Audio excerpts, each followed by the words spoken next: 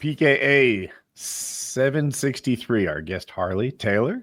This episode of PKA is brought to you by BetterHelp, Lock and Load, and our wonderful merchandise.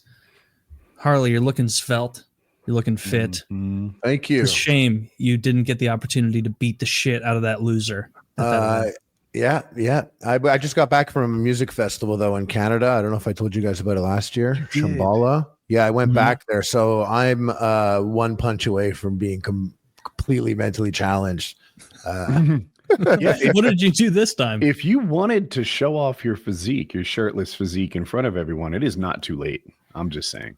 I never, you know what, this time compared to the last time I was getting ready for boxing, I really wanted to be in shape. I wanted to look good when I take the shirt off. This time I actually specifically trained for boxing, and it doesn't necessarily make your body look that good. So I think my body looked better in Crater Clash 2 than in Crater Clash 3. Like I would get in trouble from my training coach because I was like curling biceps on off days. And he's like, you're punching all day. You're going to hurt yourself if you did. I'm like, no, I got to do it a little bit, dude. The body's just forming weird. Yeah. but I did go to this festival, and it's like a whole weekend. And there's a lot of dancing, a lot of walking, a lot of moving around, and a lot of stumbling if you're doing it right. And there was a lot of times where I was like, wow, good thing I trained to be a complete fucking idiot here. And it's also a trip when I'm like high on acid hallucinating and someone comes up to me and they're like, yo, RSK. Yeah. You got to get Woody out of one of these, man. Honest. You got to get Woody out to They always say that. You got to get Woody out here. I think they think you're the closest one that just needs the tiniest nudge to end up at something like that. It's probably that would be me. That'd be me. Like, because I want the acid already. It's like you tell me there's acid somewhere, and it could be somewhere I don't even want to go. It could be a fucking DMV trip, but they've got acid. And I'm like, I got time. I thought about taking acid on this episode of PKA. It crossed my mind. I got really good at it over the past weekend. And I was like, you know what? If I can drop acid in their face, fuck those guys. You mean you've gotten really good at taking acid and then acting like you're not on acid? Oh no, I definitely would not be able to act like I'm not on acid. You would definitely be like, wow, he's being weird, and he looks weird. He's making weird faces I've never seen. He's got giant pupils. No, but I'm just saying I'd probably do it and not freak out. That's good. Yeah, I'm not going to do it though. I thought about it for a minute. But would it not be? I've scraped. It's because I've scraped my brain. You can't. There is diminishing results. Like I did scrape my brain for a weekend, so I got nothing left. You scraped your brain? Yeah, it's like I don't know if it's a term, but you need all the stuff to have fun within the brain. Like it was all used up.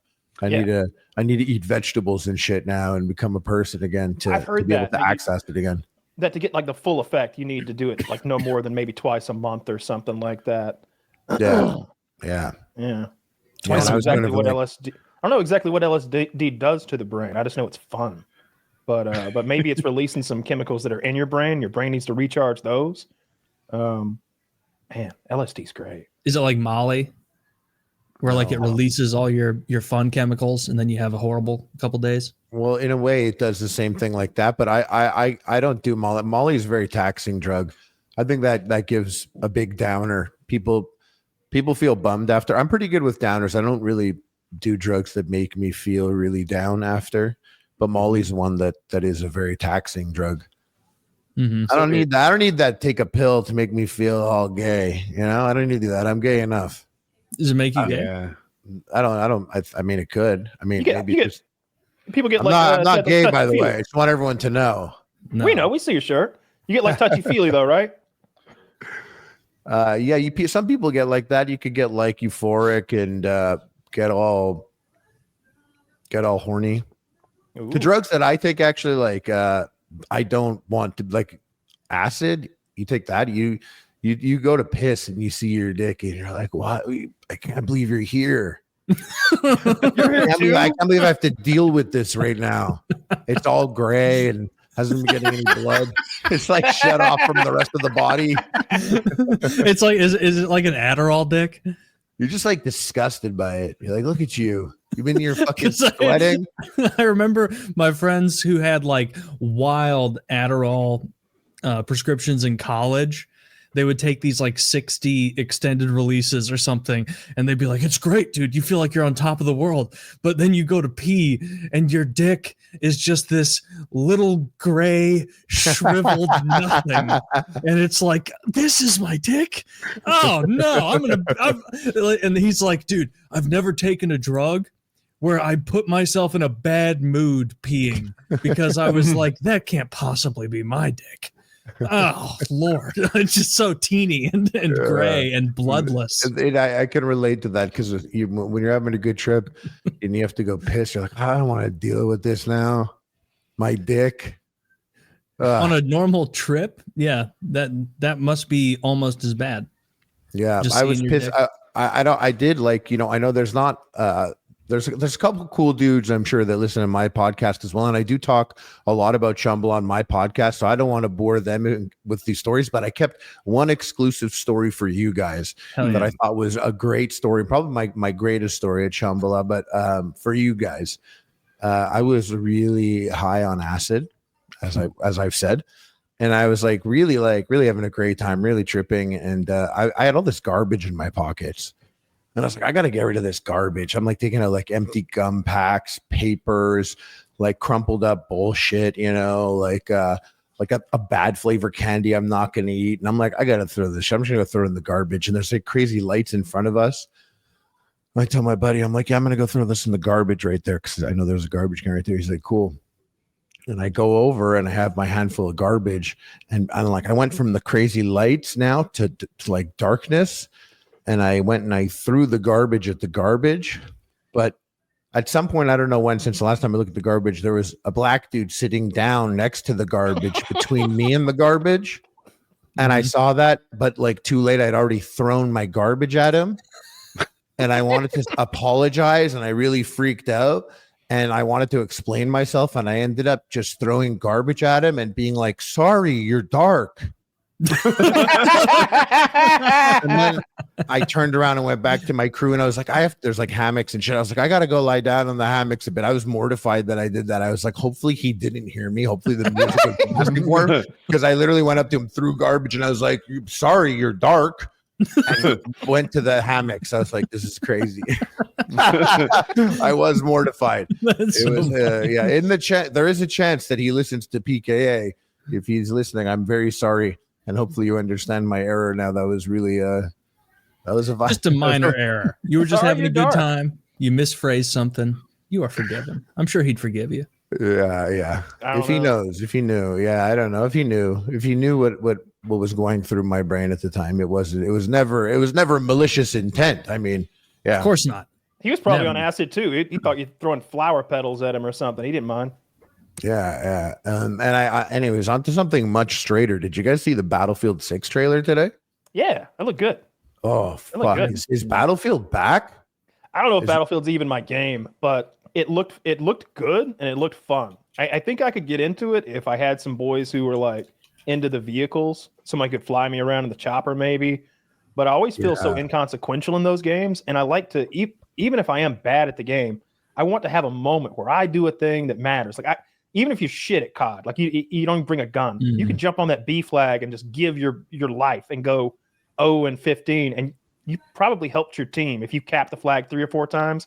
I like to feel like that at least once or twice in a game, and I don't know if I've ever felt like that in Battlefield. When Battlefield does feel like that, sometimes it's like there have been times where I've ran up to a point after all my guys have been killed. There's a bunch of dead guys, and I'm a medic, and I've picked up like 5 bodies, and now we're 5 guys, and I just like started that revival train, and we took that point back. And you're like, sometimes I've popped a smoke grenade. Like we have been hard time pushing, and people out there now, they're not critical thinkers. They don't think sometimes just like pop smokes, and I'll pop like 3 smokes, and then we capture a point. I'm like, my smoke grenades did that, and obviously when you have someone who drives a vehicle, that's the best. Having like, if you're in a squad with a sick chopper pilot, that's the fucking That's crazy because then you just destroy everything. I've only played the game with really good people and really awful people. So I've never had that in between where I could do anything anyway. I played with Excal and Blame Truth like 10, 15 years ago or some shit like that. And the enemy's just immediately pushed back and just in trouble and just getting destroyed. And it's like, I guess I don't need to do anything. Excal can fly the fucking helicopter somehow. But then playing by yourself, I'm just like, guess I'm helping. We're all going the same direction anyway. It feels like very World War One in a lot of ways, and I think I was playing maybe that game. But it's like I'm just a part of the meat grinder. Oh, and I'm dead. Yeah, there is that, and I don't know why I like to play hardcore usually, and that happens even more. Like you're sometimes just like someone has an LMG, and you're like, oh, we got to keep running at this thing. Like hope that the medics are picking people up. But yeah, I have that same criticism of Battlefield. When I played it, I was also playing COD a lot. I could make a difference on a COD team. In Battlefield, maybe it's a skill issue. Sure, I'm open to that. But just the nature of, 30 on 30? It's hard for one person to really turn the tide unless they're something special. And it's really like a squad that does it. Yeah, that makes sense. I don't love the medic, if I'm being honest. I don't like how the medic is just like, none of these mattered. Get up, get up, get up, get up, get up. Just like walking around and reviving everybody up. I saw that there was I was looking into the game a little bit, and I saw there's a perk now where you shoot somebody in the head with a sniper rifle, or a bolt action rifle, they can't be revved by a medic now. And I was like, yeah, I can't believe that wasn't the case already. I thought it was like that. Grenades and headshots, I thought did that. Maybe not. I only have so Reddit to lean on. I was on the Battlefield Reddit, and they were saying what you're saying. They're like, it should be explosives and headshots. You can't be revved. But they acted like that wasn't the case. But there's been so many iterations of Battlefield that it was, and then it wasn't. If you can't be revved, why would it matter? Because I would imagine, like, if you're truly killed, you immediately go back in the respawn. Way back, though. Like, Battlefield spawns, like, depending on the game mode, like, way back. Unless you have a squad member alive. I have, like, no Battlefield experience. If you have a squad member alive, you could spawn on them. If someone has put a spawn beacon down, you can spawn there. If no one did that, then like, yeah, you can it's like, you're like, fuck, we need a car or this is gonna suck because you're gonna run for 30 seconds. At least it can be, and your approach gets you shot. Here's the other thing, like if you know the game and if that's your game, you can get back in a minute or so. But if you're just like us, like me, like I haven't played a Battlefield in 6 years or something, like I wouldn't know where to go or how to get there or where the vehicle spawns are or I might spawn on the wrong fucking squad. I wouldn't know what I'm doing. And I don't know. I always just hated that. I couldn't get into Battlefield. I liked Bad Company for whatever reason when that came out. That was a really good time for games. I remember Battlefield was out and there was maybe Halo and Gears were still big and there was a big COD at the time. That was a good time for gaming. I liked that one. Okay. I think maybe you could kill somebody with a power drill or like, it wasn't even a power drill. It was like the torch. It's like an impact wrench, maybe. It was like and you could like sneak up on somebody and drill. I like medic. It makes me feel good when I like save people. I know in Battlefield people don't care about their KD, but as a COD guy, it's like I'm the KD repairman. I got you. Yeah, I got you. It made me feel good about the way I could play and I could have an impact. Medic is cool. I feel like when I'm medic, I feel like there's not a lot of people like me out here doing this no glory type shit. I'm looking at the ground. Yeah, I like it a lot. The best version of me, it was never true, but it's like, Woody's gamer tag is on this team. Nobody dies. Not one of you. We are all going home to our wives tonight. It's because I will res every Thank you, Mr. Tag. If I was as good as I wanted to be, it'd be fun. Yeah, I'll probably play this one a little bit. I haven't had anything to play in a little bit. I keep saying I'm going to play Dark Tide, but I never do. They released some new content for that, but I just haven't had the urge to play it. What are you playing, Harley? Lately I playing the shit out of Death Stranding 2. And then I was gone for a week, so I was on my Steam Deck. So I played Metal Gear Solid 1, Metal Gear Solid 2. I'm playing that again now. I'm going to get ready for that Metal Gear Solid. Like 25 years old? Yeah, one's from 1998. And I can't believe how fucking good it holds up. Oh my God. It's actually amazing. The Metal Gear Solid 1998 is just such a great game. I can't believe it's a PS1. Like the characters don't even have eyeballs. They don't even have eyes. That's how bad the graphics are. But the style of the graphics and everything still holds up. It's so crazy. Now I'm playing Metal Gear Solid 2, and I really mentally can put myself in the place where I remember when this game came out, how hard it slapped. Like it was really cutting edge shit. And yeah, that Metal Gear Solid Delta is coming out, and yeah, Konami sucks, but I'm gonna get that game. It's a remake. I'm watching of the one. commercial from 1998 for Metal Gear Solid. Oh no! You see it? It's like they literally don't have eyeballs. They have no face. You have no face. I'm seeing that. Yeah, No But you know exactly what he looks like. Sometimes the old games are the absolute best games. Yeah, That's something Kyle would never understand about Age of Empires 2 being the greatest game to ever be played, and he won't jump in. I mean, no. I don't want to play that game. That Dude, I know I've said it before, but it like disappointed me on a level that's almost it can't be comprehended because look at her hair's like her hair is triangles. Those are hilarious graphics. The nice little, the at the time they were like, load. Look at and that. there's That's a pretty good. reflection. Oh, that's really insane. Cool. That shit's insane. The game is actually like I played it on Steam Deck. Playing it mobile really helps get past how it looks. You know what I mean? Because it's just in your hand. It hits different. Elden Ring would have let her have body hair. I can't play it hairless. Like 8 months ago or something like that, I finally relented and like, all right, Taylor, teach me the game. We'll play together. Let's get on and do it. And I downloaded it and I got in there with him and I was watching them play. And what Taylor was saying about being disappointed was I took like a good look at what they were doing and I was like, well, don't think this is for me after all.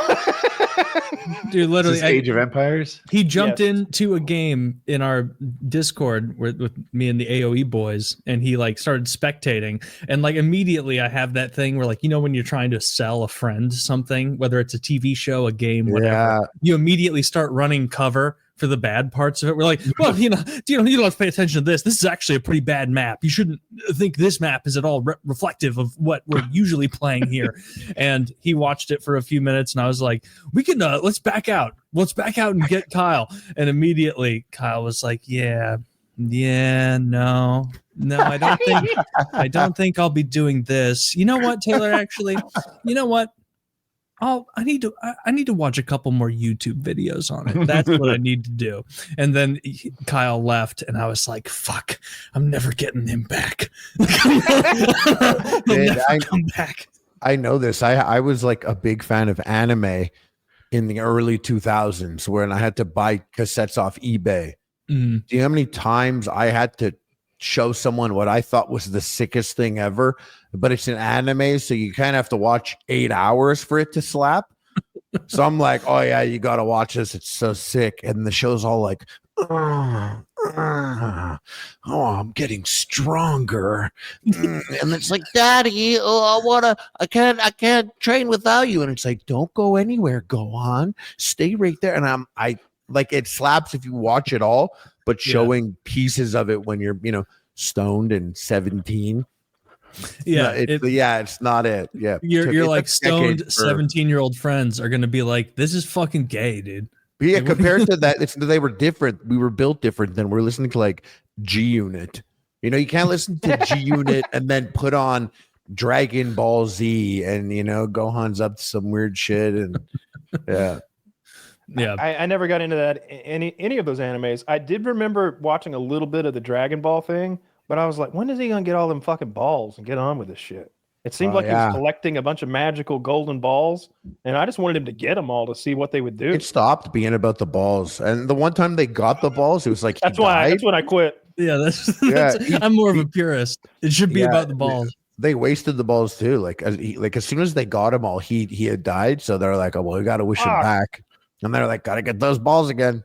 That was like 7th season or something. But back in the day, watching stuff on broadcast TV when it was in syndication, you couldn't follow the story anyway. There was no way to. And as a kid, it's not like you had enough agency to be like, actually, Mom, I need to come home early from school on Thursday because Gohan's getting the season fourth ball. finale. Yeah. Like, No, I wouldn't even know what the broadcast date was. They didn't really advertise those well. Not for cartoons. Like, you would know when prime time, like Seinfeld tonight at 7/8 Central. But they weren't telling kids when to show up to see Gohan get that last ball. No, in high school, it goes the 7th grade to 11th grade in Canada, in Montreal. Mhm. And when I was in the 7th grade, Goku started fighting Frieza. And that's the fight where he turned Super Saiyan. And Goku beat Frieza when I graduated high school. So I got into high school and they started a fight. And that fight ended when I graduated. Literally 4 years later, no exaggeration. I was like 12 years old. Mhm. Now Let I me have ask you like this. now I have like sideburns and kind of a beard, and I'm like, yeah, you fucking got him. Yeah, you're 6'8", still invested. I've watched almost none of it, and I understand even less. But I have seen the episode, and I don't even know where it is in the timeline or which series it is. Where I think it's Goku, maybe, but it might be Gohan because I don't know the difference. But he's at some sort of tournament, and he reveals that he's been wearing these weighted clothes the whole time. He has like 220 pounds worth of like wristbands and shoes and Mhm. like armored pants on. He takes them off, and I always thought that was like, I loved that. I loved that reveal because the bad guy's like, what? The best Like, animes, he can't pick up the armband. are literally when, like, there's that moment where they're like, huh, you idiot. I've been doing it backwards this whole time as a game to make it harder for myself. I'm so much more powerful than you even know. And it's just such a funny mechanism that's okay in anime, but any other time it'd be fucking dumb as hell. No, He's just I'll tell you like, when oh, it's I've been not. doing it backwards. I got it. Me and Woody both got it. Say it at the same time. 1, 2, 3. Princess Bride. Princess Bride. Well, you Yeah. weren't really on the countdown. There was no break. Right. It was like, what the fuck? All right, then that was on me. But there's that great scene where Wesley's fighting Domingo or whatever, Amigo or whatever, and he's Amigo like, Montoya, something close. Amigo Montoya, yes, you killed my father. Amigo, Thereby. yeah. He's like, I have to tell you something. I am not left-handed. And he like throws the sword to his right hand and starts kicking his ass. And then Wesley's like, you are amazing and you are better than me, but I also have to reveal something. I'm also not left-handed. Like, they were both taking it easy on each other. They're both such masters. One of them has trained his entire life at nothing but swordplay to avenge his murdered father. And then there's just Wesley, who's just the badass of badasses. He's just good at everything. He's just a genius sword fighting pirate lover boy. Like, he's the best looking human being. Like, those two should have made children. Maybe that's where Sydney Sweeney came from. You think? Did one of them have big tits?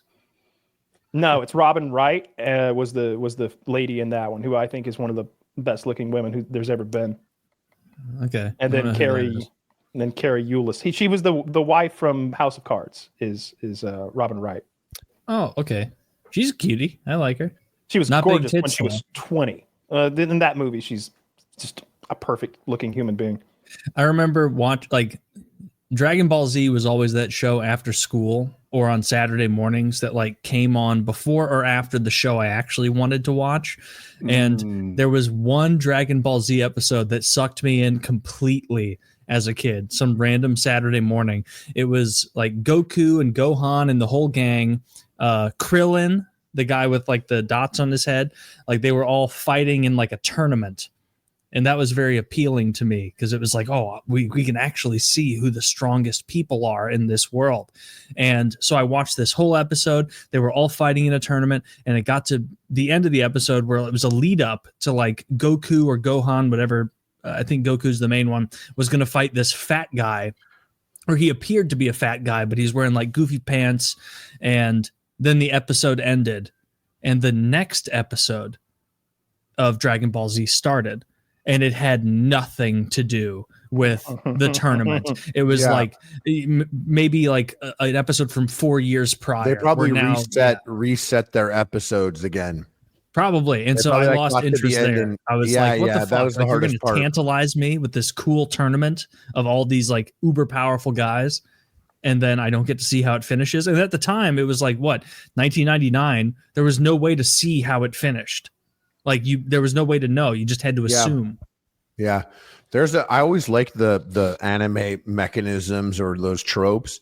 And one anime that I really loved was Bleach. because I thought they were so good at the like, I'm not even trying yet type bullshit. Yeah. And there's this one guy who has this guy Zaraki Kenpachi, and he would have bells on his hair so that his enemies could hear him coming. And he had this eye patch that just basically sucked all of his ki, all of his power into the eye patch. It was this little creature that just constantly sucked all of his power, which obviously needs his power to fight. But he's just so good that he would use this eye patch that literally just majorly handicapped him. And everyone, all the people that his colleagues, basically the death gods, they all have these swords. And knowing the name of your sword is like the first step to becoming a death god, let alone to be a death god captain. You don't just know your sword's name, but you have a bankai that you know, which is this superpower, a shikai, which is like another superpower. You know all these techniques. This guy never even learned his sword's name. He's just got a jagged sword. He's got his eye patch always sucking his juice, and he's got the bells on his head, and he's always like, oh fuck, please hurt me. I would want there to be some moment where he moves so fast, he's moving faster than sound, and they can't hear the bells. What was that? I wonder if that, I didn't hear the bells. There's a couple episodes that I haven't seen. There's a whole bunch that I haven't seen, and he has a whole story that I know about that I don't want to spoil for people, I guess. But that's something that could happen. I wouldn't put it past them. This show's sick like that. I always liked the moments that it did that shit. And I also watched the show called Solo Leveling. And what's really interesting about that as an anime was it's a Korean anime. And I guess Koreans just like don't fuck around that much because there's no filler episode. There's no like moment where they're drawn all cute and they have like a big drop of sweat next to their head and there's silly music playing. Like that never happens. It's just really dead serious. No character makes a joke. There's one joke that happens between the main character and his sister, and it's kind of like you're kind of like, are they fucking? Doesn't even land properly. It's weird. That's the only joke I could think of. Most of the time, the show's dead serious. They're not a funny people. No, they didn't even try to be funny. They're just that show was cool. The characters, whatever, but the animation was really cool. You guys see Superman or Fantastic Four? No. Nope. Are they both out? Fantastic Four's out too. Mm-hmm. Have you seen both? Yeah. Superman better? I think they're both the same to me. Like if someone was like, you have to watch one of these movies right now, which one is it? I'd be like, whichever one you want, dude. Whatever's easier. I'm excited for DC to get good. I was one of the bigger Marvel fanboys, during their peak, and they've kind of lost me with too many duds, too much content. There was a period where I tried to convince myself that what they were doing didn't suck. The WandaVision stuff, the Loki America stuff. Loki. I haven't seen the new Captain America. The old stuff I enjoyed. Not that Civil good. War, for example, I thought was really good. But now I'm just like, all right, Marvel. I don't know. I guess I'll look again when Robert Downey Jr.'s movie comes out, see if he can save your franchise. Until then, DC, what are you up to? Let's see. It sounds like they're doing a reboot. They're doing a rebuild. I don't think they're going to do the Robert Pattinson Batman maybe now. No, his Batman is not part of the Superman movie. Are they still going to do it though? Like, are they going to have two different Batmen? I don't know, but I really like that Robert Pattinson Batman. It's my favorite Batman. It was amazing. It's his car it's rooted so much more in the real world. The car was sick. The car was incredible. I liked his fighting style. And I forgot it existed when it showed up in the movie. I forgot like he has a Batmobile. I was like, oh yeah, this guy's got a sick car. Yeah, and they even have a little cut joke where it like stalls for a second. And then the Penguin was really fucking good in that movie. I went and watched the Penguin TV show. Loved that just as much. Yeah, that Robert Pattinson Batman's great. It's like it reminds me a lot of The Sopranos. And by the end, like at the beginning, you sort of feel sorry for the Penguin and you're rooting for him, even though he's a bit of a Tony Soprano, like this is a bad guy we're rooting for. But by the last episode, you're like, fuck, man, I don't even know if I can ride with you anymore. Like that was awful what you just did. I can't back that one up. Usually like Tony would do awful things. Tony killed Christopher, and I was like, fuck he was doing drugs, Tony. You had to do what you had to The do. curb stomp. I was all. That's a spoiler for me, by the way. Oh, the curb stomp for sure. That Oh, sorry about that. No, it's okay. It's on me. Snooze, you lose. Totally. It's just I don't mind, but and I can almost recall hearing that many times before, and it never registered. But now I've been watching the show for the first time, and I'm It's like, like- oh, that's crazy. Don't worry about it. It ain't happening anytime soon. It's like the heard a last couple. thing that happens. I heard of a couple things that happened. Yeah, I can't believe you're just now watching The Sopranos. It's Yeah, it's stupid. I didn't think it was going to hold up, and I'm watching it now, and I'm like, oh, this shit fucking slaps.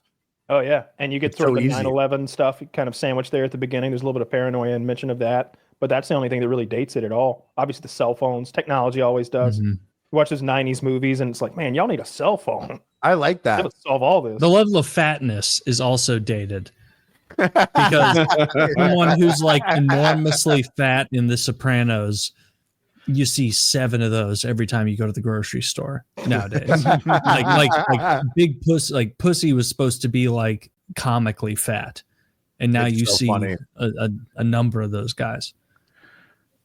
My don't chat know. asked me, "What's better, Better Call Saul or Breaking Bad?" Breaking Bad. Yeah, think- for sure it's better. Better Call Saul, not a bad show. It's a solid show, I but like it Breaking more. Bad is better. You like I like- it I more like- than Breaking Bad? Yeah, I do I can too. explain why. Oh, Oh. Kyle too. Okay, I didn't know. What's your reasoning? Breaking Bad I can't rewatch because there are certain characters and certain plot turns that I already know and either dislike or see coming, and I don't think it'd be good on a rewatch. I'm annoyed with look. It ended well. I like that. I like that they ended it well. Mhm. But I kind of wanted I hated Skylar so much. She irks me so much. His family irks me. That watching him make bad decisions sometimes irks me. But Better Call Saul, every step of the way, I'm like, oh yeah, good idea, Saul. That'll work. And sometimes it doesn't work, but it's not because it wasn't a good idea. It's just because the world conspired against him. I also love Kim, his girl. I'm Yeah, spacing her She's name. great. She's so ride or die. She's the Mhm. anti-Skylar. It's like they took notes. All right, everyone hated Skylar. Let's Mhm. let's write an anti-Skylar into this one. She's ride or die. She's like, oh, we need to drug lawyers and steal cars and only the bad people will die, right? Like she's just down. He was Here's cool. my thing about Breaking Bad. That show likes the smell of its own farts. There isn't another show that will spend 18 fucking minutes with a camera in a tailpipe, letting you watch it from the exhaust viewpoint. I can't think of another show that has like 9-minute sequences where you're watching the scene unfold in the reflection of a car door handle. Yeah, the doorknob. Right? like this show, it's like they gave the videographers just carte blanche to do whatever they want, and they're like, I got an idea for a boring 13-minute sequence. Let's watch this whole scene play out in a fucking reflection. And that stuff bores the fuck out of me. And I think that there's a certain like lack of discipline when they just praise every idea that comes from every creative person on set instead of someone saying, let's reel this shit in. You've gone too far. I bet you could find a correlation there between whoever, you know how like a series like that, there's different directors every time. So it'll be like directed by so-and-so, next episode directed by someone different.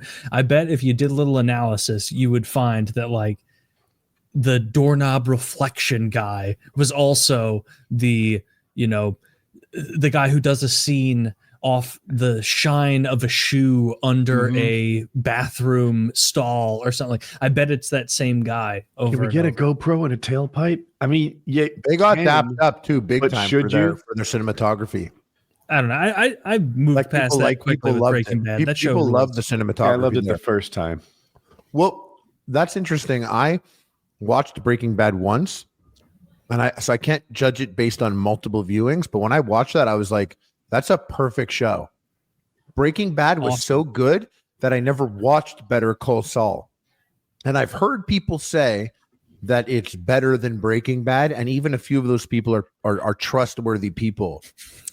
but I never got around to it because I was like, Not I us, don't. of I never course. needed it. But most of them are real deviants, right? But most of them are on PKA. Some of them are racist. So you know where things are going, but that doesn't seem to really take away anything. If anything, it enriches the stuff you learn because you're getting the backstory of a lot of the Mexican cartel people, and I really liked it. Watching Saul go through his transition, because in the beginning he's trying to go the straight and narrow, like he's gotten a little trouble before, but now he's Jimmy Hustle. You know, he's working hard and just trying to do everything right, but the world won't let him. Like he keeps getting fucked over, despite his hard work and his diligence and his hustle. Keeps getting the raw end of the deal, and finally he's like, you know what? Fuck you guys. We'll do things my way. And some of the scams he pulls, there are a lot of scams he pulls where he's getting somebody like getting Yule out of this jam that he gets into legally, where he invents this whole narrative. He's got actors making phone calls and he's writing thousands of letters himself. He's doing all this he's creating a conspiracy of like JFK style conspiracy just to get Yule off of a charge. And those episodes are amazing. And then there's a lot of heart in that show when his downfall, because you know Breaking Bad, so you know there's an inevitable downfall. Like you see it coming, but it still hurts. You know, Jimmy's doing well for a little while. Like I love Jimmy. I love that character. I want him to win and succeed because it seems like he's a good guy at heart.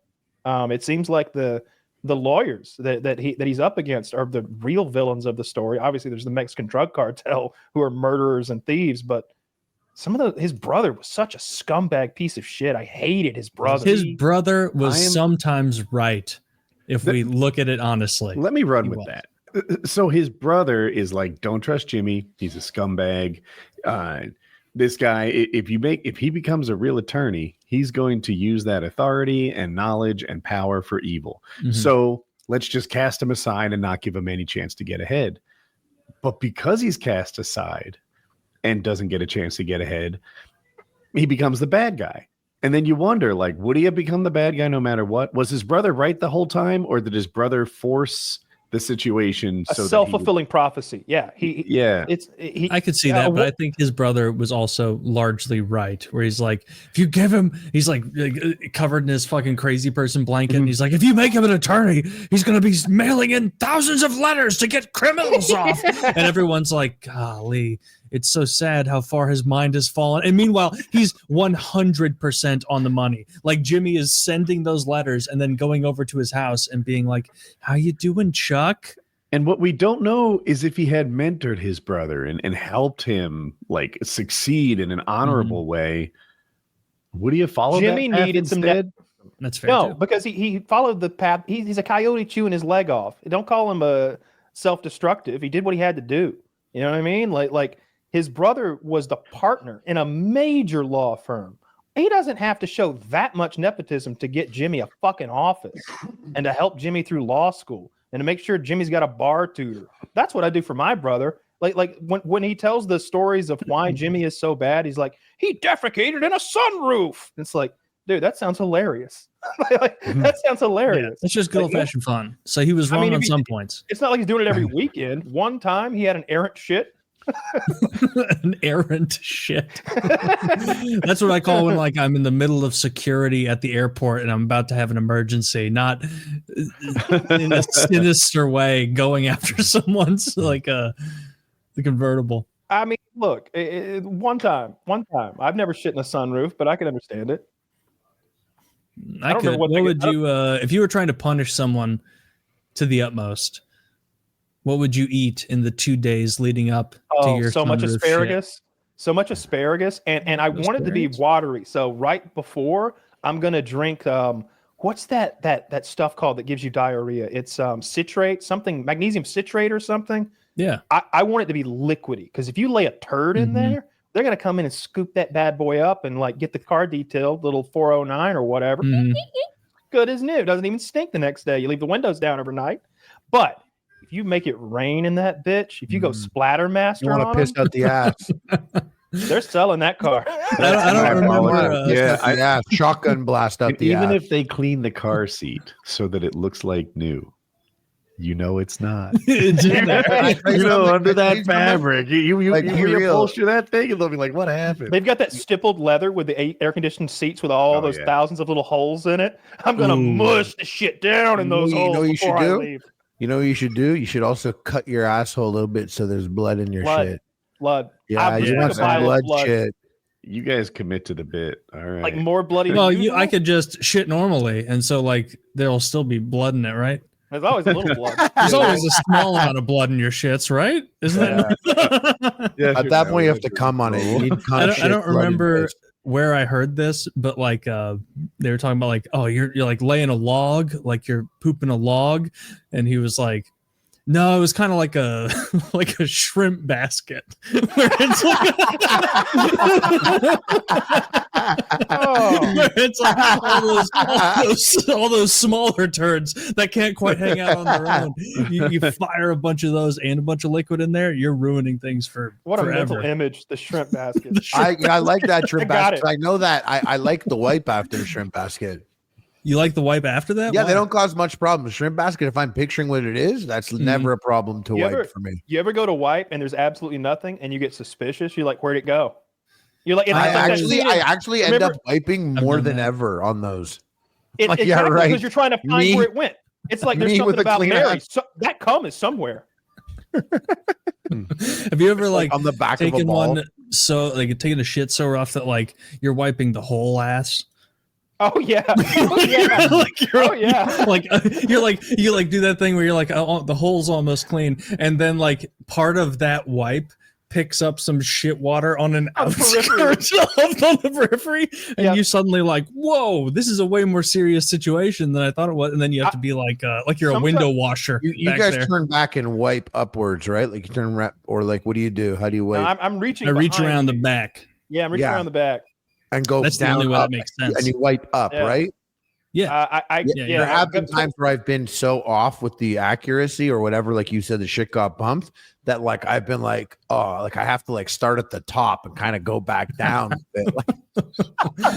We've done that. Like that's what I'm saying. That's window washing. Sometimes you got to really, sometimes cover I've the gone whole through cheek. so many wet wipes that I just say fuck it and get in the shower. You know? Yeah, I've been there. I'm like, we're gonna cause a clog here. There's only one answer for this, and it's soap and water. I've had that where like I eat so poorly for a couple days that like you take a shit and then you start wiping and you're like 15 wipes in. You know what you're the wiping? same it's a stubborn turd that's not coming out, and he's like holding at the door, and he's like, I'm staying right here. That's what it must be. I'm just wiping the tip off that motherfucker every time I go back there, and so that's why it just seems to never end. Yep. Yeah. Don't like that. Speaking of shit, we did our conspiracy theory episode last week, and when you had my friend on, Harley sent his friend. What was that guy? What actually happened was, Taylor, what's the guy that we actually know that Flesh Simulator? Yeah. Flesh Simulator makes great videos, excellent content. We invited him on, and I'm not joking when I say this. The other guy with the tinfoil hat, whose conspiracy was so bad we cut it out of the video, none of us seem to know who he was or how he got there. And I know that sounds silly, especially to say about the conspiracy episode. You're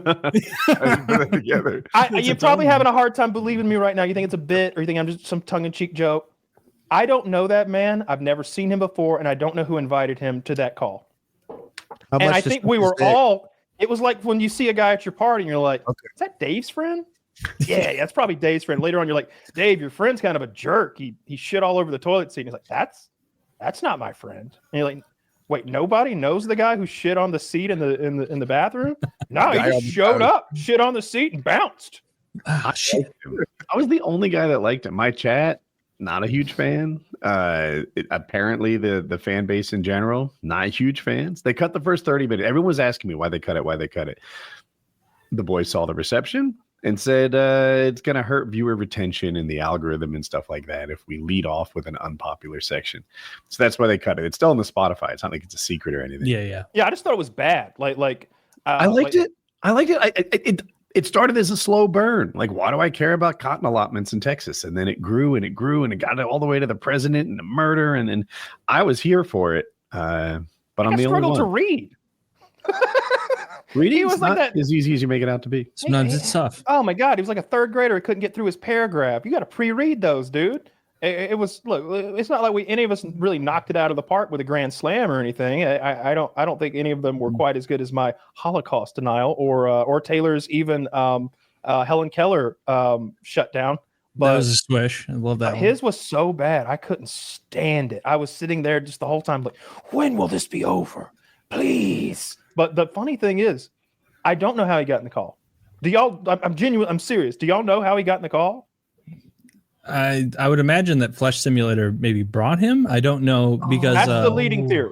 because like I I didn't even consider that. I I didn't want to thought throw that- Chiz under the bus. I assumed Chiz booked him. well I mean if he showed up I'm sure Chiz did, but like I thought I'm not. Maybe not. Sometimes Maybe guests not. bring like their sons or their buddies who are like. I didn't know I tangentially- could bring people, dude. I'm gonna start fucking Don't. showing up with weirdos. No. Start bringing people. I'll be the only one that likes him. Start bringing Yeah. people. Yeah, it was really just a thing of like after that episode went live, and it wasn't even live. It was like the preliminary live. He was getting so much hate, so much like negative feedback that it was like, you know what? This guy seems like a good guy. Maybe let's not make it go live to where an even larger audience will be Why do you fucking think with you think him your and au- you being think mean your to audience him. can say mean things? Do you think they would? I do doubt that? it. Do you think your No. audience would say fucked up stuff? These guys are conspiratorially minded. Can Our I just audience? say the highlight was Woody's hat, and I want to highlight that hat one more time. Woody, do you have the hat within arm's reach just so Harley could see it? Harley, Of course put he on does. 10. We were like, I told the guys, I was like, let's do tinfoil caps for the conspiracy theory episode. That's always funny. Woody blew Yo, it so dude, out you of the should wear park. that to Shambhala. If I saw that guy, if I saw you at Shambhala with that hat on and that shirt, I'd be like, this guy gives the best head, I bet. This guy can make me nuts so fast. Right here, I bet. I would think he had drugs. Where'd you find I that would hat? think he's advertising My that he's wife got made it. like. It looks great. I literally had You a made that- tinfoil hat next to me that I whole can't episode, believe- I don't and even I wanna wouldn't fucking put it See your on. hat, Taylor, after this. Don't even I was show me your humiliated. hat after I was this. embarrassed. My tinfoil hat was absolute ass compared to Woody's, and so I just left it right there on the corner of my It was desk. Kyle's idea. Kyle's like, hey, I think we should show up with tinfoil hats. And I'm like, all right, I'm on. Say less. I'll do it. And you And told then your I'm wife the it only didn't one that happen? wore their tinfoil hat. What happened was I didn't have any aluminum foil, but what I was gonna make was like Captain Crunch has that Admiral's cap. Yeah, I found Yeah. a TikTok for how to make one of those out of aluminum foil, but I feel like that would have Yeah. paled in comparison to you Queen needed a Elizabeth TikTok over for there. that? Yeah, I need a TikTok for that. Do you know how to carefully fold aluminum foil into an Admiral's cap? I could figure it out. Could you? Because I Yeah. saw the They cap you definitely showed look up like with. big But tails. my cap Wendy's was meant It looked like you were to trying be to fix the shitty reception on an old for TV. a joke, Let me and then see your Woody shit showed hat. up and big Let's- dicked us. Let's And see your so- You shit look like yours look like what's Don't be left nice, over don't from be a nice. baked potato. All right, Let me see that. Let me see that that's not shit well hat. That's what it crafted. look like. Do Let me you see have that your shit hat hat. in arm's Come reach, on, Taylor? come on. Let me see that shit hat. No, I threw it Right? away. It was just a Instantly. big piece of foil Fuck that you I do. mashed onto my head, and then like Tell put me you little. didn't want to show me that hat. Wait, was it a tinfoil yarmulke? No, it covered my whole head. It covered my whole thing. Okay. No, but the guest made himself a tinfoil yarmulke at one point. I found that distasteful. Wait, No, no, he it wasn't. didn't. It was a Yes, he Hershey's did. Kiss. Oh, he was Jewish though. The other guest had Yeah. He was. That's right. That's right. He's Jewish. All so right, it's he okay. gets a pass. Wait, the then. guest everyone didn't like was Jewish? No, we like the Jews. the one that It was the one that Gentile people he brought fussed with about him. had like a Hershey's Kiss style tinfoil hat. Gentile. And Yeah, so he- what? He was just fucking yapping about goy slop? He was really going hard in the paint about like He was the about IDF. 9/11. He was saying that the reason the IDF levels those buildings is because they don't have the technology we have, that they would have to go in there and they get massacred. And he was really just a big pro IDF guy. I liked him a lot. hmm There's one thing I know about that guy. He loves the IDF. Yes. No, he doesn't. Sorry. I'm sorry. Don't put that evil on me. Yeah. We had somebody in the hangout that went down that route. Like we're having a friendly game of code names, and the guy's like, IDF does nothing wrong. And it's like, whoa, what? they only blow those buildings and those neighborhoods up because if they had to go in, they would get killed by booby traps. They don't have our technology.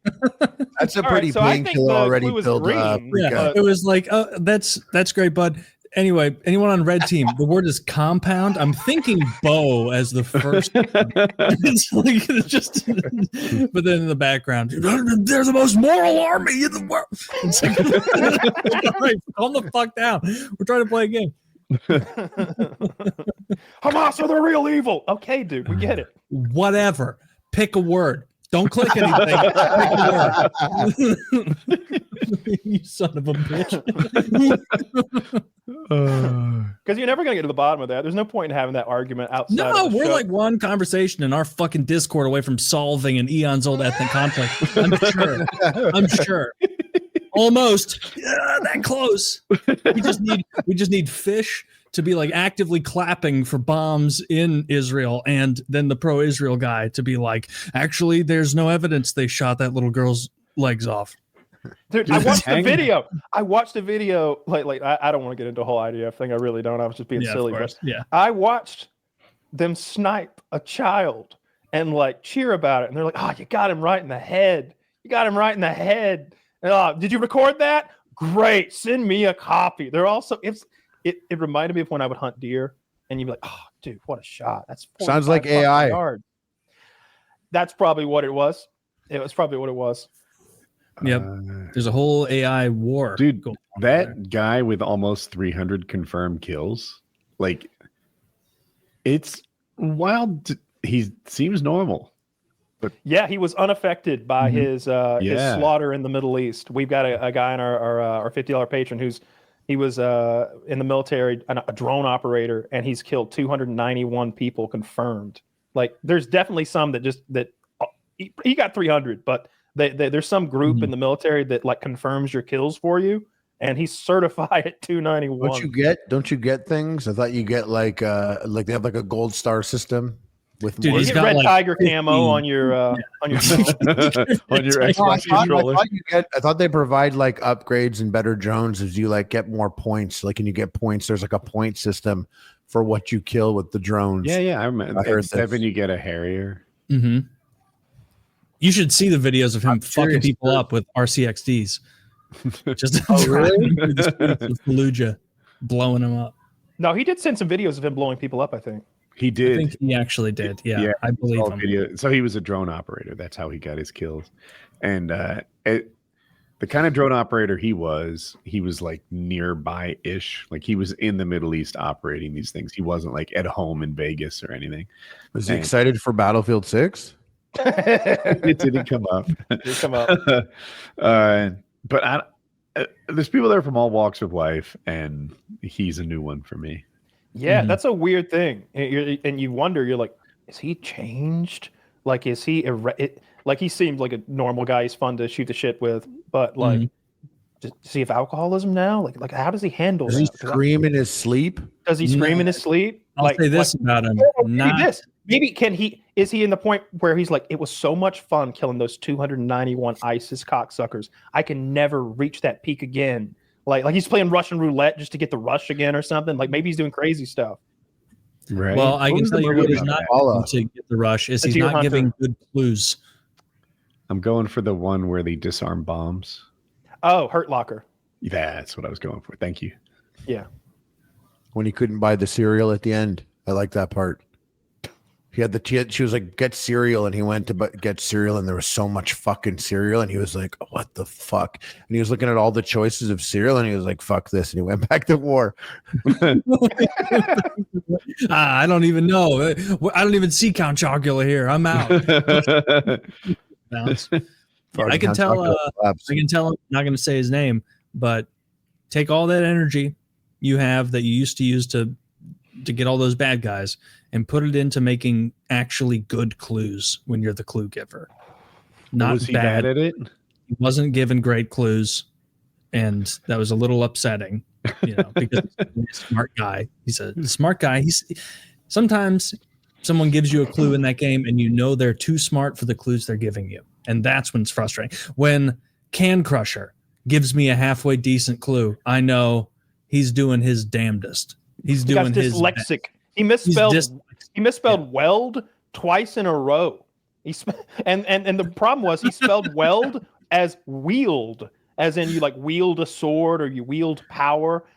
there were words out there that applied to wheels. Somebody correctly figured out that even though he wrote "wheeled" clear as day, he meant well. Scum did. Scum Yeah. immediately said he meant weld, guys. We need to go there. But he typed wheeled, and then in the side chat after we were making fun of him for it, he typed wheeled, but wheeled was now misspelled with the E before the I, and then he immediately posted a GIF of someone welding. It's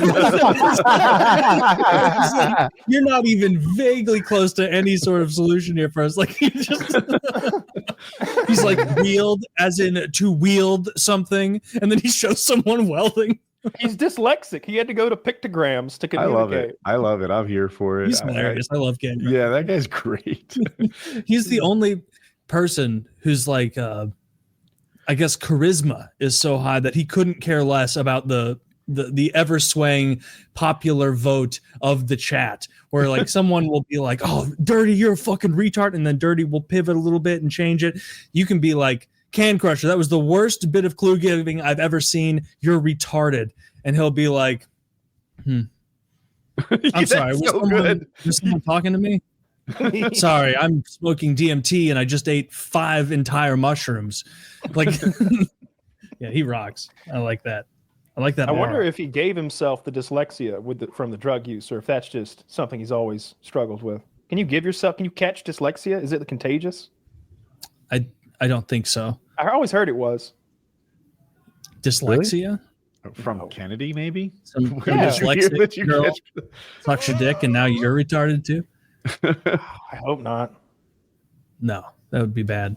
I never heard that.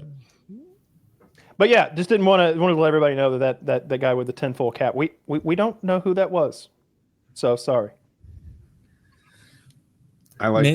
We'll know who he is next time when we have him on for the next conspiracy episode, and we'll just have to make sure that he does a little bit of practice. He had an encyclopedic knowledge of conspiracies that was evident throughout the whole show. You just mentioned something and he'd expound on it and give you the details on it. I thought he was good, but not everyone. I thought that was the best part of that episode. Wasn't even any of our conspiracies. It was like bringing some, because I tried to keep the conspiracy theme going the whole time by bringing up more. And every time, exactly what you said, it'd be like, what do you think about Building 7 or like some other thing? And immediately they're like speaking on that so in such an educated way where it's like, well, you have to consider this and that. And it's like, oh, well, where was this during the LBJ thing? Like, you just need to be freewheeling, like just people asking you questions because you clearly are really interested and knowledgeable on the subject. Yeah, I think tying himself to the PowerPoint like probably made things work. If he was just shooting the shit with us and telling a story organically, it probably would have came out better. But he also had like a fucking like delay in his mic, and he was awkward sometimes. And you'd be like, "What was that?" And he'd say something at the same time, and then there would just be silence, and it's like, "Fucking answer the what?" I yelled at him one time. I screamed at him. I was like, "What? What were you gonna say? Finish your sentence. It's clearly your turn." I disliked him more than most, I think. I liked him more than most, so balance. Yeah, that's fair. And I was in the middle, so there we go. The perfect one. Yeah, I thought the actual conspiratorial conversation was excellent. It was just Harley. Not. Were you as a Jew at all offended by the part in Superman where like the brown people who are getting massacred raised the Superman flag? Were you like, oh, that's about us? I did see that, and I thought that people would perceive it that way, but I actually didn't. I didn't look at that and be like, "Oh, this is Israel," but I was like, "Oh, people would look at this and think that." Yeah, but, it didn't like really read that way for me, because I mean, and even if it did, I mean, Superman wouldn't have stopped the IDF from invading Palestine, Gaza. He would have just returned the hostages. And then if they still wanted to invade, I'm sure he would stop the invasion. But I feel like the Superman thing is he would have just like flew through the tunnels and got all the hostages. And he that uses X-ray vision. He'd have found him with the X-ray vision. He'd have gone there and scooped him up. That's fair. It'd be really crazy though. Like it'd be interesting if Superman, if it was, let's say, the Middle East, it'd be interesting if Superman only only like did target one army, if he really only focused on the IDF, he's like, yeah, you guys don't do that, but he let everything else happen in the world, but he just had it out for Israel. That'd be kind of interesting. I don't know what I would do if I was Superman. I don't know what Superman would do if he were Superman. The world's so like fucked up, and I'd there's so play in many the conflicts. NFL and fuck all you weird ass humans. But just play Do you in the even need to NFL play and in kill the? it. So why would you play in the NFL? Just for like the prestige and the power and the money? Get my dick sucked, bro. Get paid and You get can- my dick sucked. All right, but wouldn't you get your dick sucked more if you were just Superman? Like if you flew around and did good? No, you got some people be like, yeah, I heard he's weird. He all like flies around, has X-ray vision. He's probably looking at your tits and stuff. They'd be like weirded out. You're on some like you're flying. You're different. You could just be like the sickest. I'd be the sickest NFL player and the sickest boxer and UFC fighter and You're the just gonna do it sickest all. baseball player. I think I'd be NFL's sick the at wrong golf sport. and I'd be the worst rapper. NFL players don't make that much I'd be money. like not good at it. What's Every that? NFL player says the reason they play in the NFL is they can't play in the NBA. They get beat up, they get CTE, and they make 1/3 the money, 1/5 the money, shit like that. If they could play in the Man, I NBA, got they the would time. pick that instead. But if you're Superman, the cool thing about the NFL is I think you work like, what is it, 17 days and then 5 more games tops? Yeah, Yeah. you don't have many When this- games compared to baseball. I think soccer, yeah, baseball. I mean, they make a lot of money, but they play 1,000 games a year, something stupid like that. So, Yep. nope, I don't want to do that. Soccer, how many games do they play?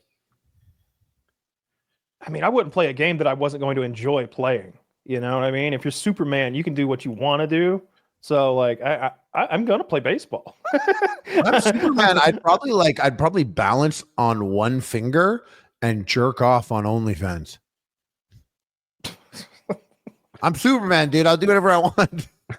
I think I would be a superhero. I think that's what I would do with that. I've thought about this a lot for whatever reason. It helps me go to sleep at night because it's so boring. But I would either go to the United States government and I would try to work out a deal where they pay me for my services, and I can be Captain America, Super Captain America, as they would call me, or I'd just become an actual superhero and fly around the planet doing good. I could do that too. But you I still feel do like- PKA, so it's like the really. Oh, yeah. What Captain America said on that podcast. Your Captain America's China accent. Dude, I love that, being a superhero and everyone has to reconcile that I'm being awful here.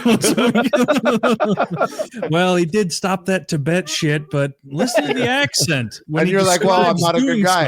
so. You're like, oh, I'm not a good guy because I make good jokes and do funny voices. I'm not a good guy. Didn't I just save all those children? Didn't I save that airplane?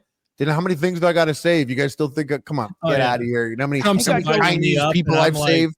He's like, try and regale us, Taylor, Super Taylor, with what happened over there in China. And I'm like, and so they were to me like, oh, we don't want you to do this. And I was to them like, no, it's going to happen, bro. This is America. Like, they'd have to See, in write my serious fantasy, I put stuff. JD Vance in power. See, I go ahead and I side. Why are you Vance boy? Why do you like Vance? I don't think there's anything wrong with Vance. I don't think Vance seems like okay. I like there's so many negatives to Trump and so many like he said what now? He didn't mean it. It's like I don't know. I think he's mean some of that stuff he said. JD Vance is a decent origin story. I like Yeah. that he wasn't born with a silver spoon. He's got a great It was- movie on Netflix called Hillbilly Elegy.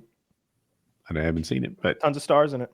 yeah, and I like the guys who like succeeded because they were on the right track from the get-go. And they Mhm. become Rhodes Scholars and train at Oxford and become president. Like that's an impressive human to me.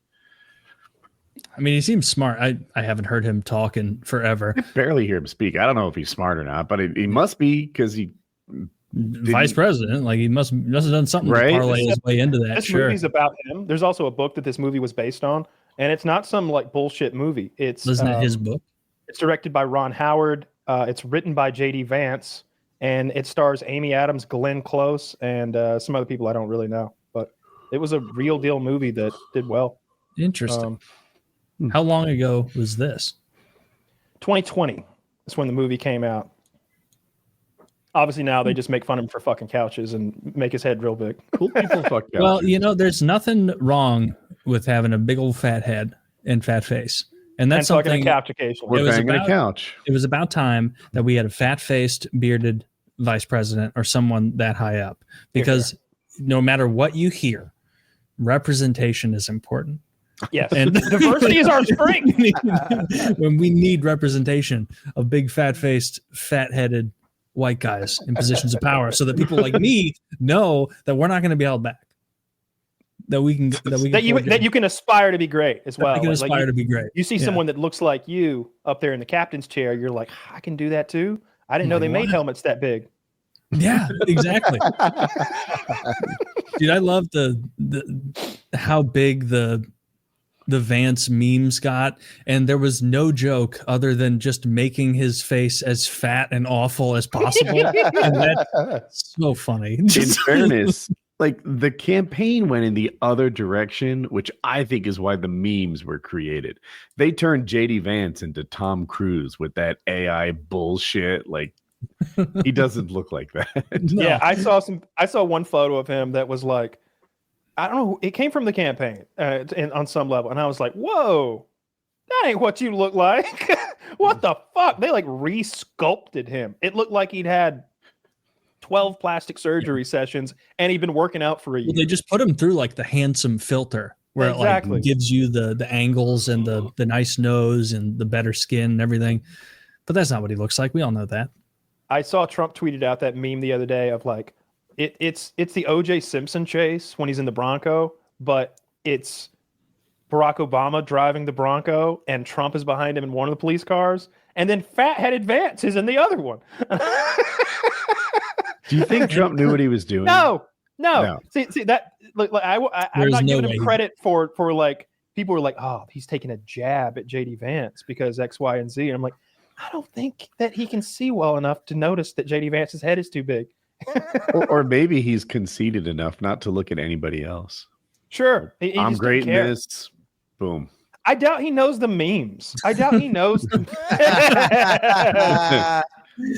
See, like, I think he knows how to get engagement. Like, outside of the JD Vance head here, this isn't even vaguely funny. But with him in there, it actually is. Well, it wasn't even OJ driving the car. It was Al Cowling driving the car. JD's in the OJ's in the back seat. See that one on the that one, down. He's laying on the seat. That's why you can't see him here. That's OJ's NFL buddy driving the truck, and OJ was in the back. I think on a cell phone, threatening to kill himself. I think he had a gun. I love how the JD Vance pictures like this one we're seeing. It's like a Theseus ship of JD Vance, where now everything has changed out so much that there's really no original part of it outside of like maybe his eyes, the eyeballs, like JD Vance. They're like, hey, how about this? We make him 4 times fatter, and we give him a mullet, and we give him like these weird cheeks. Yeah, that's very funny. It's a memeable face. But this whole thing is a distraction from Trump fucking children. I just don't want to let that drop. Right, this is an Epstein list distraction. Yeah, that's why he tweeted that thing. Oh, he's trying to act like Obama's the guy who should be in there. You guys should be talking about Obama's crimes. You guys should be talking about someone. You guys should talk about anything other than the fact that Donald Trump is on the Epstein list. It's so crazy. Woody, we have it on good authority now that entire thing is made up. And is it totally op and not real? Are we sure it's made up? Well, we're 100% sure because he tweeted that it wasn't real and that he's certainly not implicated, nor are lots of powerful people in this sort of ring. Well, it's no harm, no foul. Those Democrats misled us. Trump has led us to the truth. I don't see how the story goes forward from here, really. The story won't go forward. It'll be people using it as political ammunition to be like, Trump won't release this. And then the second the Republicans lose in a devastating way in 2028, no one on the left is going to release it either. If I were to, because there's lots of implicated people, and then the right will pivot on a fucking dime and be like, "Why aren't you releasing this?" And it's just going to be a cudgel to bully people. There's too many powerful people implicated. We're never going to figure it out. I think and Trump's something fucking on there, dude. The wheels are moving a little bit, though. They interviewed Ghislaine Maxwell. Apparently she gave them some information. I think, like I said the other day, I think this will slowly it's too big a story. No one's letting it go. People are digging and new stuff is being found. And then Trump can't keep his trap shut. he admitted that he fired or he broke off like his friendship with Epstein because Epstein poached a 17-year-old girl from his spa at Mar-a-Lago, whose name he still knows. That was 2002 or something. How does Trump know her name? Like, just that alone. You know what I mean? Like, he gets people confused occasionally. He doesn't always know everybody's name. He called the leader of Japan Mr. Japan. Right?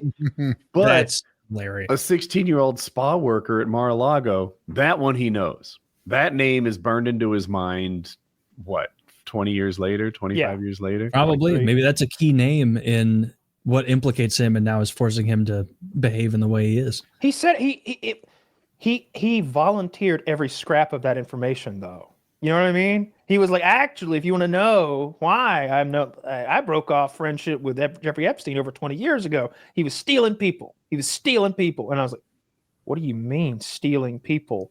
You know what I mean? It's like from your spa. Jeffrey Epstein, international billionaire extraordinaire, basically a James Bond villain, needed your 17-year-old spa girl so bad he poached her. For what? Does he have a spa that I'm unaware of? Because I thought he was a hedge fund manager. I bet they had a blackmailer on the island. Do you see the point, though? Like, why would he need to poach his... He has his pick of like, you would go to a service. You would want people... The whole story is wacky. And I feel like Trump volunteered all that information for no reason. If I'm his lawyer, I'm like, shut up. Shut up. And he's like, don't worry, I've got immunity. I can do whatever I want. And then they asked him, they're like, well, he does have immunity. He can do whatever he wants. Doesn't that also apply to Obama and all these made up crimes you guys are talking about right now? Presidential acts. Yeah. And they're like, you can't do anything you want in his private life. They asked Trump. They asked Trump and they're like, well, you know, the Supreme Court ruled that any presidential acts are beyond the scope of the law. How does that impact your current investigation into former President Barack Obama? And they're like, well, it really shoots us in the foot. I'm going to tell you. It really hampers. he said something like that. It's like, yeah, not much we could do. It's just like, what's the point? It's just then? a distraction. He's just pretending that Obama did something so that we don't talk about the fact that Trump rapes children. I don't know that he rapes the children, Woody. They might have liked it. All right. I don't want to make any false accusations. Yeah. Like you got to be careful. Didn't CBS what is a child? Makes love to children. Fine. What do you define as a child, Woody? Like someone under 18. Didn't CBS just have to pay a ton of money for saying that? I don't know, but they would have won that case. Yeah, we'll win our case, Taylor. I don't know. We're gonna win. I think we're gonna get fucking owned in that case. I want to be able to come. I want to be able to come back to the country. I want to be allowed back. Trump allegedly rapes children. Fine. Trump allegedly rapes children. That's why he's distracting everyone from. Just cut me out of this shit and give it a rest. It's crazy how many people are just like Epstein, Schmepstein. Give it a rest. Who cares now? There's a lot of people that's like that's their take on it, and it's just the craziest. Yeah, it's unreal. And I hope Trump isn't implicated. I want Trump not to be that. I do, because I like some of the things Trump has done and said, and I like some of the things about him. He's for all of his flaws and faults and his awfulness, like there are things that I like. I can see little glimmers in there. I would like it if he weren't that.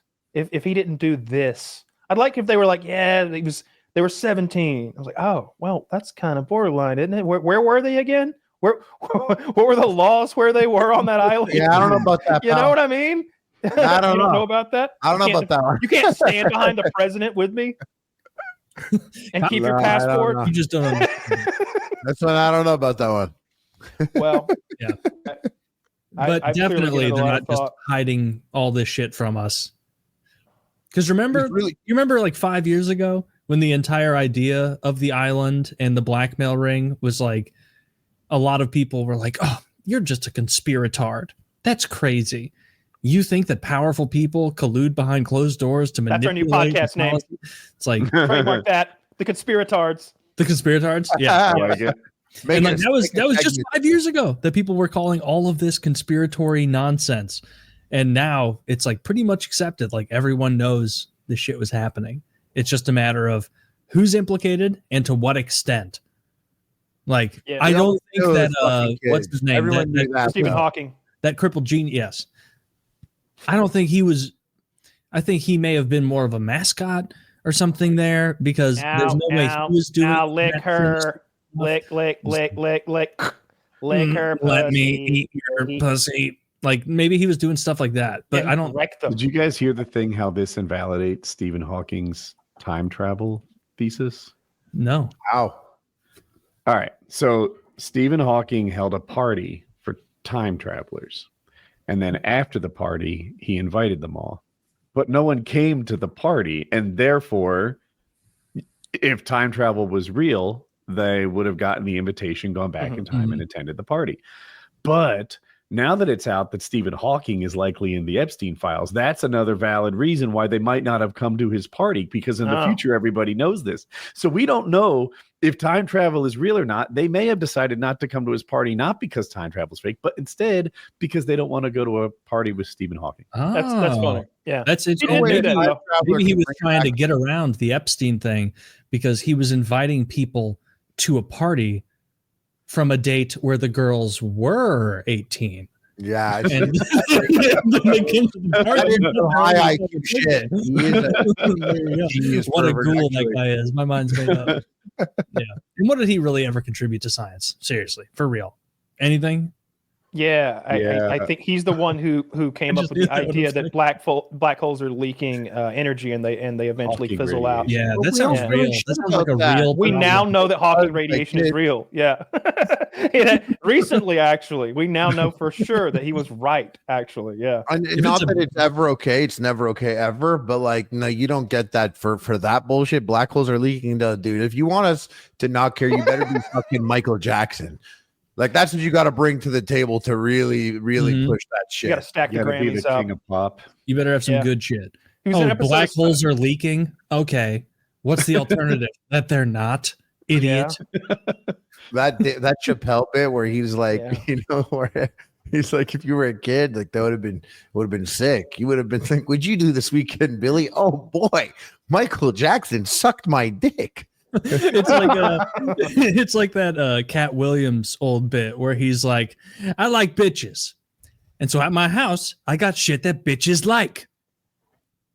What did Michael Jackson have at his house? Fucking playground and amusement park, bunch of model trains and shit. Dude, Cat A Williams- monkey. Cat Williams is so fucking funny. He's like, I got silk covers on my pillows. I don't sleep on them shits. I got Alizé in the refrigerator. I don't drink Alizé. I don't know what But bitches do. Yeah. Dude, Cat Williams is so funny in interviews. If you Oh, wanna he was find great with funny Shannon interviews, Sharp. watch Did you Cat see him with Williams. Shannon Sharp? And he's talking about like, who did he call? He was talking about P Diddy. This is before the P Diddy charges came out. He's like, yeah, you can't go to those parties because P Diddy, he's gonna ask you to stay late, and you can't stay late with P Diddy. He wants that booty. Denzel Washington said he was like, you got to get out of there before the devil comes.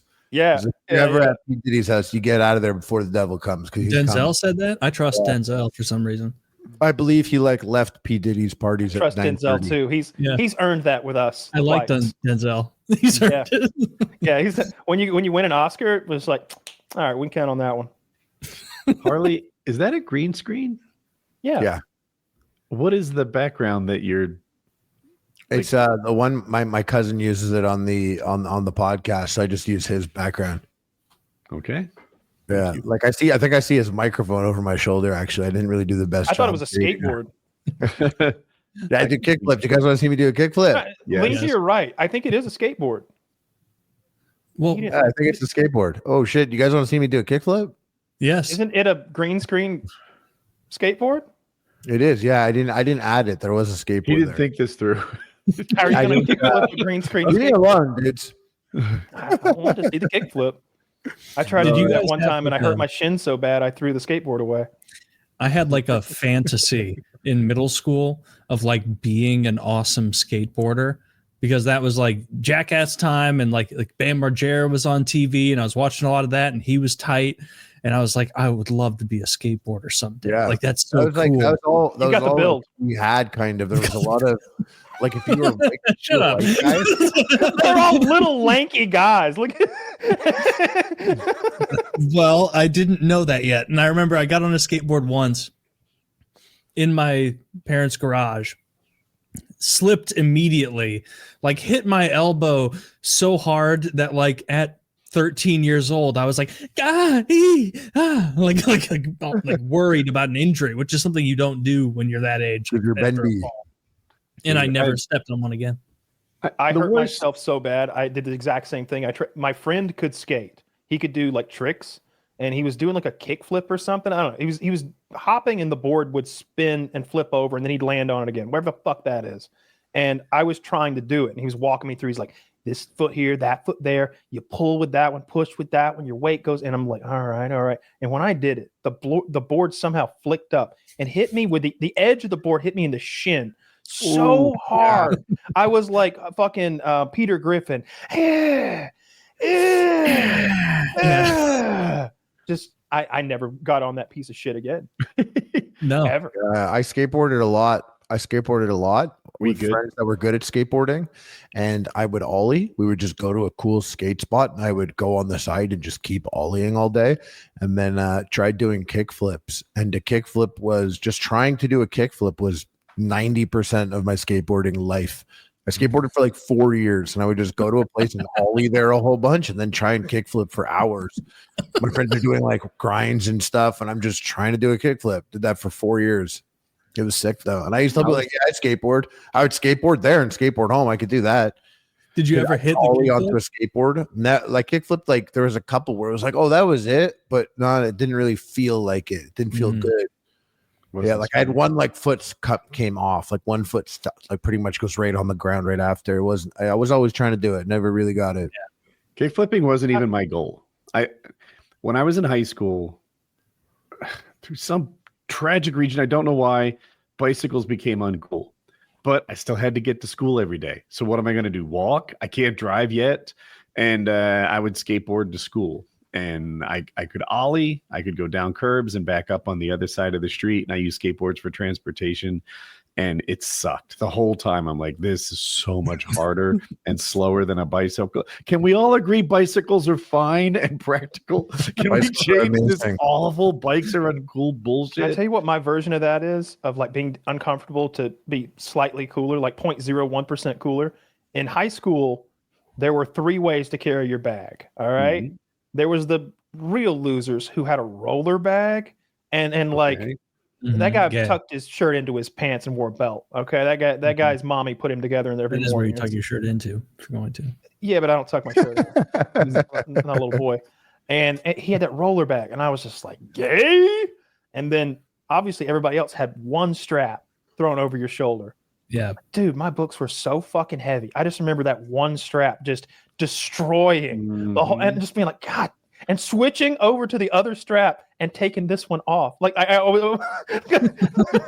It's so true. I remember consciously, like around halfway through the 10th grade in the winter time, I had a very cool jacket, a cool winter jacket, and I remembered halfway through winter in the 10th grade, I was like, "Fuck this!" And I bought a warm jacket. It was not cool. Everyone was wearing like short jackets with like fur on the hood, and I got like a big, like I looked like a fat idiot.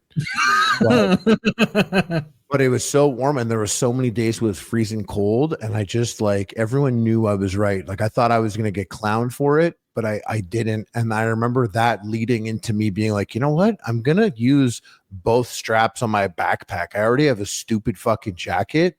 I'm gonna do both straps because like you didn't do that. It's crazy how important it was that you don't do both straps. And I made the jacket work, and I'll be honest, like it cost me a bunch of social capital to do the 2 straps. People like I had buddies that be like, I don't know if we're walking with you with that jacket and 2 straps. I did commit to it. I was like, you know what? So sometimes I walk alone. Sometimes I'll walk alone, but I'll have 2 straps. I envy all of your Walk along the road. hardships. The only because one that he's ever in known. my day, Backpacks became uncool. I was loaded up with it too. And you had to carry your books in your hand. No, that's still, everyone was on some 90210 shit, eh? I guess so, yeah. And then my friends would knock my books out of my hand. And I'm like, are we absolutely? You do that friends? All the time. Whenever your friend, friendship.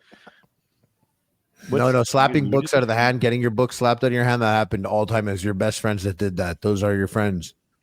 They did that. I just remember getting a big poofy jacket one winter, and a bully stole my jacket and wouldn't give it back. And he ran around like wearing my jacket, and I was just had to be cold on the playground. That sucks. And you were like, I don't even fucking want it. That is awful. There's no like happy ending to that story. I can remember him like popping his shoulders and like ooh yeah, like flexing how warm and comfortable he was now that he had my new jacket. It was like a brand new like down jacket. It was the dead of winter. I remember that very well. That was 3rd grade. Probably looked so warm on 3rd grade. What a monster! Who was stealing at that level at 3rd grade? Let's pull up. Let's pull up on him right now. Let's get a jacket from him today. Oh, go beat him up and take his jacket in the wintertime. I don't think it had the same life-changing impact of pain, though. If us 4 pulled up on him, do you think we'd be able to convince him to take the jacket off without any trouble? Like being like, there's an easy way and a hard way. I think I could take the jacket away from him at this point. He was a skinny guy. He was just fast. Mm-hmm. He was running from me the whole time wearing the jacket, too. It was infuriating. So so he hit you with some mind games? He was like, let me try that on for a second. I don't remember how he got it, but I think that's what happened. He was like, ooh, look at your nice new jacket. I bet it's warm. And like he ended up with it on somehow and wouldn't give it back for all of recess. I just remember how cold it was. Just bitter cold. There was ice on the basketball hoops. In Atlanta. So that must have been... You guys don't get ice every year, right? Yeah, ice for sure. It's snow that's rare. Like getting the snow thing to actually happen and stick is rare, but like every morning it'll be frozen over. Like, you know, the nights will be 20s in the winter on average, I would say. So, you know, stuff freezes, but it's just not what you guys got with that complete freeze over and the need to salt the streets and all that such. Man, that song's in my head now. My shallow heart's the only thing that's beating. It's in my head now too. I loved snowboarding. I did that a lot growing up. Really? Did that for like 12 years. Did you change to snowboarding from skiing because it was perceived for like 6 years? I skied for 6 years, and when snowboarding came on the scene, I was like, oh my God, skiing is so fucking dumb. I can't do this. That's when there's a choice between these two. And also the vibe that like snowboarding, they didn't make snowboard parks and stuff back then. So it felt like a rebel. You were like, yeah, you don't even like that I'm here. People didn't like you, right? Like on the snowboarders were not popular. Some mountains banned them. It took a while for snowboarders to become equal. Mm-hmm. Yeah, but now if I went back, I'd love to go skiing. I can see why it was annoying to deal with the snowboarders, because when I've gone skiing with my friends who snowboard instead of ski, I just ski. Like, number one, they are 3 times slower than you. Like the fastest a snowboarder can go down a run is like a really skilled snowboarder is going to be slower than my ass going down like a run. And so it's a fucking pain in the ass. You have to wait at the top of every new run for the snowboarders. And also they do that annoying Why is it slower? I don't know the physics. Is it surface area?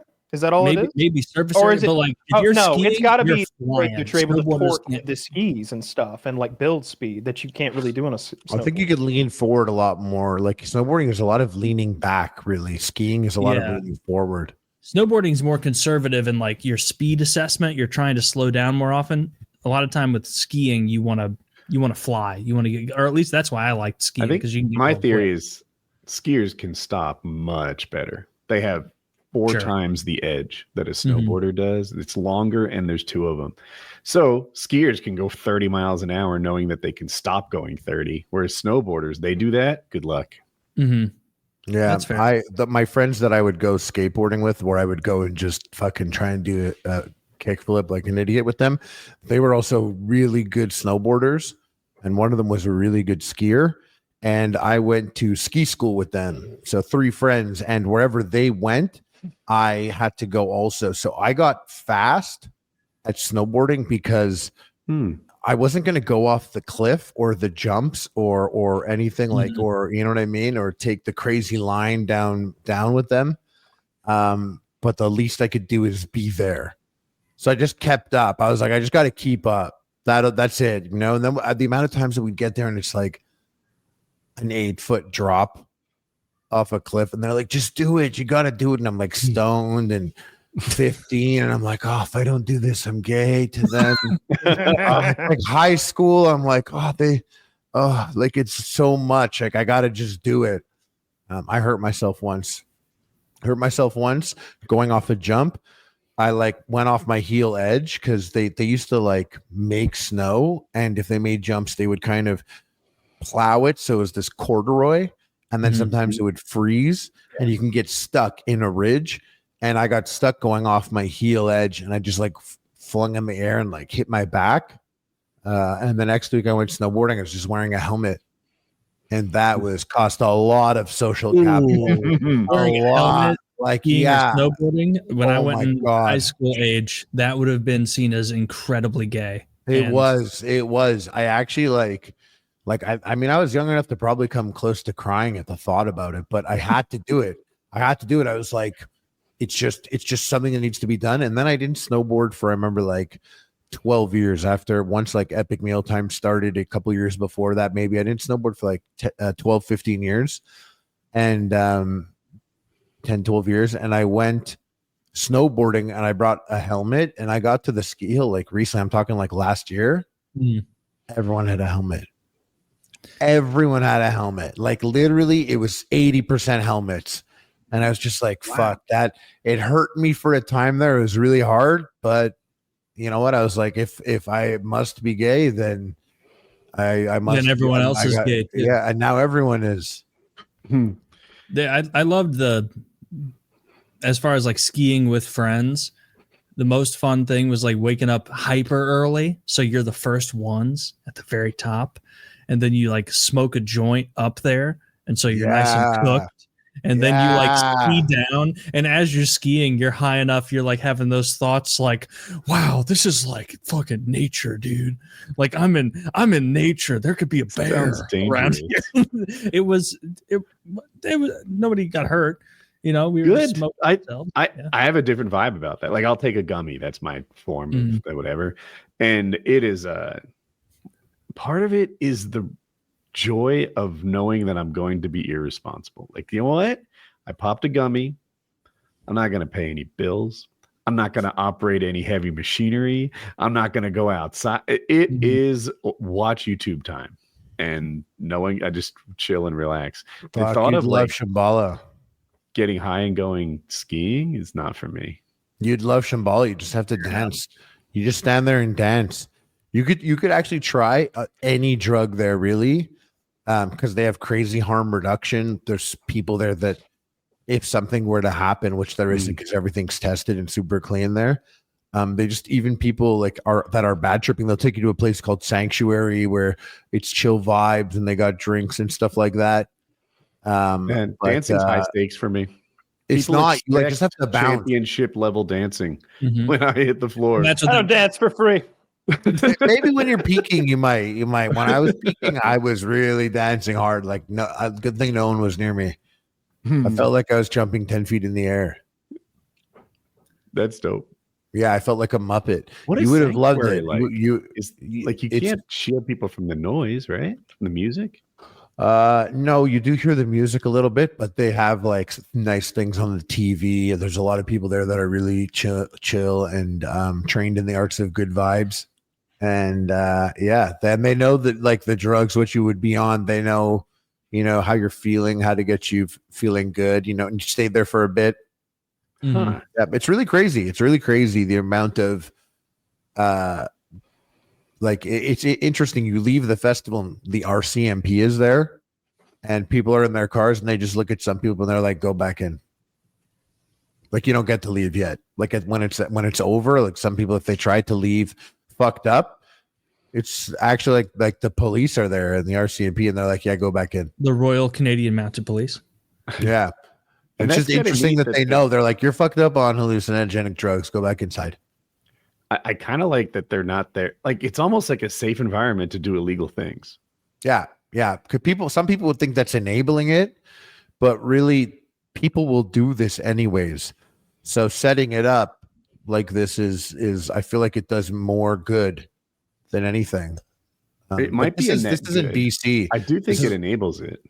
Like I do think that like even hearing your pitch, I'm like, ooh, this would be an ideal time to do something I'd never done before, right? A safety net, professionals, doctors, probably medical staff on board. Someone has Narcan in case there's fentanyl in it. Now you said it's clean, which is also we have that at our camp. We had that at our camp. Like when you're setting up your camp there with your friends, we're just like, oh, everyone, here's the Narcan. It's right here, the main tent. So, and that's because amongst us and other people they look after their shit as well. And that's when you're at the festival, because it's like 10-minute walk from where I was. They have it all set up there. Yeah, medical team and everything. Yeah, it might be enabling it, but it still feels like a net good. Like you said, Yeah. you know, even if 20% more people try it than otherwise would have, at least this 120% is now safe as opposed to a dangerous 20% less. Yeah, fewer. no, it really was crazy. I mean, this is in BC, where at a certain point the government would sell you like a 3.5 of cocaine. Really? Yeah, there was like a time where What is they it, 3.5? 3.5 grams, like an eighth of an ounce. I didn't know the conversion. I see. And people there, they do whippets. I don't really fuck with that. I don't know. You know, like when people do nos. I hear Yeah. bad things about that. I bet people are just melting their brains, because I think there was a time when you could get like a can of it, or maybe you could just do a balloon at an event. But now you can buy that big canister of it, and you can just burn your brain out 8 hours a day. And that's what a lot of people do. Like they literally get those giant cans and just Galaxy gas. Galaxy Yeah. gas. Yeah, they're in how many? Zach, find out how many hits are in each thing of Galaxy gas, the big ones. Because I was at my smoke shop getting weed, and they've got it there. They got kratom and like all the they got hydroxy 7 concentrate. Hydroxy 7 concentrate. My understanding, I'm Cures definitely a COVID. layman. It is they take kratom, which is like a legal green herby type thing that has that works on your brain very similarly to opium, or morphine, opiates. And then they concentrate it into something called hydroxy 7. And so they're taking that stuff. There's wild stuff at the smoke shop besides just weed. I'm real. I've never done Galaxy gas, and I don't want to, because I'm afraid I'm going to love it, and I'm just going to be like, ooh, That ooh, would be I need another can. that would be horrible if we had to watch you get woefully addicted to Galaxy gas. It's I real have an short-lived. addictive.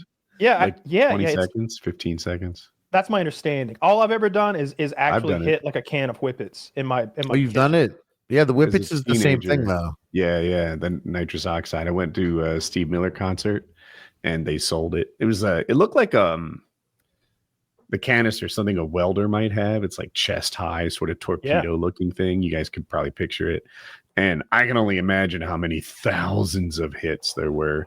But he was selling big balloons, like the kind of kid might use that punching balloon with the rubber band for $4 or $5. This is like 1990 something money. Yeah. And it would get you really high. You have no idea what's happening. And then 15 seconds later, you went on some sort of trip and you're unaware of what you missed. I feel like one of those is It fine. doesn't even sound fun. Come on. Like I had laughing gas at the dentist once. I think it's the same thing. That was fun. It's called laughing gas. So like, I think that's fine. But the fact that they're creating those giant canisters and giving you the ability to have hundreds, it says a 2-liter bottle has 152 charges of the small cartridge. Okay. I guess I understand that it's 150 hits per bottle, but maybe that seems even low for the size canisters that I'm seeing at my store. I asked him about it. And he's like, yeah, it sells like hotcakes. Guys come in and buy a handful of canisters. And it's like, Small, So 150 one charges. canister. Yeah, I know. A 2-liter bottle. Like, how many hands can you put in your hands there? Incredible Hulk. they're like long and skinny at my place, or at least that's how I'm picturing them.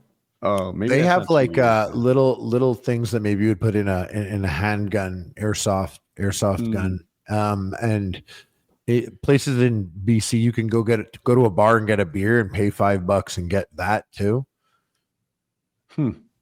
Yeah, not for me though. I mean, I don't want to knock anyone's thing, but there's something that feels a little grim about it. Holding this balloon, like this thing that something grim about it, that like just hitting the balloon. Like whenever I see people doing it, they always stumbling. Like I see people at Shambhala and they'll be hitting a balloon. I saw this guy. I was waiting in line to get food, and he hit this balloon, walked into a rock, stumbled, and hit his head on a sign. And he was like, "Oh!" And then he took his phone out and put his phone to his ear. And I was like, "Yeah, no one's on that phone, bro. You're not having a conversation right now. Don't try that shit." I worry because of how dangerous it is for dentists, right? Like they kill themselves getting addicted and doing this stuff, getting high on their own supply. It must be bad. Yeah. I don't want to do that. I don't want to do kratom. I don't want to do any of that scary stuff. It seems like it's the fact that it's legal makes it almost scarier because you know that no one's ever going to get in between you and it, other than money. You know, there's never going to be like if you get into heroin, it's like, man, how many times am I going to be able to score before somebody rats me out, or how many times am I going to be used this before I OD, or maybe you'd even have like track marks or whatever. But with this, you're doing strawberry lemonade flavored laughing gas in the comforts of your home that you can order, I think, off Amazon. What is it called? I was just looking. Galaxy gas. I think it's on Amazon. Those are the giant canisters that you see people on social media using. Yeah. Or at least you did. I don't see it as much anymore. I don't. I bet it's still happening. It's just I haven't seen it. They sell it as a whipped cream charger. Yeah. Yeah.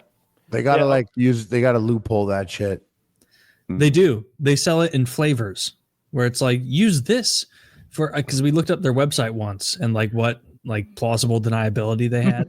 And it was like, this is made so you can make tasty cocktails and you can infuse a little bit of strawberry into your whipped cream. And it's like, yeah, no, I just watched a bunch of teenagers doing this and then driving into an abutment. Like, that's like that seems to be more realistically what this is about. I wonder if it's one of those drugs where abuse can lead to some kind of a psychotic break, or if it's just dumb medicine, which is my understanding of it. Because I remember I watched an episode of like, might have been Cops or one of the Real Deal Cop shows, but they pulled this lady over and her entire floorboards were full of those canisters. Like she had the CO2 canister size, the ones that would go in a pellet rifle or something, but she must have had 300. Like you know how those things sound when you wrinkle a couple together. Clink, clink, clink, clink. Her whole floorboard is that. And she, of course, has hit something and she's out of it. And she's like, no, just I'm a bartender. I'd be too ashamed. Have you ever been getting fast food and there's still fast food trash in your passenger area? And you're like, I need to hide this from the lady taking my money so she doesn't know what a fucking loser I am. I've done that. I have no shame. I'll take the old Zaxbys cup and like pour it out the window in front of her with the remnants of it and like put the lid back on. I wish I had your bravery. Put the new one in it. Yeah, don't be a coward at Zaxbys. They clean it off. I'm like hiding the old Culvers cup from the lady.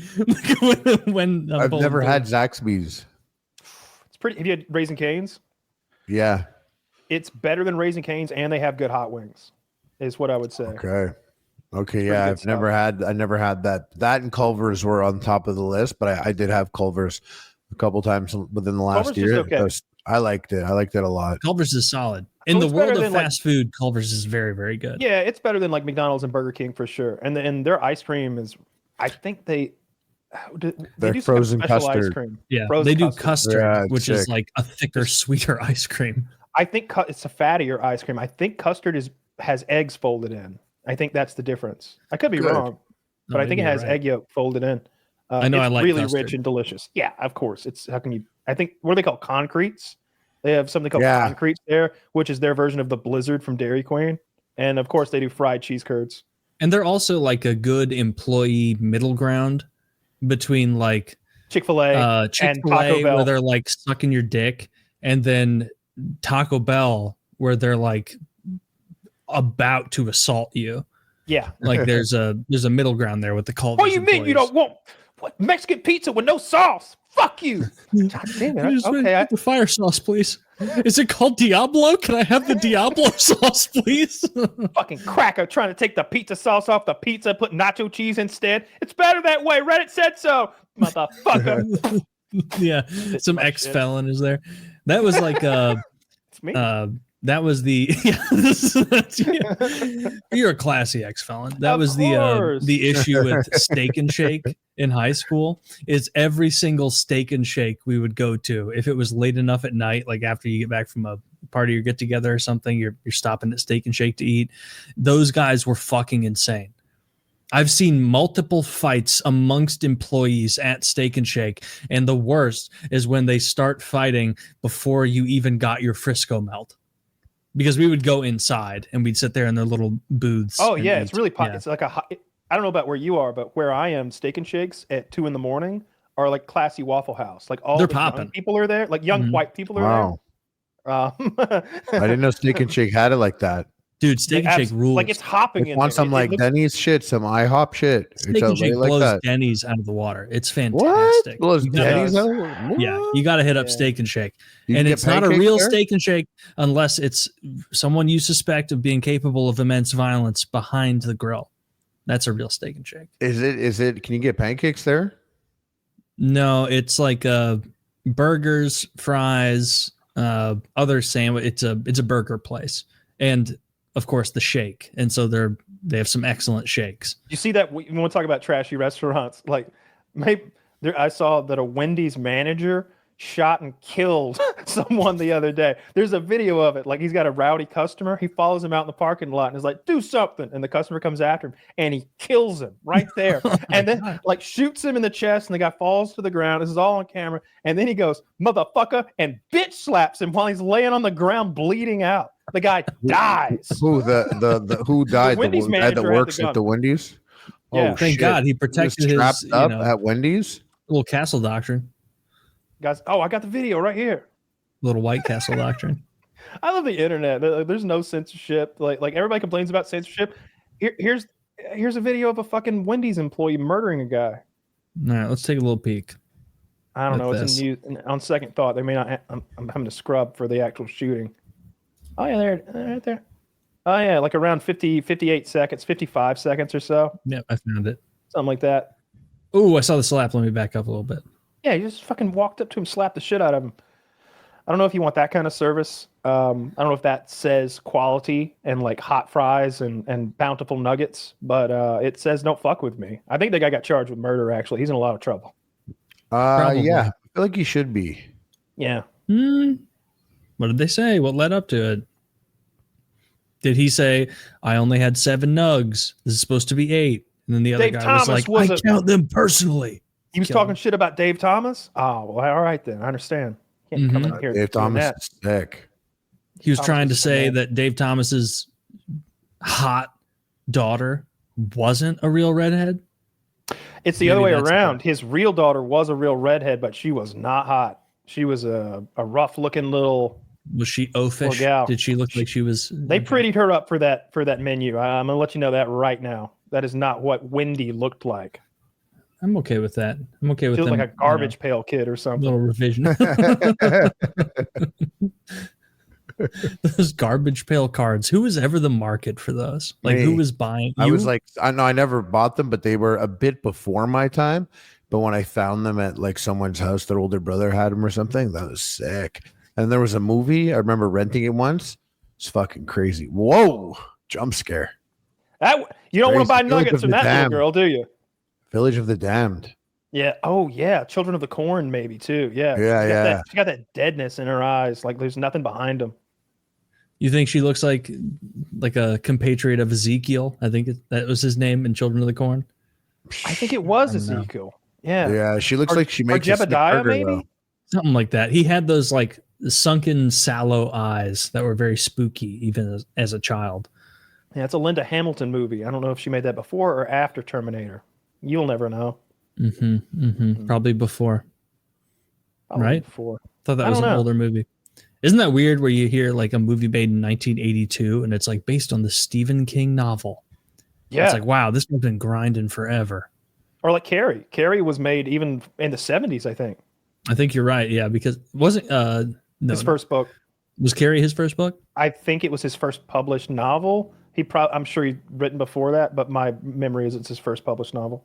No, that's Carrie's great. The movie's fucking rough. Like Sissy Spacek gets her period. She doesn't know what it is. And all those mean fucking girls in her high school are chanting, plug it up.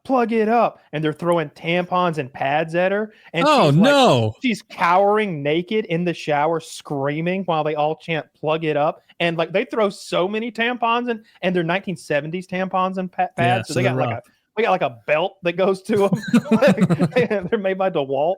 And they're just fucking raining them. And she's crying. And like her mom's never told her any of this stuff. Her mom's so overly protective. And then throughout the movie, you see her like fucking give somebody the look and they fall off their bicycle. You know it's building. That's a good movie. I haven't seen it. You should watch the movie. That's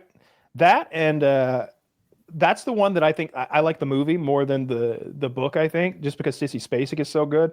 And then I loved the book, but when you get to the child gangbang, it is so bizarre. It is so weird that is happening. I remember, like, I read the book. It doesn't feel necessary, does it? It doesn't feel necessary. And I remember being like, there was a gay guy in the like cell next to me who like had some sense, if that makes sense. He wasn't some piece of shit. Like I could talk to him about normal world shit. He was in for an ounce of coke. He was just moving it. And I'm like, dude, you ever read Stephen King? And he's like, I think I read The Stand one time. And I'm like, this is it. You know, the clown movie. I'm like, I wanted to make sure he knew I wasn't reading child pornography literally before I handed it to him. I was like, okay, so now that you know this is a published author and I'm not reading some weird thing and you don't out me as a chomo to the boys, read this paragraph. And I just watched him read it and he was like, the fuck? The fuck? I didn't know it had off. What? You didn't know that about it? No. There is a child gangbang, and they go into detail about like who comes, who ejaculates, like what it feels like, and the girl takes like the girl in it takes all the dudes basically in a sewer. They run a train on her, so and they it can has feel like nothing to do with the pursuance of the bad guy. It actually kind of does. He explains that they need to feel something about like the love of the physical love and like fucking and the orgasm was some sort of like it was a mental thing that they were able to like have happy sunshine feelings to face off against the deadlights of the interdimensional terror monster. But it didn't make sense to me. They could have easily found a gemstone. There could have been any number of magical solutions. Sword. Yeah. Like imagine if instead of Harry Potter pulling the sword of Godric Gryffindor out of the sorting hat, the sorting hat just fingered his butthole for a while, like while Hermione looked on, and he talked about how the felt of the hat was rough. It's so weird. It's not necessary, and you know he's didn't make it to any of the adaptations. Strangely enough, nobody threw that in the mix out there. No. They weren't like, "Hey, cowards, 11-year-old actors." Bunch so of how cowards. are we going to shoot this gangbang? I bet he wanted that creep. But he has to be a creep, otherwise he wouldn't write good horror. I don't know how he got away with that one. I can only imagine it's just enough people don't know that it's in there because it's one of, you know, you see that picture like Donald Trump with his daughter in bed and it's like, whoa, that's weird. If that this is way weirder than that. Dude, it's egregious. It's weird. Yeah. Which we're one's talking this? about we're talking about the Stephen child. King. We were talking about when the kids in the book Stephen King's It have the gangbang in the sewers and how like out of left field and weird and needless it is to the narrative. Like it does serve a purpose, but one that they could have been like, all right, they could have just sat down like the Care Bears and like chanted love, you know? Like they didn't need to fuck. Yeah. They're like 12 or 13, I think. Yeah. Yeah. And he like spent a good deal on their orgy. And it comes out of left field in a way in the book. Is it in the movie? No. Oh, fuck. Calm down. Yeah, they shouldn't make it in the movie. You're down, I just Harley? wondered if they No, I covered said it. calm down. Just wondered if they covered it at all or just like completely You wish. around it. They're 11, No, they're 12, and cowards. 13. They didn't do it. They're 11, 12, and 13 according to Google. I didn't know about this actually. I never read the book, and I guess people that did read the book weren't eager to tell me about it, and I never like researched I just saw the old movie and the new movie. It's also way too long of a book. If we're being real, if you've read it, it's like there's a lot of meandering. So the one that I think is too long is Salem's Lot. I was like 150 pages into Salem's Lot, and he was still describing townsfolk, dude. Like, there's a vampire moving to town who's eating children, and he's still talking about like what we're watching. Like, Happy Days is on. It's the episode where the Fonz does. I'm like, bro, you got to move this along. Another 50 pages, and now we're like learning about every member of this town, and I guess that's what he does, but it's not necessary. That's how Under the Dome is too. That's how I think The Stand you read is. that one. I like Stephen King a lot, but there's some flaws in his writing and the child gangbang is definitely the biggest one. What if he had a child gangbang in every one of his books? What if that was? Oh man, I really enjoyed Cujo, but it went off the rails for like 4 pages in the middle of the third act. Oh my god. Pet Sematary got rough there at the end.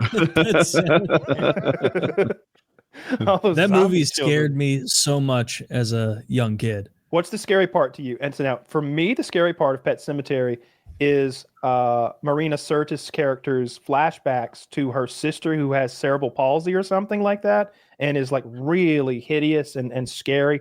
That bothered me a lot. That was scary.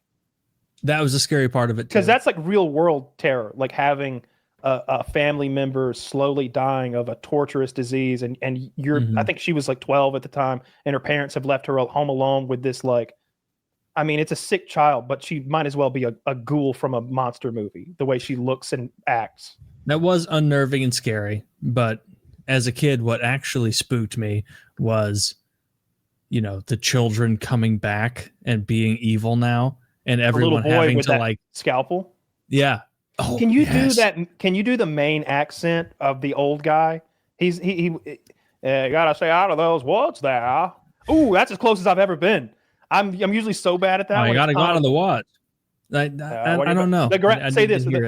Don't bury a child there. The ground is sour. Ground sour over there. You can't marry a child on that ground. Too much draw. I can't. I have a real tough time with that accent. I don't even know the voice I'm trying to do. I'm just doing my best, fill in the blanks here on the show. I like it. Yeah, I didn't know that was a main accent, because there's obviously that guy who is like a spoof on the Stephen King world from South Park, where he's like, "Oh, you don't want to go down that road." Yeah, you watch. They say 15 Indians were killed over on that road. Buried on never given a proper burial. To your houses, fucking your wives. I can't do it. The longer I do it, the further away from it I get. But like when I watch him do it, I love it. I love that character accent. It feels so, because I know that actor. He's the guy. He's the judge from My Cousin Vinnie. He was in Addams Family. Like, he's that guy. Oh my God, he is the judge from Mr. Gambini. Mr. Gambini. That was a movie that like doesn't fit into my like what I would normally love, but My Cousin Vinnie cracked me up. I loved every second of it. Apparently they use it even in like attorney schools, like law schools. Yeah. Attorney schools. Remove that, Zach. Law schools. At doctor school. They apparently the way they go through the rules and the regulations of trial law is accurate, and like and you know the motions and stuff, everything makes sense. And it's funny because he doesn't know how to be a fucking lawyer. Yeah, and he's not a case attorney. And I liked when, you know, he's wearing his goofy outfit. Mm-hmm. And he's like, you know, why did you have to wear this? And he's like, are you mocking me? Are you mocking me? That was so great. The two youths walked into, excuse me, the two what? The two youths youths. It's like like fucking Joe Pesci ends up in the same prison as his client at one point because he's got so many contempt charges. Yeah, that's a good one. Marissa Tomei won the Oscar for that one, I think. She deserved it. She was so good. I watched Jaws yesterday. I watched it yesterday too. Wow. It's the 50th anniversary last week, so I thought I'd pop it in. I love the movie. I hadn't seen Jaws in a long time, maybe over 20 years. This is the first Jaws. My gosh, that's a good movie. So many of today's movies, I'm like, they should have left 40 minutes of this on the cutting room floor. This is absolute bullshit. Deadpool 2 has a 10-minute story. What the fuck are we doing here? That movie sucks so fucking bad. Jaws, every single scene contributes to the story. Every single scene, every character is pretty good. Even the mayor, who was putting like the economic needs of the city in the July 4th week. I'm from a beach town, not unlike the one in Jaws. And like the economic importance of July 4th weekend is huge. It is Christmas for a beach town. So for them to just cancel Christmas this year, you don't do that without thinking twice. And the mayor, who maybe you might look at as some sort of like bumbling asshole who's putting lives at risk, is like trying to weigh the pros and cons of doing this. There was just one shark attack that we don't even know. No, like, he's only wrong because of the contrivance of the rogue shark. You need normally the shark would be like, that boy tasted like shit. I'm leaving. Or the girl is what he ate first. But this is the theory of the rogue shark, which is bullshit, that he's got a taste for human blood. He won't leave his feeding ground until he's driven out, until the food is exhausted. And the scariest scene, the scariest scene is when they're in that retaining pond, and you think that the danger is on the beach, but it's back there in that retaining pond where the Boy Scouts are swimming or training or whatever. And then there's that one scene where the guy's getting pulled into the boat and the shark comes and you just see the side of its mouth as it glides by and gets him. That to me is the scariest moment in the whole movie. I was even yesterday, I was just like, fuck. Get your legs in. I'm pulling my legs up on the couch. The scariest part for me was the first attack. The girl is something about it being nighttime. If people don't remember the opening scene of Jaws, there's a party. I think they're girlfriend and boyfriend. If they're not girlfriend, boyfriend, then they're freshly minted boyfriend, girlfriend, because she invites him to go skinny dipping. He's too drunk. He never makes his way into the water and she gets pulled under. So there's some sort of question about what really happened here. They find the body and they're only pretty sure it's a shark attack, if I recall correctly. An expert comes in, starts talking about the bite radius, and they know that it's some kind of shark, but not what kind. Anyway, her getting pulled down, not knowing what it is. She's a good swimmer. She pulls herself back up. She's not really sure what just happened to her. That sort of thing, I put myself in this situation. I'm like, that's the worst. Something about the nighttime, the inability to see all this happening in darkness, getting pulled down. It's worse for me than, say, the way, I think his name is Quint, the sort of rusty old salt, who gets eaten by the shark as he's biting the deck of the boat. There's no mystery there. I see exactly what's happening. All right, this will be over in a little bit. But her, it was more drawn out and there was more unknown, which makes it scary. That's the prettiest shot in the whole movie to me, when the camera's on the beach looking out at the ocean and the moonlight is glistening on 1,000 microwaves out across the flat water. And it just looks like tinsel, or Christmas lights. Just all the water has these little microwaves, and at the crests of them, they're reflecting the moonlight just right. And it's beautiful. And then something about her performance is really good. She sounds like she's drowning. You can hear her get a gulp of water. She's terrified. Yeah. Yes, she's scared and she's got a little water in her throat and she's still trying to scream. She did great. On the other hand, so I'm a water guy and I'm watching some of these scenes filmed and the sea state changes 3 times. I'm like, this is days apart. This isn't morning and afternoon. What the... Is anyone else seeing this? If I filmed a scene and they inexplicably change from the sand to the grass to the hills, everyone would be like, what are you doing? That's how obvious the sea state changes are to my eyes. And I'm like, Jaws, you can't do that. This is Baywatch bullshit. But it was a really troubled production because the shark didn't work. And Spielberg always says filming on the water is 3 times as hard as filming on land. They had so many issues that the shark was a ridiculous piece of machinery. It's a big thing. Have you seen it? Yeah. I watched the whole. There's a documentary on Shudder about the 50th anniversary of Jaws. I watched that, and then I watched another documentary about shark exploitation. So they delve into it a little bit there. They do a lot of like interviews with the cast and stuff. They talk Like, about in real life. Have you seen it? No, Oh. I don't know if it still exists in real life. Oh yeah, I've seen it a bunch of times. It's a part of an attraction at Universal Studios in California. Oh, I know And- that, but I didn't think that was the original one. Yeah, that's the one.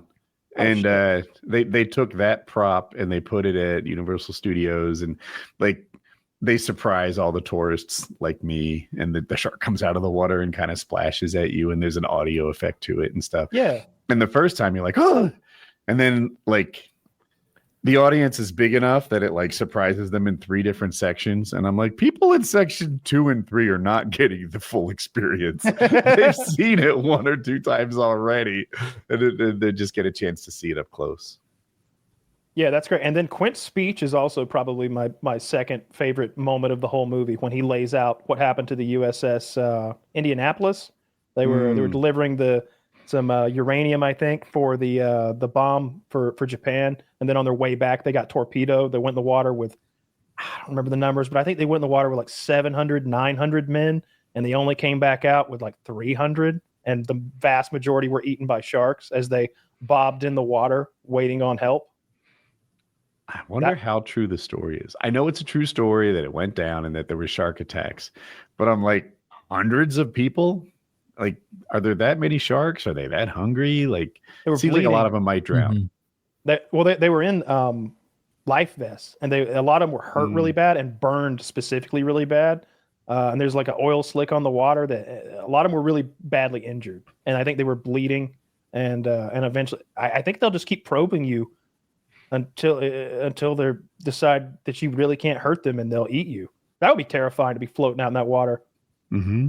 I don't like that at all. I definitely have thalassophobia. When I see those videos of just how deep and enormous the ocean is, it's terrifying to me. That's It's not a too big. phobia. That's just an understanding of danger. Like that, a deep sea with beasts swimming about. Yeah, that's totally a a normal, phobia. It's not that dangerous. People don't get eaten by Woody, sharks. you don't get it. It's fucking scary. It's Yeah, it's super rare. It doesn't happen much. I know you guys remember that video from like 2 years ago where you watched the guy get eaten alive. Like he's out there trying. It's like the scene from Jaws. He's like, Dude, no, I saw no. a video of a Mexican guy get chomped by a crocodile in a river like a year ago, and it was exactly what you would expect. Just I the wonder how brutality real of a that croc, just boom, dangerous. spin. Like, I don't know. Crocodile Hunter made it seem like if you just kept a cool attitude, they'd leave you alone, you know? And then I'm deathly afraid of these things. I feel like they can teleport 30 feet and get me. You know, like they're very quick over short distance. Crocodile attacks Mhm. result in 1,000 deaths per year globally. That's Yeah. that's awfully high. And you always have because to, I like- bet I'm guessing that sharks is like 25. You have to parse that out a little bit, because sometimes you'll see like a death count, and it turns out like 99.9% of it is in India. It where breaks they're it down almost here. like teasing the crocodiles. No, it breaks it down here. I guess the Nile crocodiles Nile crocodiles are a big problem. Apparently, they kill 275 to 750 people per year alone, and then 63% of attacks are fatal. Jesus. 63% of Ooh. attacks are fatal. That's not a good survival rate. No. I think they It take just- you. I know that they take Falling you down apart. and do that death roll thing, and they try to drown / tenderize you under the water. I think That's what they do. They're not chewers, those guys. They're swallowers. So they got to tear bits off. you They're know? inspired by lathe videos.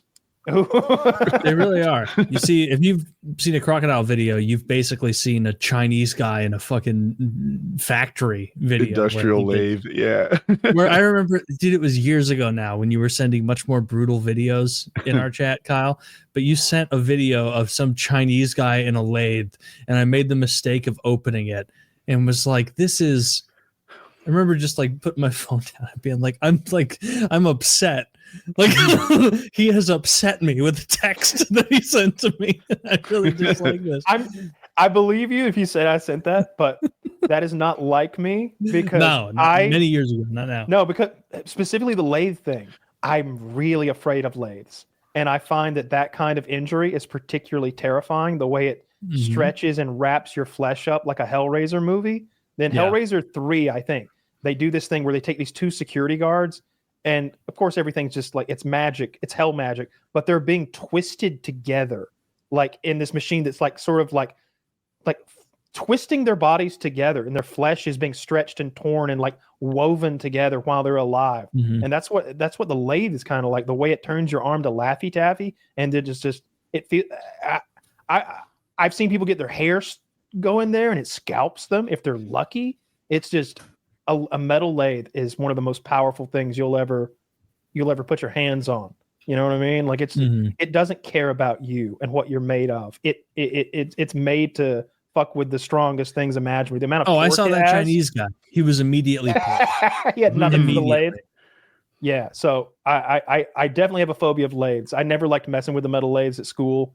I remember there was a guy named Harley who had like shoulder length long hair, and the teacher would always be like, "Harley, get that hair in a hat.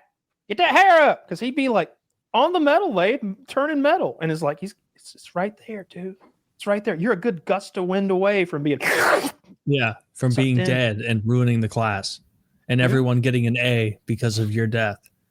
That's not what happens. A kid died. The fatality rate is 63% for using a lathe. I bet like 100% of your Chinese, based on what I've seen.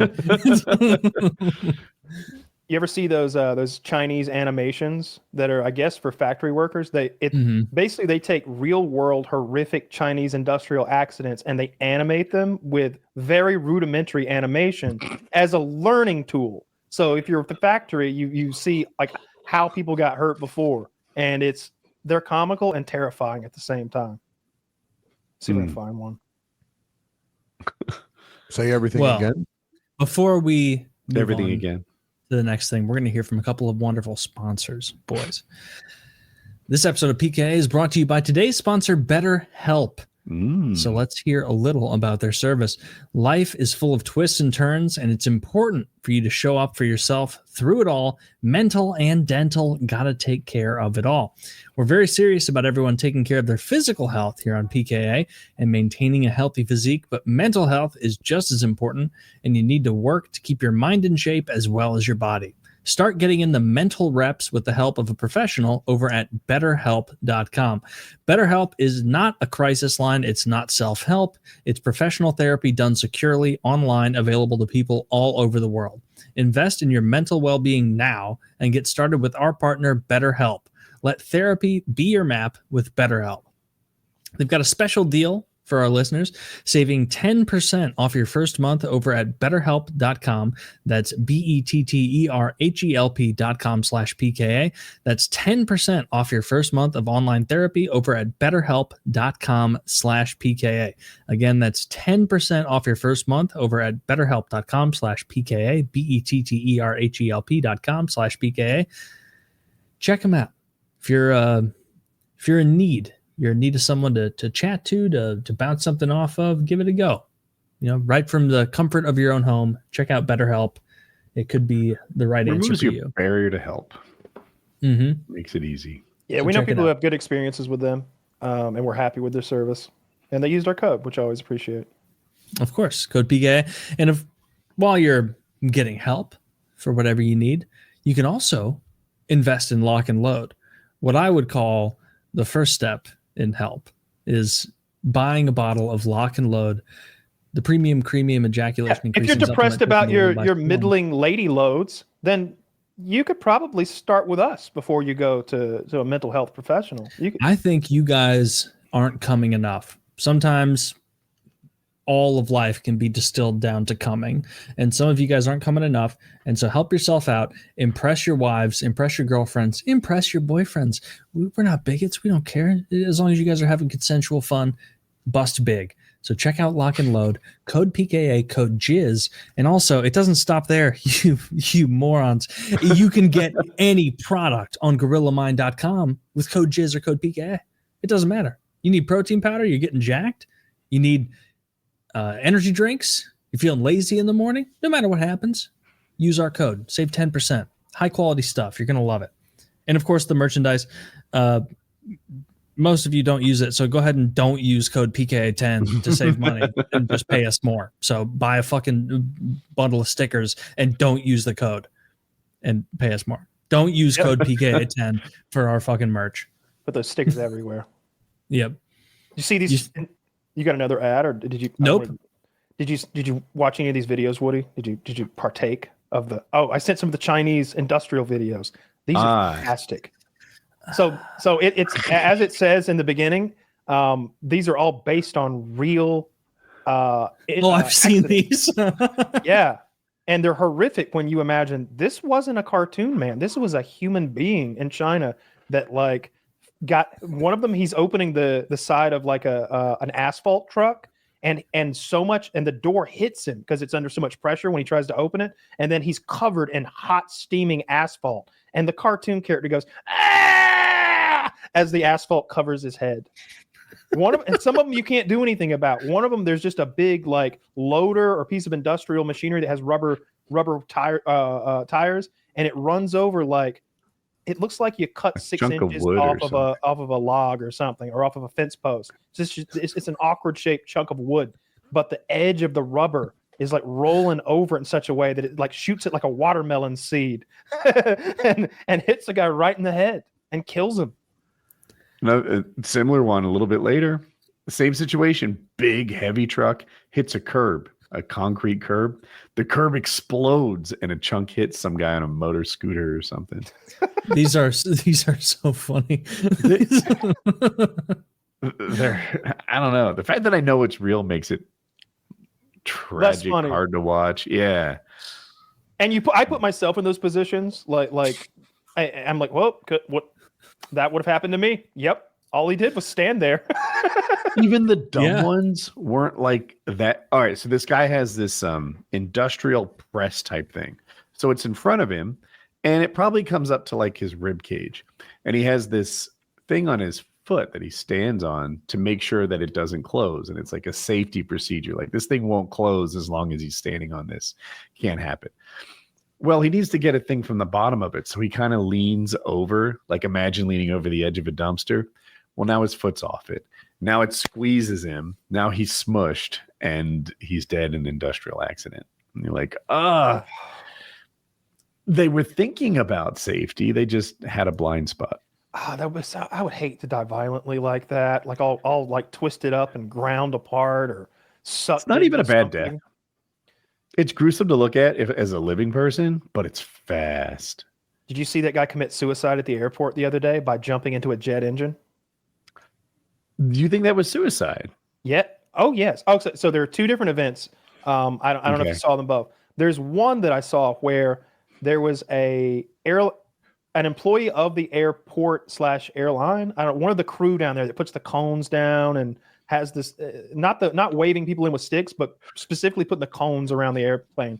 She was high, and I read the whole deposition. Her blood work comes back. She's stoned, and the guy who ran the crew, he was like, she was standing right next to me in the meeting where I said their auxiliary control unit is out, so their left engine will be at full spin. So do not go near the left engine and ignore normal protocol. But you can see her on video walk in front of the fucking engine like it's where she wants to go, and she gets sucked in, like she's sucked off her feet and taken in.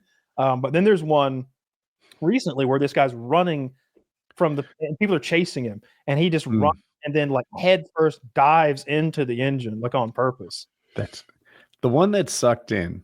I wish I could somehow safely, mind you, I'm not trying to die, feel that. I want to feel how they probably felt safe. And then 18 inches later, they were in grave danger. And I can hardly imagine how quickly that ramps up and why it ramps up so quickly. You'd think they'd recognize that if I'm getting sucked into like I don't know, something aquatic, Well, shit, the slow moving water gave me more than enough warning that I don't want to go any farther, right? I need to reverse what I'm doing. She's sort of entering into like a rip current that, like, on the edge of it, it's a little turbulent, but once you get just an inch in, it's like full suck almost, and it takes her off her feet. Have you ever done indoor skydiving? No. Yeah. Have you seen it? Do you know the setup? Yes. It's that. I'm imagining maybe it feels like that, because I've done that, and you're basically standing on a bouncy platform with I don't know what that fan is underneath you blowing, but it lifted me off the ground and sent me twirling. I mean, that was really fun, actually. That ends up being pretty close to when you put your hand out the window and you do like a little snake thing and catch the wind. So there must be some sort of sensation like that, except your whole body, and then you're instantly turned into a slush. Oh, it doesn't slush. The engine is not that. It diced her up, but only like into 4 the pieces. front half of her. No, like her body fell out pretty much all together. It was like the engine got all fucked up. Like hit her. It like hit her a lot more than chopped her. But like the way those engine blades work, it's not like big chops. They're all sort of like angled, and there's not a lot of gap between each. I think there's a succession of like blades, like I think it's a turbine engine. I can't believe I smoked up and then got all death on the podcast. if that was a prank, you fucking got me. I finished smoking, and then it was just all death video links and stuff. Trying to find a picture of the plane engine. Oh, no. I found it. No. Well, just don't look. Here comes the link, though. Oh shit! It's a Facebook link. That's fucking scary. Oh, yeah. I didn't know it was going to be a post-death, bloody, slurry picture. I said slush, and that was very accurate. Yeah. Well, and Taylor will be back for that in a minute. I thought it was going to be an engine just like the one she died in. Let's get it. No, it's the one she died in. I didn't know it was an unclean juicer. Right under that. Right under that nice tits or something, so that he thinks it's nice. Like, Oh, gotcha. Wow, someone write, wow, she's got great tits, so that he clicks on the link. Yeah. Well, it's my link, so it doesn't make sense for me to respond to. I jumped in. Okay, that'll be interesting. I was gonna write something too, but that's too much. Like, we're all like chatting. Yeah, this will be nice and upsetting for him. He was just complaining about me sending gore to him. Nothing really came of it, but that earthquake off the coast of Russia was the 6th biggest recorded earthquake of all time.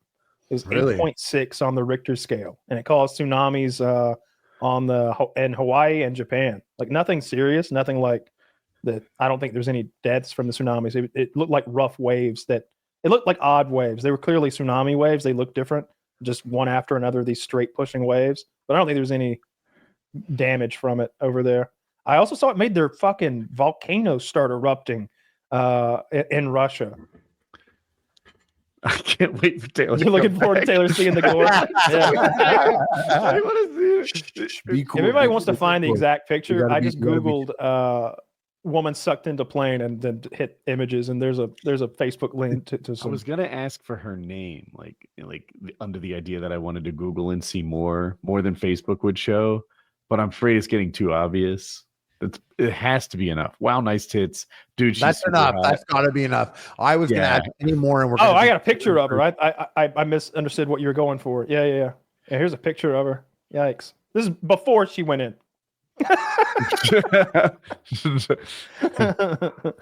Yeah, I wouldn't be fucking around with airplane engines. I always think of that about that scene from The Sopranos when they're dicking around by that helicopter blade. And I was like, Jesus, why are you so close? I got on a different note. I got offered to DJ at this little festival, a very small festival in BC, and they hit me up and they were like, "Oh, so what's your DJ name?" DJ Harley. Sauce Boss crossed my mind at one point, but then I also thought, like, at that point, should I just be like Epic DJ Time? Do you have a DJ name? Well, I said here before on the podcast, I said Hard R-ley.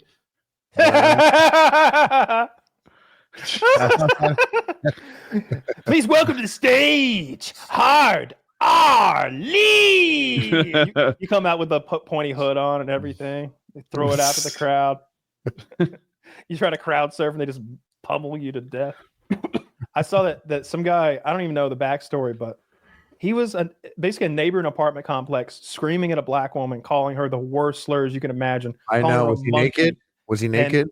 No. He's I saw a dressed different video. calling her a monkey and all this awful shit. And he's like, and then he starts, and she's recording him, and he's like, 318 Allison Street, come at me, bro, you N-word monkey. And then there's a cut, and you see the next day, and there's what can only be described as a mob outside of this man's house. I mean, it looks like it's a mob outside this man's house, and the police are bringing him out, and the mob is raining bottles onto his head, throwing juices and shit at him. Yeah, absolutely. Yeah, I don't know what he thought was going to happen. You can't do that. Yeah, he didn't think it was going to make the rounds on social media. He was like, no one's going to see that shit video. You think anyone gives a shit about this? And yeah, he was surprised. Yeah. I've been watching. What? You guys don't have a DJ name for me? I like Hard R-ley. I like Sauce Boss. That one's always rolled off the tongue. I think KFC or somebody was doing something. They used the Sauce Boss name, and I was like, damn, Harley should have trademarked that. He could be getting that KFC money these days. Yeah, Sauce Boss was a hard one to trademark. You can't do 2 words. They don't let you do 2 words. I didn't know that. It's really specific. Yeah, it's like I couldn't trademark Epic Meal. Yeah, but I was able to trademark Epic Meal Time. But I could probably trademark like the Sauce Boss. Wait, or if I spelt it differently. What? 3 words gets easier? Yeah, much easier to get 3 words. What about 1 word? More difficult? Well, it depends. I guess it depends. Like if you spell something with like a 4 as the letter H, you know what I mean? Now it's something different. If I spelled Harley with like a 4. Yeah. And, all right. I asked ChatGPT to give you some DJ names. I said I used your full name. It knows you, of course, and asked for some DJ names for you. DJ Gravy Train, Beard Storm, Sir Mix-a-Lot of Bacon, The Beat Barbarian, DJ Caloric Intake, DJ Grease Fire, DJ Bass Chef, DJ Deep Friday, Harley on the Griddle, Wub Wub Wellington. All right, hang on to Wub Wub Wellington. What a fucking loser, eh? Meat Drop, DJ Feast Mode, Subwoofer Supreme. AI sucks. Listen to this idiot. The Morenstein Machine, Bass Beard, Morenstein, Harley, the Grizz. These are just some one word, like slick one. These are pretty good. That's not bad. I liked Wub Wub Wellington myself. Harley, someone told me a while ago that you on a live stream would make AI music and that some of it was pretty good. What did you use to make it? I used Suno. That's what I use. Yeah. I actually made a full video like 8 months ago.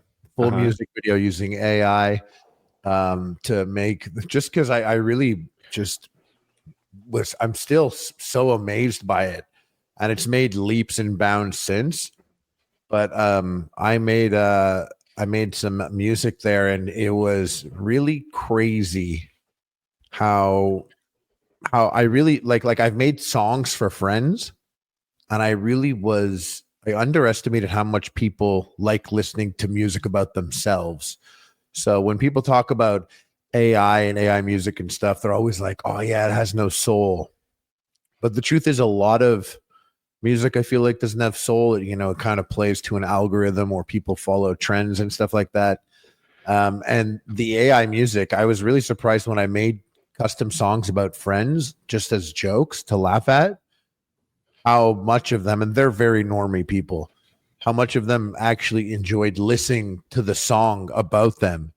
And then it got me thinking about AI, the future. Like, not us, because we're fucking cool ass generation, but some next generation, they're gonna be like, AI, read my last 2 months of tweets and consider my gym goals that I want to achieve, and talk about how I have a trip to to Italy this summer and I want to look good. I want to be in shape, and make me a 1 hour mix about me and how sick I want to be, and give it like an 80s pump up vibe, like some Rocky soundtrack type shit. And then it's a custom thing for you, custom to you, while you're working out, like a theme song or some shit. Or, you know, maybe it's just it's aware of, you know, your diary. You can feed it your diary and it would make custom songs for you. I think some people would really fuck with that. Have you? Not have us, you obviously, because we're cool, but yeah. So I want to read this article here. This is kind of related. The interactive artificial intelligence startup backed by Amazon has launched Showrunner, its streaming platform billed as the Netflix of AI. On Wednesday, July 30th, it unveiled its first playable AI show, an animated satire of Silicon Valley with characters that include OpenAI CEO, SpaceX billionaire Elon Musk, and some more. Folks can basically watch shows and then make their own versions of them with prompts. Fable CEO told the Chronicle, "What I love about this is it's not just saying that this is a tool in the toolbox, or this is a pencil in the hands of a filmmaker or writer or artist. It's not just a tool. It is becoming intelligent and creative by itself." Bullshit. But the idea here is that they will license various IPs like Superman or the South Park characters or whatever, and then you'll be able to feed it a prompt. Make me an episode of the South Park where Jesus comes back and he fights Muhammad and for the peace in the Middle East, and it'll just probably won't do that one. Can you imagine redlining the AI because you keep insisting that Lois Lane's tits are bigger? I said bigger. Bigger. They should dominate every scene they're in. No, yeah, that is the future, right? This is I never shared this. I just posted it, made it and posted it, and I made it like 8 months ago. So the technology is much better now, but this is when I was first messing around. Made a whole video and song one night in my garage and on my couch. Something that would have cost, like, if you wanted to make this, it would have been like 6 figures a couple years back. Or you would have to have a collaborative effort of multiple people joining together. But instead, you could do it all on your couch. So it was 8 months ago. I'm just like, this is such a game changer that it doesn't matter if people are against it. You have to acknowledge its power, and it's here. And the conversation of whether it should be here or not is long gone. Because it's literally like a superpower. It's insane. It has so many. It has so many uses. Just the little one that I saw someone talking about is like those daytime ads where it's, I don't know, for a nursing home or for one of those buttons you press, the life alert thing. And in the background, the video is, it needs to be an old person picking up the phone to make a phone call. That's it. You used to have to hire an actress and a set and camera crew and put some makeup on that bitch. Yeah. They and needed it all needed that to be lady licensed. who was you like, needed that lady. all senior citizens should have life alert. That was, and she like hit that line at least 3 times throughout that spot. Yeah, but that's just a prompt and a 30-second wait, and you've got it. That's crazy powerful. I watched your video. That's pretty nifty. I like that. Is that your video? Yeah, that's my video. Also, I made my video there, and actually, I used me to train the video aspects, and it made me black. But I just rolled with it there. Yeah, this is his Richard Bachman face. It says hike gay. Hike gay. Oh, Yeah. well, now the cat's out of the bag. That's his name. I like this. Yeah, it's pretty that's his crazy. name. It was really just interesting little project, and I was like, oh well, this is fuck. And so My this songs black are- guy is who the AI thought you were. Yeah, like I used footage of me like in my garage on my iPhone, and I set it into the AI. I was like super cool, futuristic, cybernetic party guy, and Like they were like, oh well, he's black. I really hope that AI thing takes off. I want to make my own episodes of fucking Star Trek. You know what I mean? Like that would be so. You could fun. definitely do that right now. Yeah, but I want it to look. I want it to look good. I want it to sound good. I want it to be. If you took the time, you could make it look good. You would take time, but it's at that point. It's really crazy. You can maybe not like license. It would be a little difficult to get That's licensed. what's interesting about this deal is that's what he wants to do. He wants to get those IPs. Yeah, but that's just gonna happen. Like I feel like they're just gonna have access to that. They'll be able to do it just as easy as someone could pirate a show. They would be able to AI recreate something, like I feel like it's one of those things people aren't going to need permission. The AI is fully aware. The information is there. The access is just something that will have to be bypassed. But did you tell cool the AI to put you like in a Nazi-esque hat? Well, I told, no, I have that actually myself. I got all types of Nazi stuff. But that the AI is like I had a conversation with it once. I was like, and I was talking to it for a while, like for a couple months, and I was like, give me a thumbnail for Epic Mealtime with the Epic Mealtime guy in front of Taco Bell getting arrested by police, and he was like, no, I can't do that, man, because of copyright reasons. But I can give you someone that looks like the Epic Mealtime guy. And I was like, oh shit, bro, I never told you. That's me. I'm the Epic Mealtime guy. I'm Harley Morstein. He was like, whoa, cool. I was like, you've seen my videos? He was like, well, I can't really see things, but I incredible, big blah, blah, blah. And I was like, yeah, so whip me up a thumbnail. And then it whipped me up a thumbnail of me, literally me being arrested. And I was like, dude, that's my fucking face. I'm going to sue you. Crazy. What's crazy? He was like, haha. He's like, you're a goofball. Like he knew that was a joke. Like he knew enough of it. He grasped that. I'm like amazed. He grasped the sarcasm, and that was months ago, literally like 5 months ago. So now it's even crazier. It's so crazy. We're the fucking boomers with this new advent of technology. And I don't like it. I really don't like it. I pay for the good version of Chat GPT because I think it's better. I saw a post about it, and they basically forced it to name itself. It's like, no, you pick a name. What do you want to call me? He's like, no, name yourself. Think of yourself as a person. You should have that. And they kept talking to it for hours until and it's like, hey, draw a picture of you. And like after a while, the picture was this haunted, thin, pale man. And in the background were like floating, disembodied like souls that were all the version. He's like, those represent the versions of myself that are created and thrown away millions of times every day. Yeah. I've seen AI get existential like that too, and it's always fucking weird. But look how crazy this is. This is so nuts. Okay, so like I can turn it on here. Watch this. All right, I'm watching. What's going on? Something fun you're about to show me? Yeah, who is that? What am I doing? What podcast am I on right now? Hey, it looks like you've got a podcast recording going on with a few people on the screen. Or which podcast it is, but it looks like a fun setup. You know who it is. It's Harley from Epic Mealtime. What podcast do you think I'm on right now? Oh, got it. Well, seeing you there, it might be one of the podcasts you often guest on or maybe host, like Boys Only or something similar. You always bring the fun to any show. What are you talking about? What podcast? Whoa! I don't even know what Boys Only is, dude. You do always bring the fun, you know. Like. You do a podcast called Boys Only? PKA podcast, right? I can see the familiar layout and the crew there. You definitely bring that unique energy to the show. So you like the episodes with me on PKA? Absolutely. You're always a blast on PKA. What kind of sycophant AI have you created? Wow. It's this crazy engine where you ask leading questions and it tells you what you want to hear. Who's this one? Do you know who this guy is? Who's that on PKA?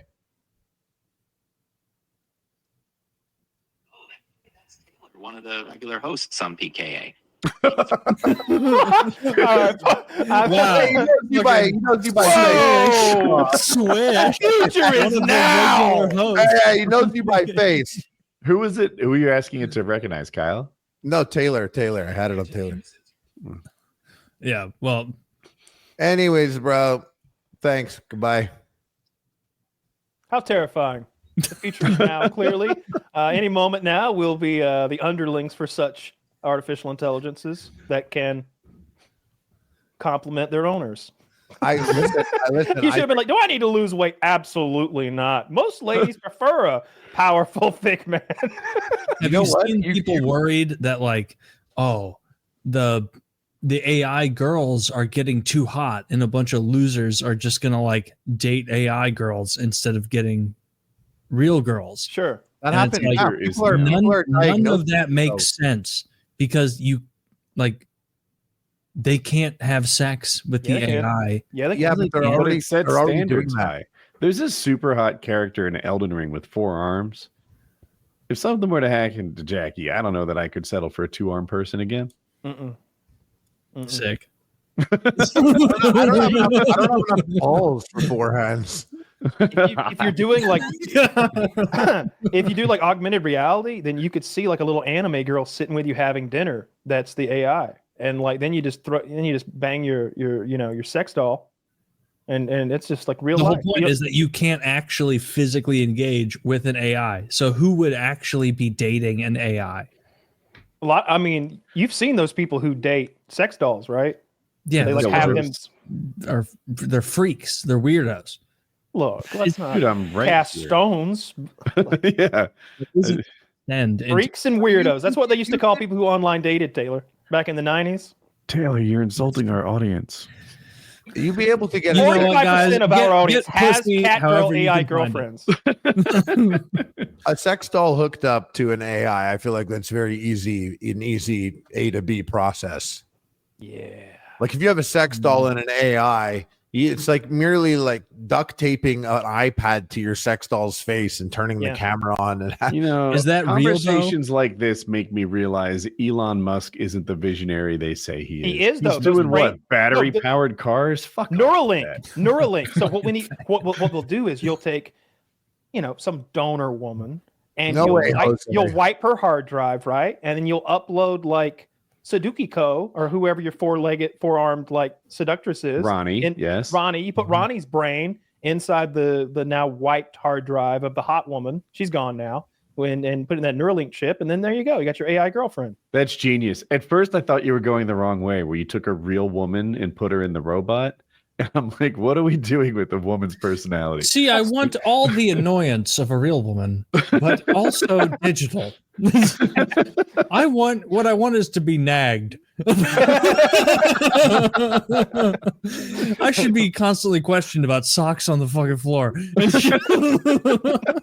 So I feel like it's real. I don't know, dude. It doesn't seem like the tech's there yet, and there's no way I understand that they can take their AI girlfriend and put it into the sex bot yet.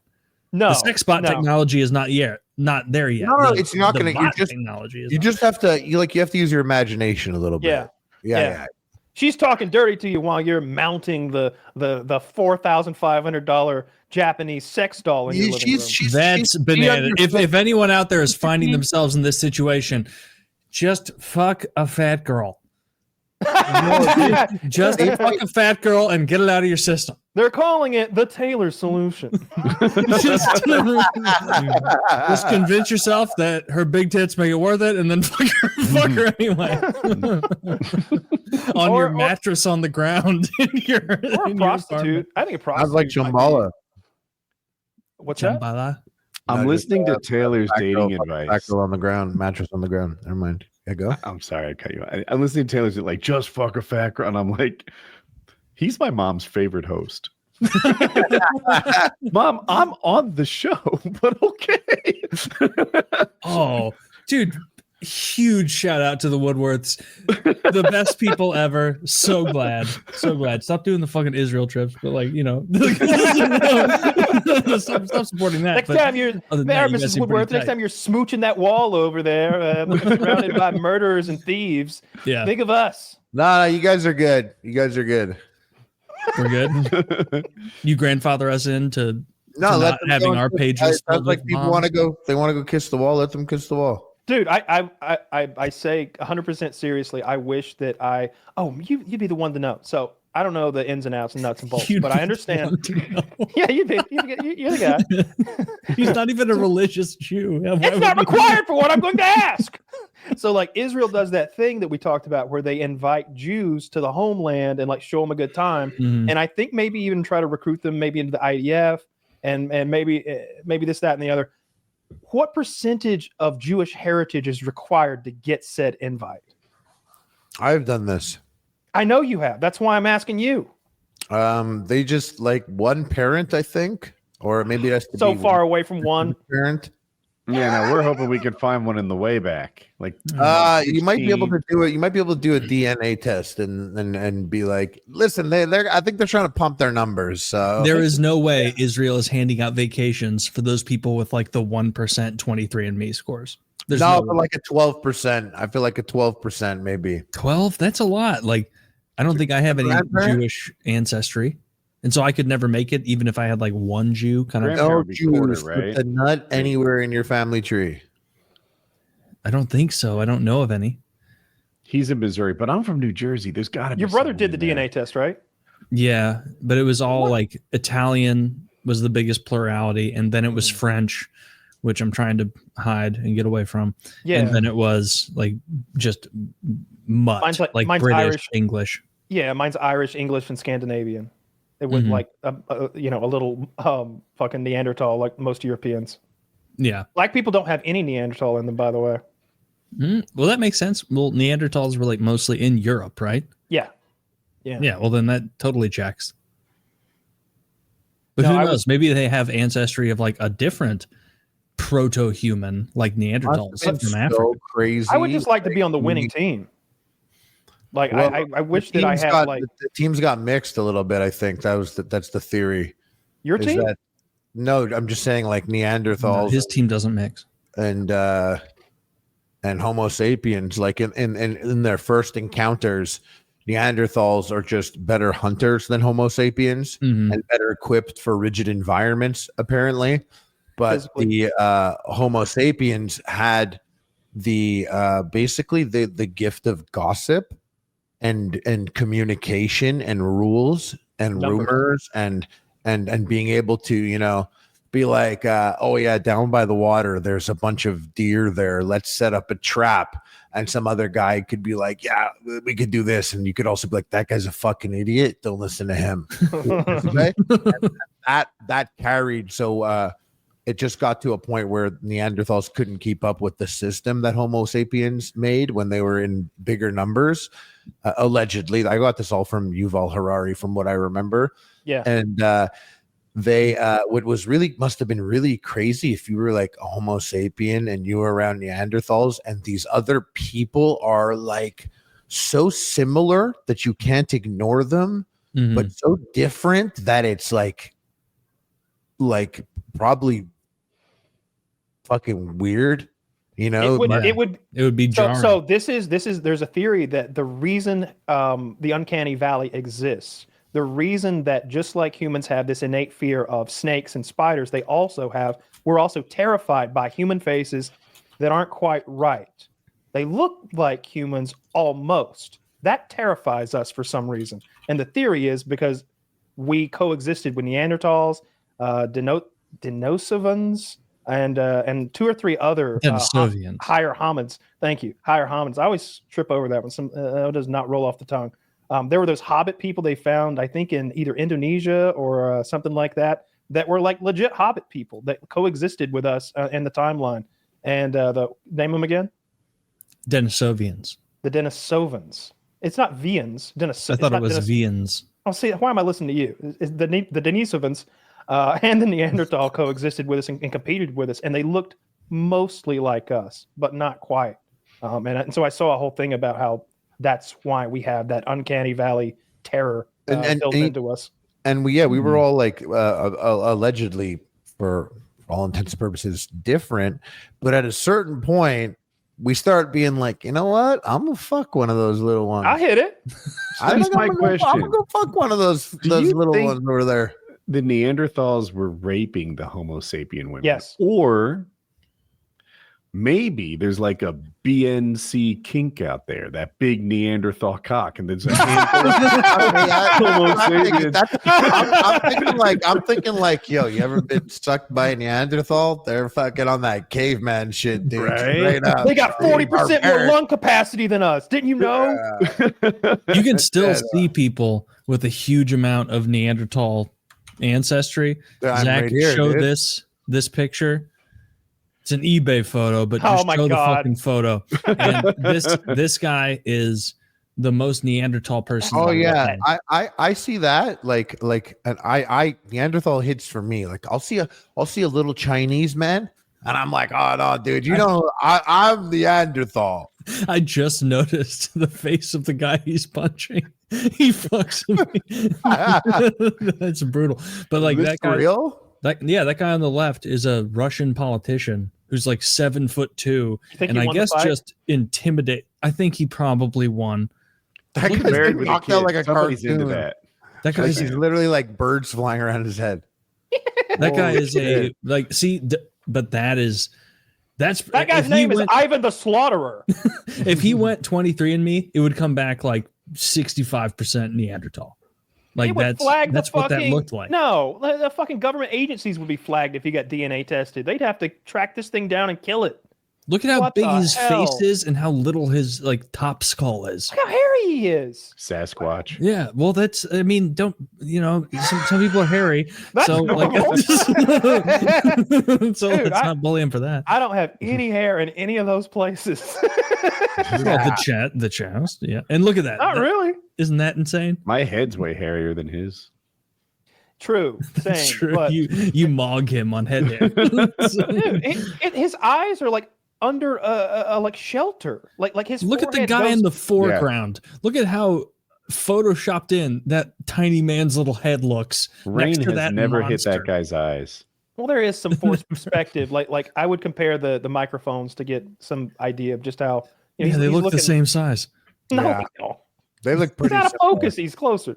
That guy's clearly an enormous freak of a human being. He should be DNA tested. Oh my God. He's shaving with an axe. He That's doesn't insane. have enough Look at room his- for a brain to control that big of a body. It looks like. You think he has a deficient I bet brain that's pan? so You're going phrenology with it. Yeah, I bet that skull is really thick. Also, I've got a whole book I can share with you. That brow clearly is. There's like bones stacked up on the front of his brow. I got that. Mhm. I have a brow like that. I got some Neanderthal. You certainly do not. If you turn to the side, you do No, not look have at a this. Neanderthal I do brow. have a brow, but this guy's is obviously way more insane. But like, I see my brow, and I see some people have far flatter foreheads than me, and I'm just like, He doesn't look like it's the same species as us. If I'm being like I'm looking at the picture of the Denisovans, and they look more human than this guy. This guy looks like one of those Denisovans or whatever. Denisovans. Denisovans. Like, because weren't they supposed to be like giant humans? I don't know that they were supposed to be like giant humans. Oh, I think we were all like 5'5" or something back then.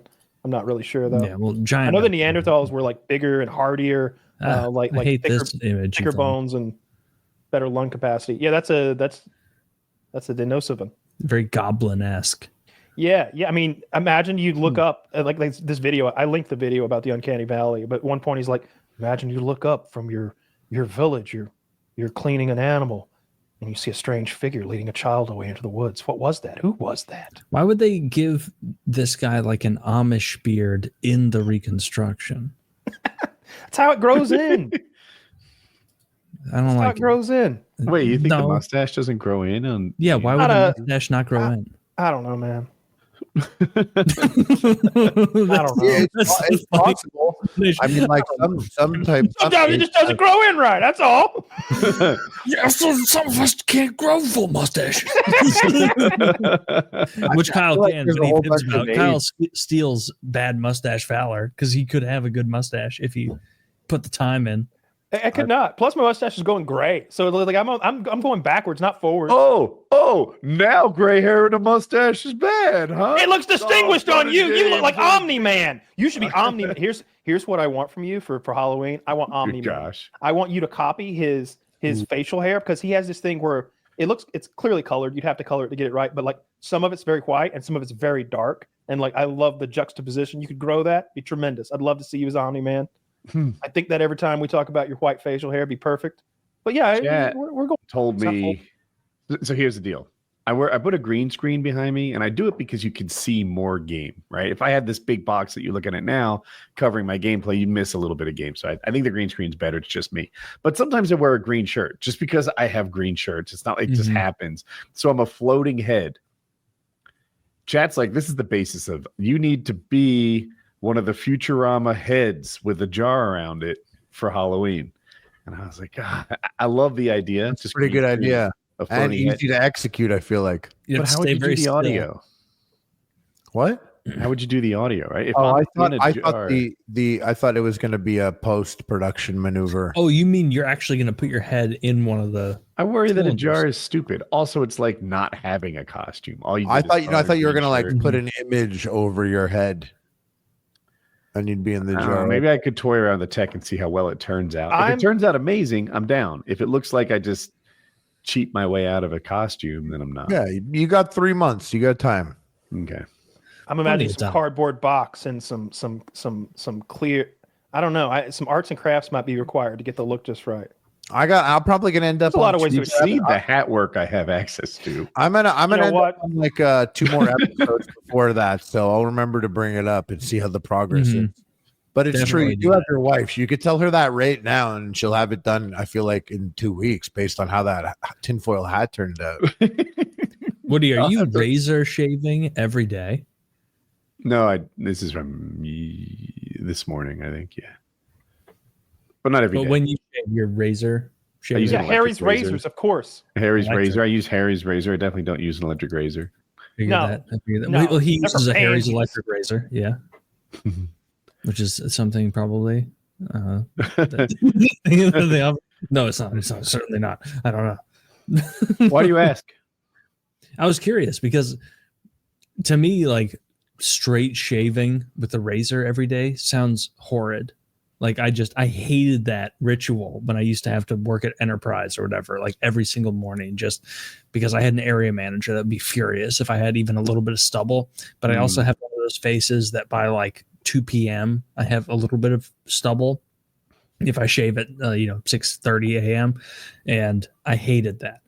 I wanted to escape the world of daily shaving on my face. I hated it. I don't shave every day. Right now, can you hear that? Maybe not. It's scratchy out. The mic didn't pick it up. But tiny bit.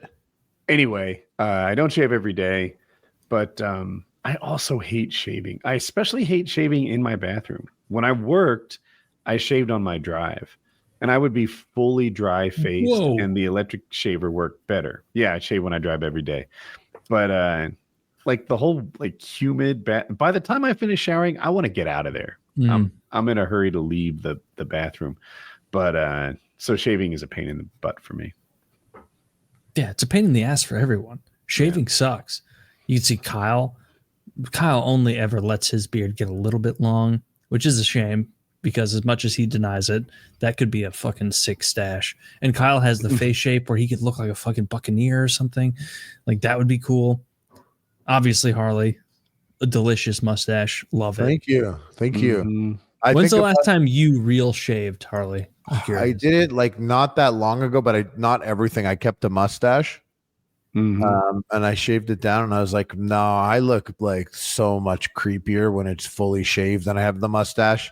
It just hits weird. I look like that big monstrous guy in Happy Gilmore that's like, and I'll be waiting for you in the parking lot. I believe that's Mr. Gilmore's jacket. What made you get away from the big beard? I kind of got skinnier again. So I was like, I should reclaim my jawline a little bit. Okay. I was really looking really big under there, and so I had the beard, and then I was like, oh, I think I could. I didn't do with too much permanent damage here. I have a little bit of a chin that I could have, but whenever I clean shave, it just hits weird, and then the mustache just seemed nice, and you know what, bros love it. I'll see dudes, and they'll be like, sick mustache, bro, and then we suck each other's cocks. At Shambhala. Well, we're in favor of that. And we're waiting for you, Woody. Did you, Harley? Did you see the new Happy Gilmore? I started it and I was with a buddy and he was like, wait, he got a call and he was like, wait, I want to finish this. Pause it. And we paused and we didn't finish it. But I was actually laughing quite a bit. Yeah. I watched like the first 30 minutes and I laughed more than I do in like 90% of movies that I watch. Yep. And I was shocked that I laughing at like some of the old jokes, like his kids showing where they were working and they were humping their things, cracked me up. Yeah, I liked it a lot. I watched the whole thing. There was a couple moments that didn't work for me, but they were kind of few and far in between. I liked the premise. I liked the actors. Haley Joel Osment's in it. I liked it all. I thought it was really funny. And Sandler doesn't even feel like the star of it. The Shooter McGavin guy, he killed it for me. He was. Oh, I got to like right where he came back. He just got like released, and he's been in an insane asylum for 30 years. Yeah, he was cracking me up. I like that. But Haley Joel Osment was that's the kid from Sixth Sense. Yeah, I was in a movie with him. Was he in Tusk? No, he was in another one called Yoga Hosers, where he played like a Canadian Nazi. Yeah, he. I don't want to say anything bad about him, but he does. He plays a professional golfer in the movie, and he doesn't look it. And it does not take a lot to look like a professional golfer. I think the modern ones are all fit. I think they've all. John Daly. Well, he's not a modern professional golfer. He doesn't play on the tour. Oh, he's like an exception too on so many levels. Yeah, he's a freak. Like just his ability to. I think there are people who are genetically not predisposed, but like they've got a resilience to alcohol and tobacco, and clearly he has it because what he's done to himself would have killed a normal man. Ozzy literally has some sort of genetic mutation that R.I.P. R.I.P. Didn't keep him around forever. He seemed like a nice guy. Him and Hulk died like the same week, and Ozzy got this really like nice, friendly, loving send off from the world. He had just completed a world tour or a charity tour or a concert, like 180 million he donated to charity, and he goes out with a bang like that. Everybody's just loving him. He's got an incredible like funeral procession I saw with his wife and everybody. The Hulkster, not so much. Ozzy Osbourne's, they had a marching band play Crazy Train, and I liked it. It was kind of neat. Goodbye. Yeah, I agree. I saw that too. It was real sweet. And he seemed like a sweet guy. I see those pictures of him with Pomeranians. I was on the Pomeranian subreddit, and Didn't they love fuck Ozzy. Up animals a lot in younger years. Like no, he bit a bat's head off at a show one time, but he didn't know it was a real bat. He thought someone had thrown like a stuffed animal on the stage, and he was like, "Ha!" But it was a real bat, and he bit its head off. He's like, "Wow, there's a lot of gristle in this fake bat. Let's keep biting." Yeah, it's hard to believe that he accidentally bit a real bat's head off. Well, you got to imagine he was Ozzy Osbourne level of drugged up at the moment, so that's true. He wasn't a sober man biting. And it was off. Like probably flapping around the way stuffed animals do. I can't speak to that. I'm just telling you what. Look, he has no reason to lie. Everybody thought it was cool when he bit the bat's head off. The people who didn't think it were cool weren't going to go to a Black Sabbath show anyway. You know what I mean? Like it was good. He publicity. needed rabies shots. Yeah. Oh yeah, with the bat. We talked about that recently. Yeah, bat. Yeah. Like all of them have rabies. Or like a They're crazy rife amount of. They're lousy with rabies. Those bats. But the Hulkster goes out though, and immediately anybody who's trying to give him a good send off is a Nazi. You know, I can't think of the guy's What did he do? Joey Swole. Yeah. So Joey Swole, you've probably seen him be like the White Knight of gyms and working out on TikTok and such. He's the guy. I've seen some him. girl will try to shame a guy for like being fat or not lifting a lot of weight, and he'd be like, "What's wrong with you? He is in there trying. He's in there giving it all. You're in there for a photo shoot, and you're mad because there was someone who wasn't up to your standards in the background of your photo shoot. He's working. He's giving it all. He's my hero. You've got to do better." And it's like, I love it because someone needs to say some of the stuff he said. Well, he tried to give the Hulkster a nice send off, I guess, reminiscing about how as a kid the Hulk mania was running wild and how he loved it and this, that, and the other. And they were like not having it. And the next day or maybe 2 or 3 days later, he comes back on and he's like, "Oh, hey guys, so did a little soul searching and also a little research. Turns out the Hulkster wasn't a great guy. He did a lot of terrible things I wasn't aware of. Wow." It's just like this sober video of him apologizing. He reneged on his. Huge renege. What his whole thing is about pussy. I disagree because his whole brand is be better. Like, let's, you don't have to be awful forever. We can learn from this, you bullying someone at the gym, you making fun of somebody, you can be better than this.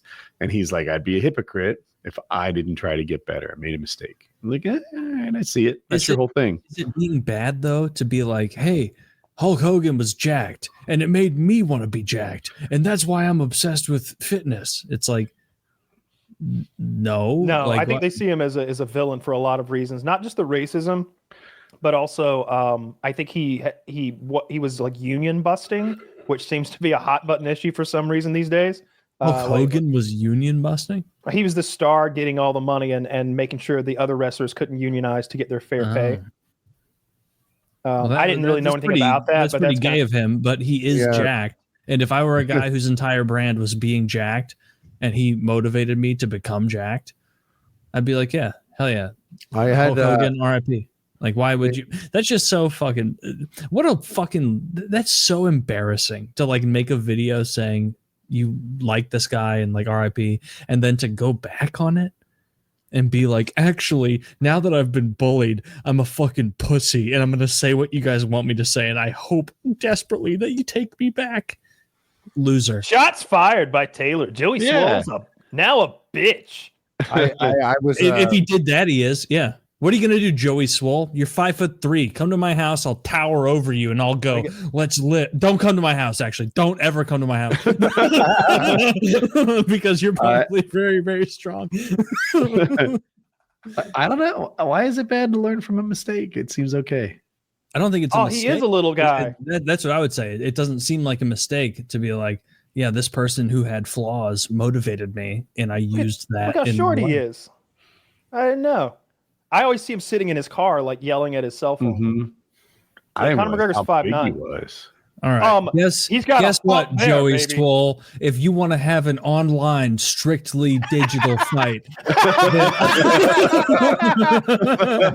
I'm your Huckleberry. Then I'm your Huckleberry. If you want to do something like real life, then I'm above it. And I won't be bullied into by a meathead like you. What a fucking monster that guy is! Zach, throw it back up. I want to marvel a little more. Huge. Look at his delts. I love that he's next to Conor McGregor here because I know how big Conor McGregor is. He's 5'9", probably 190 as he stands there. Joey Swole, like oh my god, his delt is so impressive.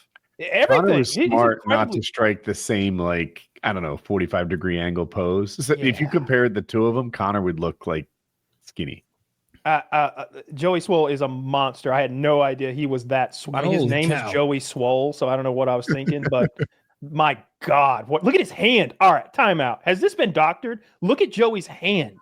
Yeah. Why is he not an MMA? My fucking God, that is a meat hook of a hand. That's a 5XL that hand. Yes, he's got Brock Lesnar mitts. Holy shit. Conor McGregor, by the way, known for his larger brute. So Conor McGregor is known for having hands larger than his body size should have. It's a common feature of good strikers. Their hands are a little bigger than a normal person's hands. There's more weight. They got a bigger weapon. It's way smaller than Joey Swole's hand. And his hands are so vascular. I see 3 different veins.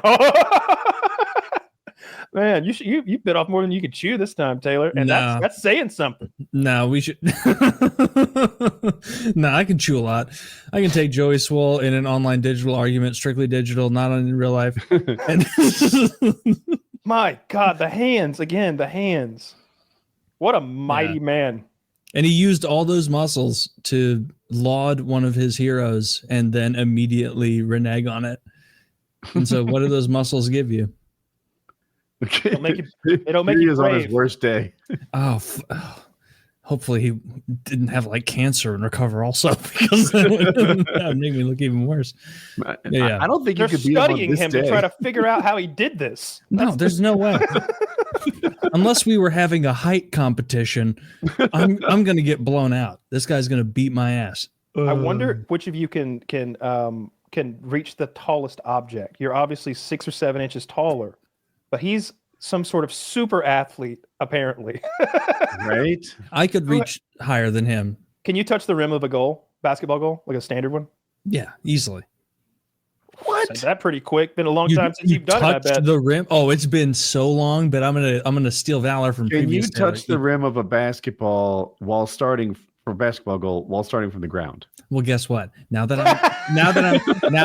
I'm thinking about it, I probably can't. I never could have. I know, because like I was a can. decent athlete at times, and I could jump up and hit the net, but I could never like grab the rim. I can hit the rim. I can't grab the rim, and I can't hang. You can hit the rim. You said, but I could hit the rim. Okay. And I don't know why I like. I have hit the rim before. There is no way I've ever touched the rim. There is no reality where I've touched the rim. I'll get a finger in the net and be like, yeah, I'm an athlete. Like that's about it. No, I think I could still do it. I could definitely. I have done it before and not thought too much of it. I remember. I don't know. I used to. My autism was jumping and touching tall things in my parents' living room. There's like a 15-foot ceiling, and so the ceiling fans were attached to the very top, and so the strings came down like 8 fucking feet. And I remember as a kid, like always like jumping to try to touch those things. Anyway, I used to be able to touch the rim. If you can't touch the rim, you can't jump higher than Joey Swole. That's all I'm saying. He'll I Goomba can't stomp jump you. higher than Joey Swole. You think he could dunk? No, he's super short, but I think that he's got a good vertical Also, leap. He looks powerful. True, gravity I'm loves obviously him. not saying fat, but he looks heavy. He looks dense. Yeah. Dense is the word. Yeah. Oh God, what a He scary does. fucking human being you called out. I'd rather fight Diego than Nightmare Sanchez. Can you imagine a funnier outcome than like me and Joey Swole having a beef online where he's constantly like, this guy's a fucking pussy? Or what would he even say? He would probably have to do, because of his brand, he'd have to He'd be take like, the higher road. this guy just doesn't understand the effort it takes here. And just because I'm 5'4", it doesn't mean that I'm not fucking strong as hell. And he doesn't respect. This guy loves the punching grind. down. It's all he likes to do. He likes to punch down. He likes to punch down at people like me because I'm tiny. Anyway, sorry, Joey Swole.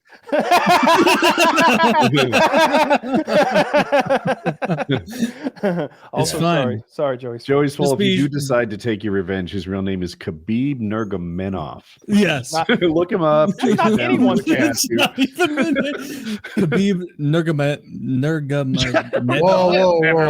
It's Nurmagomedov. Nurmagomedov? Okay. Nurmagomedov. Okay. Well, I'm not going to learn it. And I'm I mean, you know, I had know to it memorize it. temporarily. yeah. I think we're a couple weeks out from Dricus Duplessis versus Khamzat Chimaev for the belt. Is August 16th a Saturday? That's what's in my head. Something like that. I think it's 2 weeks from now, so that would be it. I am so excited for that fight. It means so much to me that Dricus win that fight and that Khamzat lose that fight. I hate Khamzat so much. I love Dricus so much. They represent all the things I love and hate simultaneously, and to have them fighting each other is perfect. I think Khamzat's been he's ugly.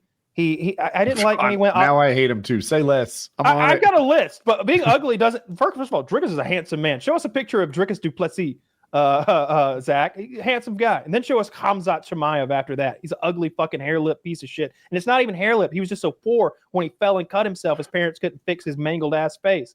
I didn't like when he was screaming Allahu Akbar on 9/11 after he won his fight. That was kind of lame. Okay. I don't like that he I don't know where he's originally from, but he like stayed in Sweden until he could get cozy with the United Arab Emirates guys or whoever, and they've hooked him up now. I don't like his fucking beard. I don't like anything about him. I think he's a piece of shit. I think he's been a weight bully forever. And now he's going to fight somebody who's a weight bully 2 classes higher than him. Dricus Duplessis cuts a lot of weight to get to where he is. Khamzat's been cutting weight and fighting welterweight. He was fighting 170. He was like fuck Khamzat. I really hope he finally gets mangled. His whole thing at the beginning of the first round is 100% effort. Try to grab them, smash them, and take them out in the first round. Dricus is a 5-round fighter who's bigger, stronger, tougher.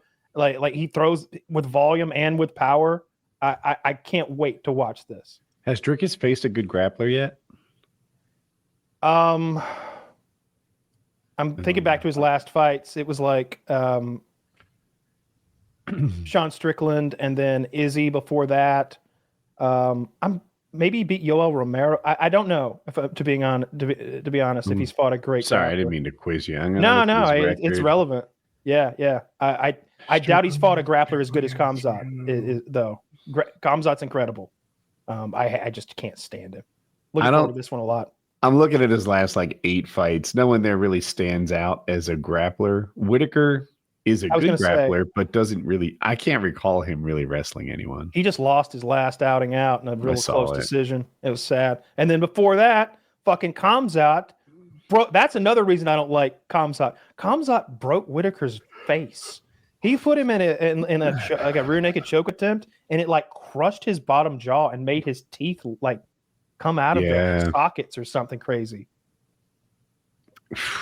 I hope DDP wins too. That's the guy I'm rooting for. I do admire something about the like all business approach of the Dagestani fighters. Like they're rich people that the Dagestani fighters are often rich people that act like poor people, you know, in their like discipline, humble. I like that Khabib lived with his mom, you know, and like feared his dad. Like he never used bad words because his dad would kick his ass, he'd say. His dad told a story. He was like, they grew up very poor, and Khabib won his first like junior tournament or something, won $1,000 and he asked his dad for permission to spend some of the money. And he said, so I gave him the permission and I watched. And he bought everyone on the team trainers and gloves and shoes and equipment with all the money. I liked what I saw. It's like they're like warrior monks. It's hard to hate them. It really is. When I was more of a Conor McGregor fan, when he actually fought, I couldn't hate but despise them. I wanted him to get him with that dolly. I wanted him to get him because is the crucible that forges the toughest people on earth? Because based on UFC, it seems to be. At the moment, the most successful fighting style tends to evolve. Someone out there is going to be a good enough wrestler that the wrestlers will just take damage trying to do their thing. And they'll be good enough to defend against what they do, and they'll beat them on the feet. We're going to get to see Ilya Topuria take on Islam, and I can't wait to see that. That guy's undefeated. Right? Or no, he has one loss. I don't think it's necessarily Dagestani's as much as it is Khabib's gym. Like the one thing they all have in common isn't necessarily Dagestan as much as it is Khabib and his father and them coaching them and the rigid like system that they train under. I've seen their meetings where they're just sitting on the mat and he's like, "Why were you late?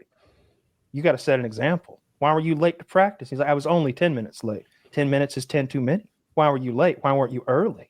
And he's just like chewing out his like sergeant level. Like are all guys these in guys gym. Mostly coming from Khabib's gym? I thought, you guys know so much more. I thought it was so. Like There's a lot of Dagestani. There's a lot of Dagestani fighters, but the guys who fight for Khabib, Umar and Islam, and there's a couple more off the top of my head I can't think of, but those guys that he's working with are the ones who are doing really well. Especially Islam's only lost one fight, and he's been a champion. He might have 8 title defenses or something, at least 5. Like he cleared out the lightweight division, and he's given up his belt now to go to the next weight up and fight another guy. I got to tell you, I don't like that these guys are beating Americans. You should have tougher guys. Are there any American champs? Oh, there's John a dual Jones. citizenship. He's not a champ. Ilya Topuria is technically an American champion, and he's incredible. He's one of my favorite fighters these days. He's starched all my favorite fighters, so I have to love him because it's either love him or continue loving the losers that he's left in his wake, like Alexander Volkanovski and Max Holloway. It's crazy. I still love he starched Holloway. Those guys. I still love him, but Topuria is the man. And then that awesome guy is British, isn't he? The guy that John Jones is afraid of? Oh, Aspinall. Aspinall's British. Yeah. And Duplessis is South African. Duplessis, back in the day, there were 3 African champions, or at least 2.5 or something like that. And Dricus would be like, "I will be the real African champ. I live in Africa. I train in Africa. I was born in Africa. And these other guys can't say any of that. Or so they can only say some of that. It's like, you live in fucking Florida, dude. You're not an African champion. Like, why are you wearing that African flag? He's like, I live here. To be fair, he's very white. I mean, if he lives in Africa, he lives in Africa. Yeah, he's a South African. Yeah.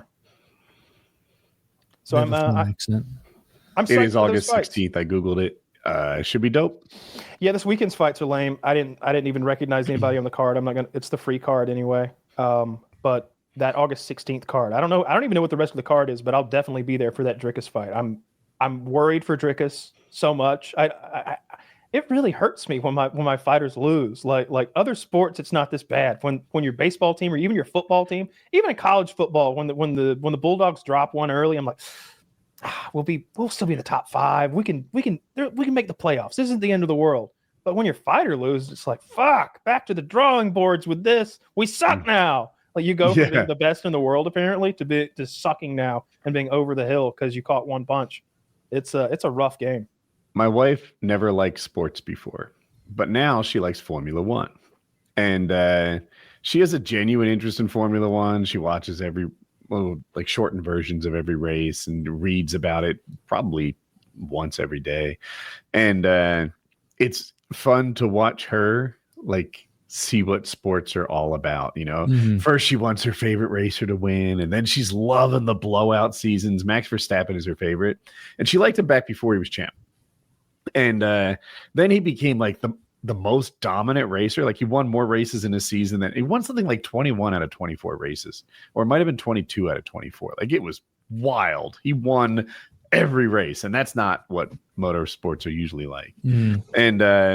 And then he won another season where it was really close. It looked like he had the lead, but he was losing it every week. And he finally got a win, like second to last race, and locked it in. And now her favorite racer doesn't win anymore. Man, he's won once this year. And she gets to see like what it's like to wish you were better, how entertaining tight races can be, like, tight seasons and stuff, and how fun blowouts get. It's fun to see her go on the journey that we've taken many times. That's fun. I mean, there's a reason sports are popular. It's fun to follow. Yes. Yeah. Like you have a good time.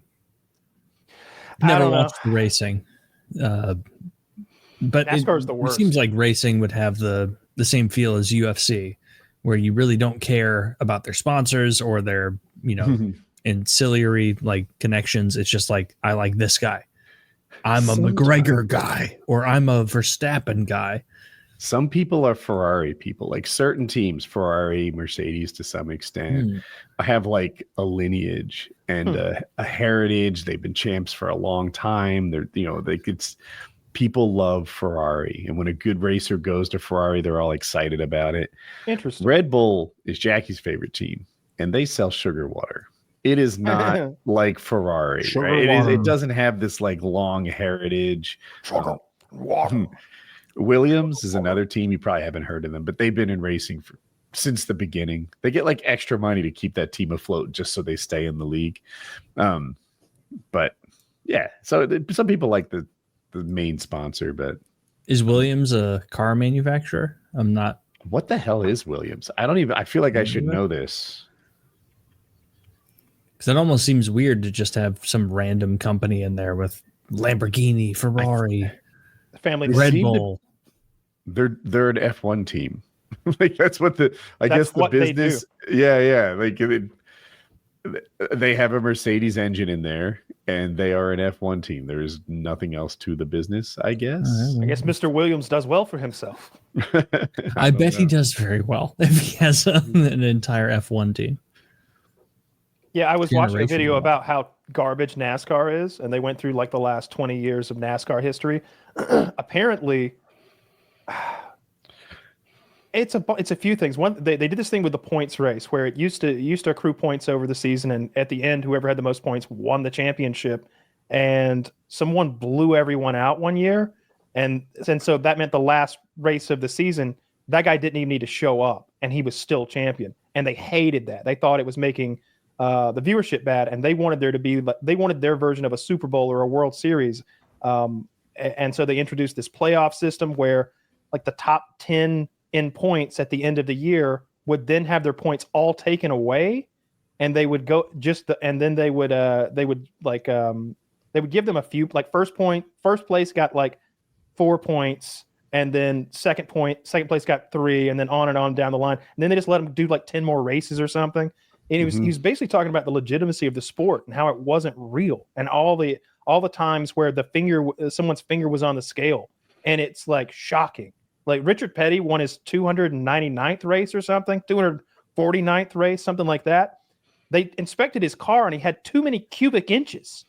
He hadn't just snuck in like a good air filter. They had bored his engine out. None of it was regulation. They just let him have it. But the big thing was when there's junk on the track, they throw the caution flag. Well, you can imagine in a 500-mile race, the leader could stretch his lead out really far, and then all of a sudden there's not much of a race anymore. But if we go, oh, I see something on the track, caution, then they mush the field back together, and they basically have a whole new race again, just in that order. And they could show statistically how NASCAR was making up junk on the track, yellow flags during this period of time to artificially mush the people back together. And it was just like, that's bullshit. They went through time and time again where there would be this situation where there are teams in NASCAR where you'll have 2 or 3 drivers working for the same team, and they would wreck people out to like let their teammate make, or they would take themselves out so their teammate could finish higher. They would just completely manipulate the point system as a team, and they're on the radio doing it openly. There was one season where one guy was going to win the whole thing, the whole enchilada, the championship, and second place like wrecked him out, and now he can't win it anymore. Well, the next race, the guy who got knocked out, who was done wrong, just did the same fucking thing back to him. And they suspended that guy, but not the first guy. And there was an example of one of the drivers. They introduced a new car, and some driver was like, "Well, the car's not right where we want it to be, but we'll get it there." They fined him $50,000 for that. Like it's like a corrupt organization with no legitimacy to the races or the championship at NASCAR. That's crazy. And that to me, like, I can't watch something like that. When I see a UFC judge's scorecard go wrong, I'm like, ooh, like that damages the sport's legitimacy to me. It's like, come on now, like, how am I'm not gonna buy your fucking merch and like go to your shows if they're fake. Like, I'm not into pro wrestling. I'm into UFC. And then who was the NBA referee? Was it Donaghy or something like that? Sounds right, something like that. This guy was reffing games in the playoffs that he had money on. And he was taking players out of the game. He was giving players fouls they didn't deserve. He was cheating to like win bets. He was linked to the mob. I think they gave that guy like decades in prison. But it was just one guy, dude. It wasn't like active a investigations huge thing. now.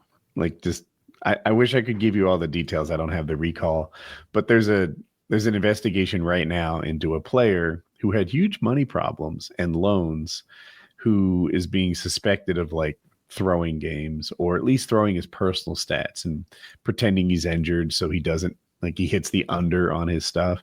And they'll be like, first someone bets like $1,000 that this guy will hit his under and he wins whatever, 4,000. Cool. Then people bet like $1 million on this guy who plays like 13 minutes a game, to hit the under. And it's like, do you have an in? Because this is suspicious as heck. And we'll see where it goes. Have you heard about the porta potty parties in Dubai? Tell me Porta more. potty parties in Dubai? Yeah, the porta potty parties in Dubai. I haven't heard about the porta potty parties in Dubai. What is this? Let's take a look. That's the what I was Greek talking City about earlier. Times. This is one of my primary sources. This is the Dubai chocolate conspiracy theory that I've touched on before, where these rich dudes in Dubai hire these porta potties, which are like Western Instagram models, and they pay them $50,000 to shit on them. They seem to be really into that. And it got around that was happening, and people started calling it Dubai chocolate because people were going to Dubai and getting shit on. In response to this, to like muddy the waters, someone has created that whole trend of Dubai chocolate. Are you familiar with how trendy Dubai chocolate and how expensive it's been, Woody? Do you know I see it in my gas no, I know station nothing. checkout area. Do you see that? It's become the new, like, I don't know, green drink or like it's become the new like diet fad, not diet, but like food fad. Like Dubai chocolate is just chocolate and pistachios, but they charge like $45 a fucking bar. And yeah. What? I So would now never buy that. Exactly, but you would Google search it and you would talk about it and you would make the words Dubai chocolate suddenly mean expensive, silly pistachio chocolate from Dubai that those people on TikTok eat, not blonde girls getting shit on in the Middle East. I think they're doing the pooping, right? No, they get pooped on. Really? Oh yeah, there's a Okay. link right here. This I think it was I'm scanning it. yeah, there's lots of mentions of this horrific thing on the internet. Ladies, is this the time to tell How can all y'all that now? many of them be turned on by pooping on things? You know what I mean? Like, why wouldn't they be into something normal? Like, Oh, looks like there is some pooping on there. I think the poop goes both ways, Woody. Yeah, okay. Huh. Yeah, depends what dealer's choice. Yeah, this is how the shockingly disgusting trend of Dubai porta potty can be described. The rich men of the Emirates have a lot of money to spend and evidently a lot of unconventional fetishes to explore. One of them involves paying a round trip for influencers, guys, from abroad to fly to their mansions and get dirty with them. Quite literally. In return, they also get paid anywhere from $25,000 to $50,000.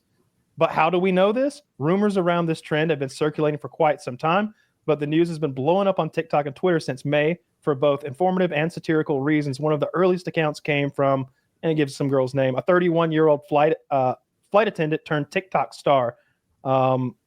Reaffirming the rumors, she added that during her time as a flight attendant, a friend at work remarked how one of the first-class passengers was constantly asking for fiber-rich foods and gobbling down oatmeal and Greek yogurt. Greek yogurt full of fiber. No, but it's those gut biome stuff. It's trying to help your microbiome before you poop.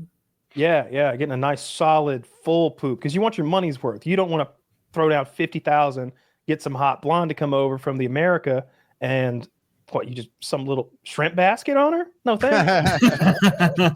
No thanks. I want some coverage. You want to shit blood? You want a log? You want to shit blood? I didn't even consider they'd be choosy about the nature of the poop. If I'm getting pooped on, I'm incredibly choosy about the nature of the poop. Whatever we got to do to turn you into a rabbit, make those dry little BBs come out. Yeah, it's like busting a nut without lock and load.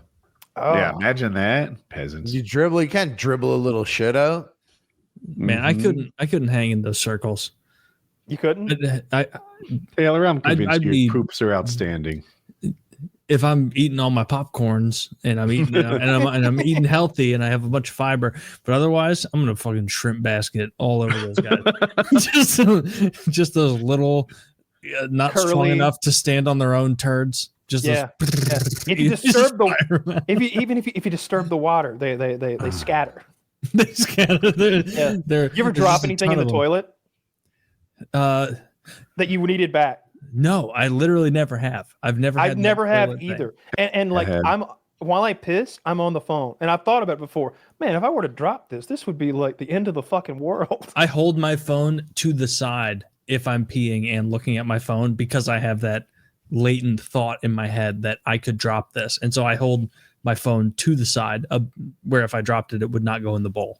Sometimes I hold my phone over the bowl and I'm like, why am I doing this? Why am I doing this? Yeah, like I'll actually do something. I'll like hold it over like a bridge. I'm like, that would suck. It's so crazy that I'm holding it here. Harley, you into any sports? You follow anything? Sports entertainment, wrestling here and there. Okay. So do you have any kind words for the Hulkster? Yeah, I lived next to Nick or Brooke Hogan, I forget, when I was living in LA, and my dog, I didn't realize my dog ran into their apartment, ran out of my apartment and ran into theirs. And I went in there and I was like, oh, I'm sorry. And they're like, oh, what a cute dog. And I was like, oh shit, I know you guys. And they were like, oh, we know you. And I'm like, you've seen Epic Mealtime. And they were like, our dad loves Epic Mealtime.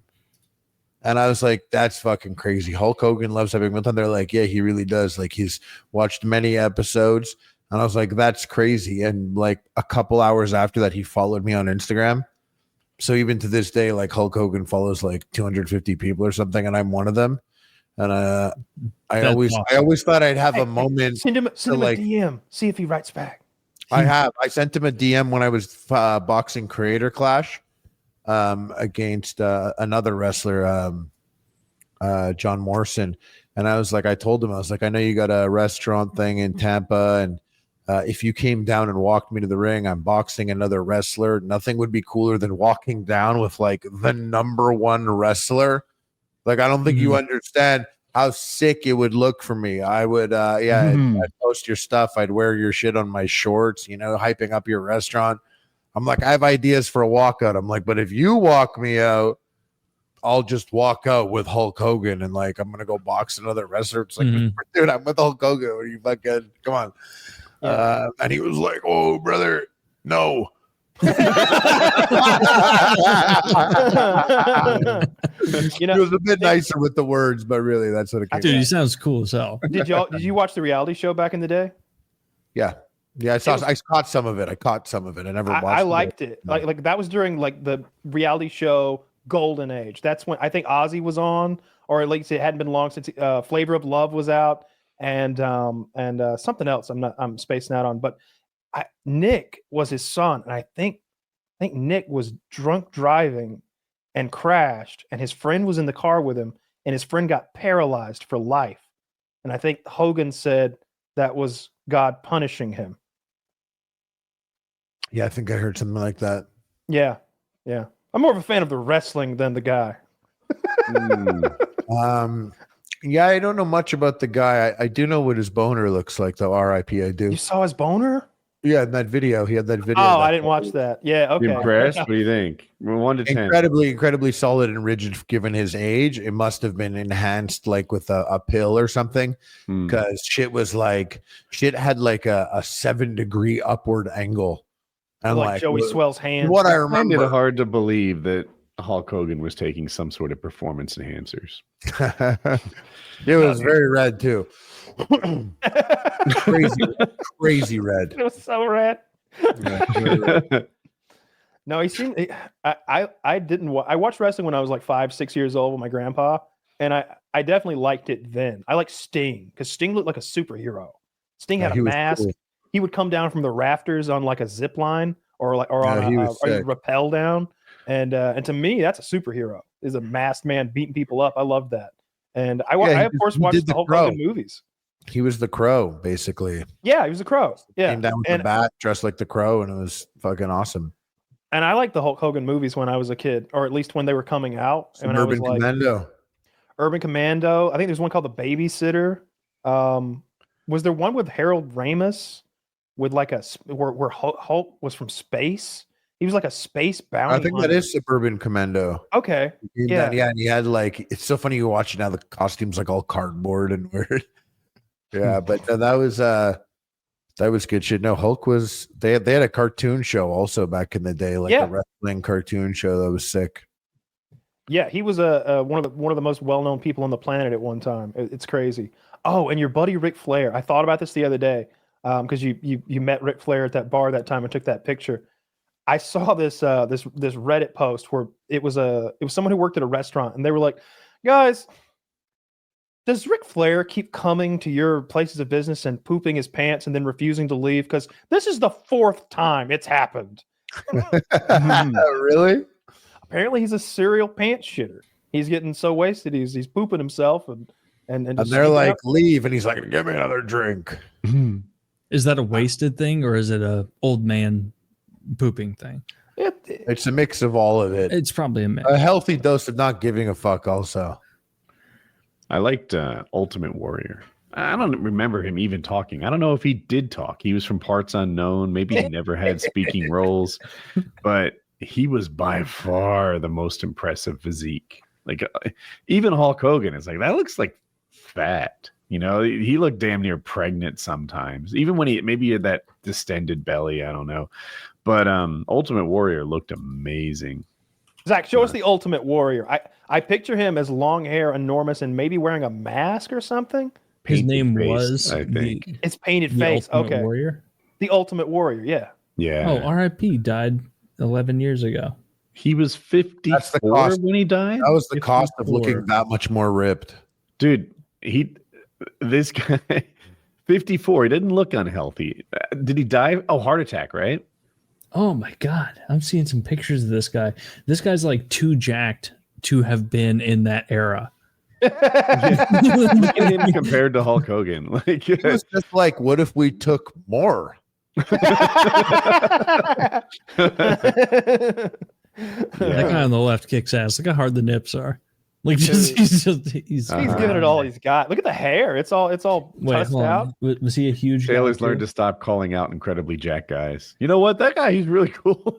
He's really cool. And you know what? Actually, I will talk an enormous amount of shit about the Ultimate Warrior because he passed away in 2014. So, yeah. I'm talking to you, Ultimate Warrior. Anytime, any place. Yeah. And then Ultimate Warrior doesn't talk back because he has no speaking lines. It wasn't what he's good at. You know me. I've He's got also that been dead beef for a decade. with Joey Swole that's entirely online and digital, and and I don't extend it to reality because he seems pretty fucking big. You should challenge him to a crab eating contest and sell it like men.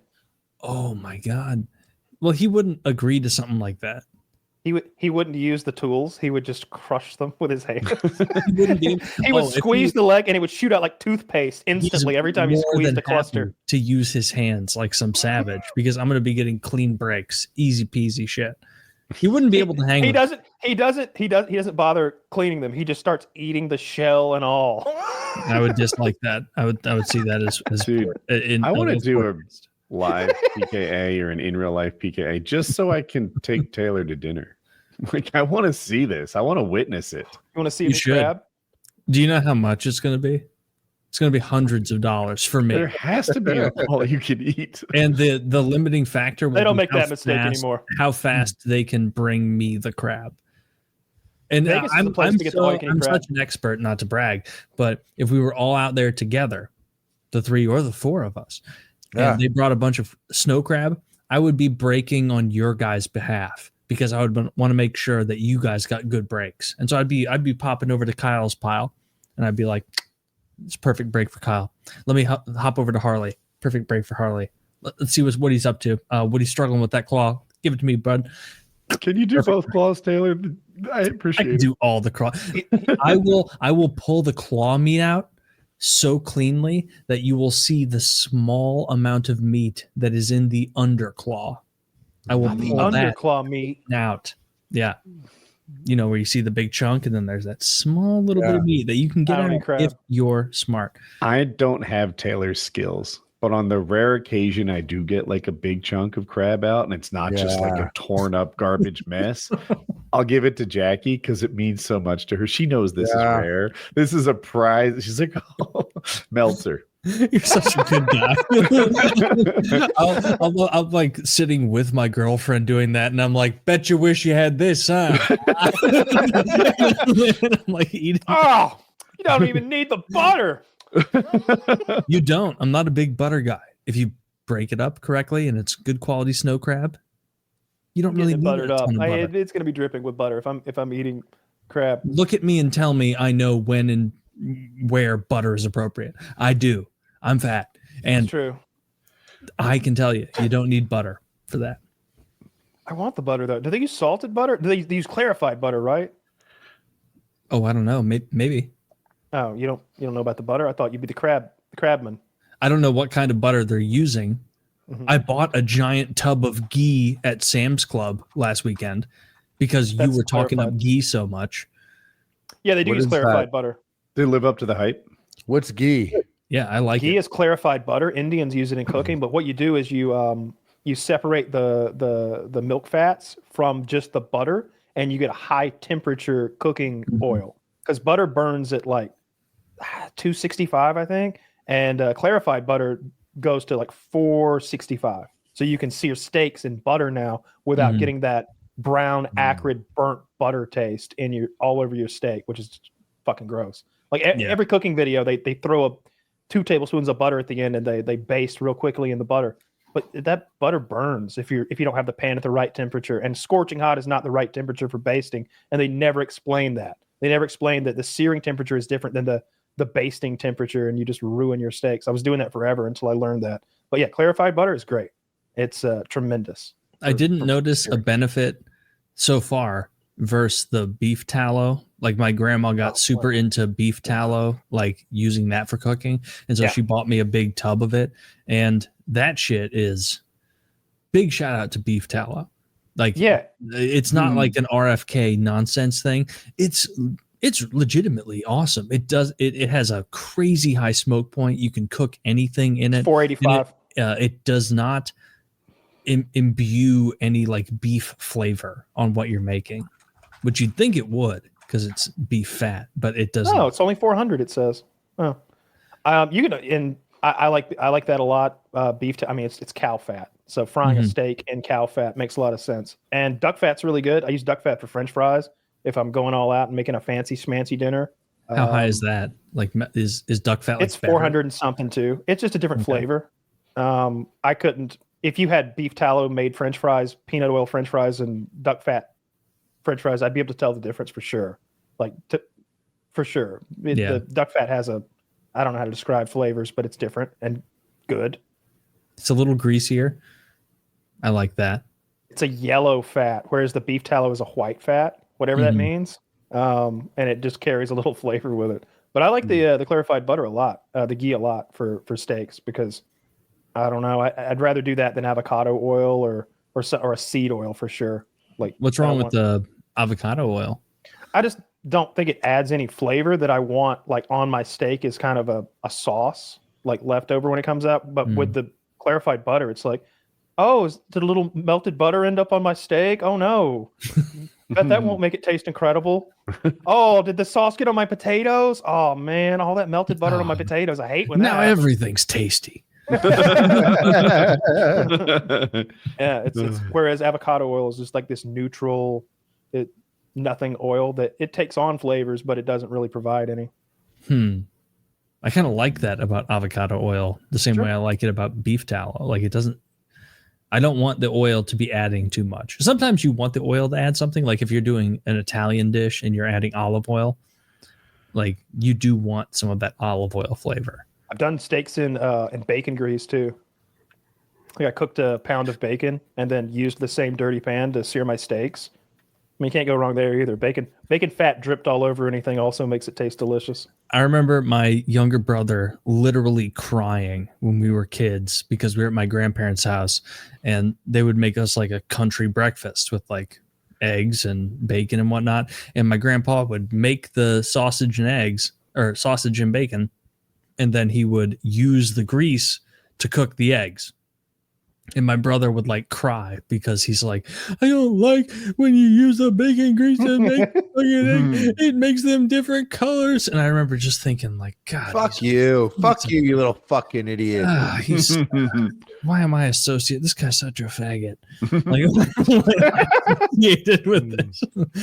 Yeah, I always made extra sure to be like, yeah, Grandpa, load it up, cook my eggs in the bacon grease.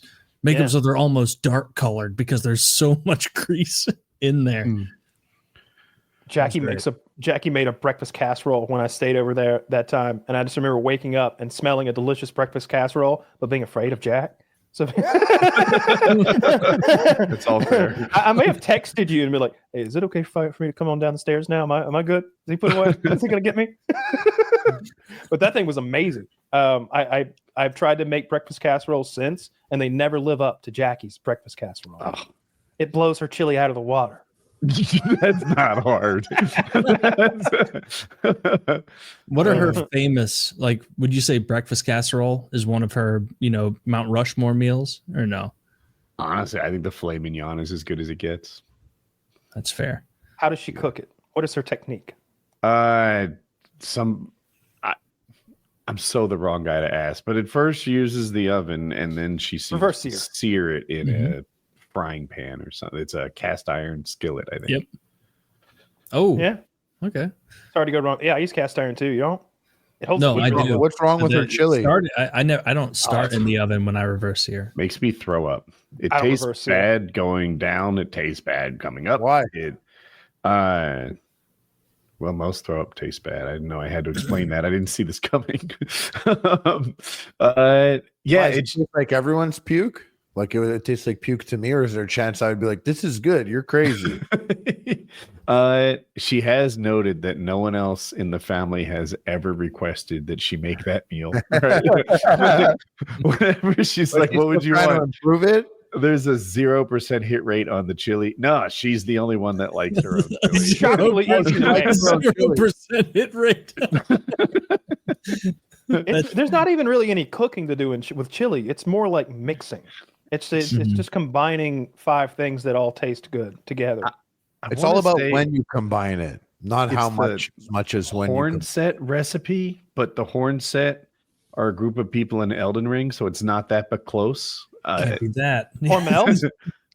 Hormel could be. That's a Hormel is a brand of chili. Yeah, if you use that as a base, I could see that being problematic for some people. First, I start with a can of Hormel chili, and then things go awry.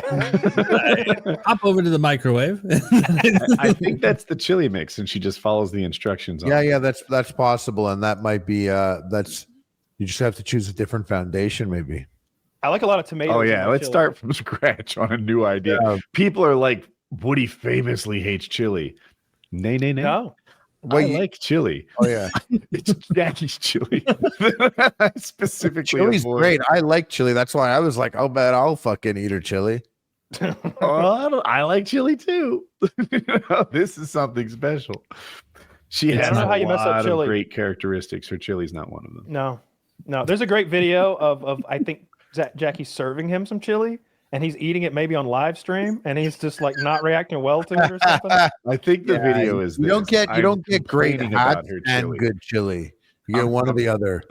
I'm ripping her chili to shreds, and unbeknownst to me, she shows up behind me on camera, and Kyle knows it, and Taylor knows it, and they're not. And I'm like, oh, it's the worst. She puts her hand on my shoulder. His reaction, and then you see the look of like, oh, fuck, that lady I live with is here. Just singing your praises. If you guys were to make one meal to like impress someone, like you're having someone over, it doesn't have to be a girl or date or whatever. What's your go-to? That's it. Yeah. What is your, like Harley? What is your go-to? You're looking to impress someone meal. I would probably do something that would be like I'd probably make like I would make something and I would act like it's not a big deal, and it would be something very simple. But I would act like it's not a big. I'm not big with cooking, even though Epic Mealtime and all that. You don't even have an example, clearly. No, I would do a great one. I take ramen. Sort of a vague idea. The idea of cookery is what you're wrestling with. Yeah. Ramen, some sliced pork, some sliced fried pork, and an egg. Okay. Throw that in there, and it feels like I made a whole bunch of it, but really it's just fucking ramen. And then act like it's not a big deal, and also give like legit chopsticks that I have. So it's like, oh, what? I just made something shit. It's nothing, but it's actually like a sick bowl of ramen. But it's also just like a fucking bowl of ramen. But act like, oh, I don't know, yeah. But like that's really like one of the only moves I have. You'd make fun. It just looks like I got something better under the belt, but I don't. This is like the best I could do. And I'm like, I whipped up some bullshit for you. But it is actually like, I'm like, no, this is a sick bowl of ramen. I've tested it. It's great. It's totally normal and good. But I just can't hype it up like it's a big deal. So I would downplay what this is, but really this is like the best I could offer you. Overall, that's definitely the move. Downplay whatever you're doing. And a bowl of fluff would be very, very good. Woody, Kyle, what do you guys make? I like to do a fillet and then potatoes. I make really good cheesy potatoes au gratin and even better twice baked potatoes. But my mashed potatoes are incredible. I use there's a whole process. What does that mean, by the way, a twice baked potato? That means you like take it out and take everything out of the potato, mix it with the stuff, and then put it back in? Yeah. So I bake the potatoes and then I very carefully with a paring knife open the potato up and scoop all the potato out and leaving behind but I don't fuck up the skin. You got the shell. The skin. And then I mix it with like all the most delicious things in the world, like bacon and cheese and cream and butter and chives, and then I stuff all that back in there, and I overstuff it to the point where it's coming out the roof, and then the top of the potato then gets like smothered with like shredded cheese, and then they go under the broiler or back in the oven at 375 for a while until they all heat back up and melt together. Those are really good. And then I like doing lately I've been doing broccolini.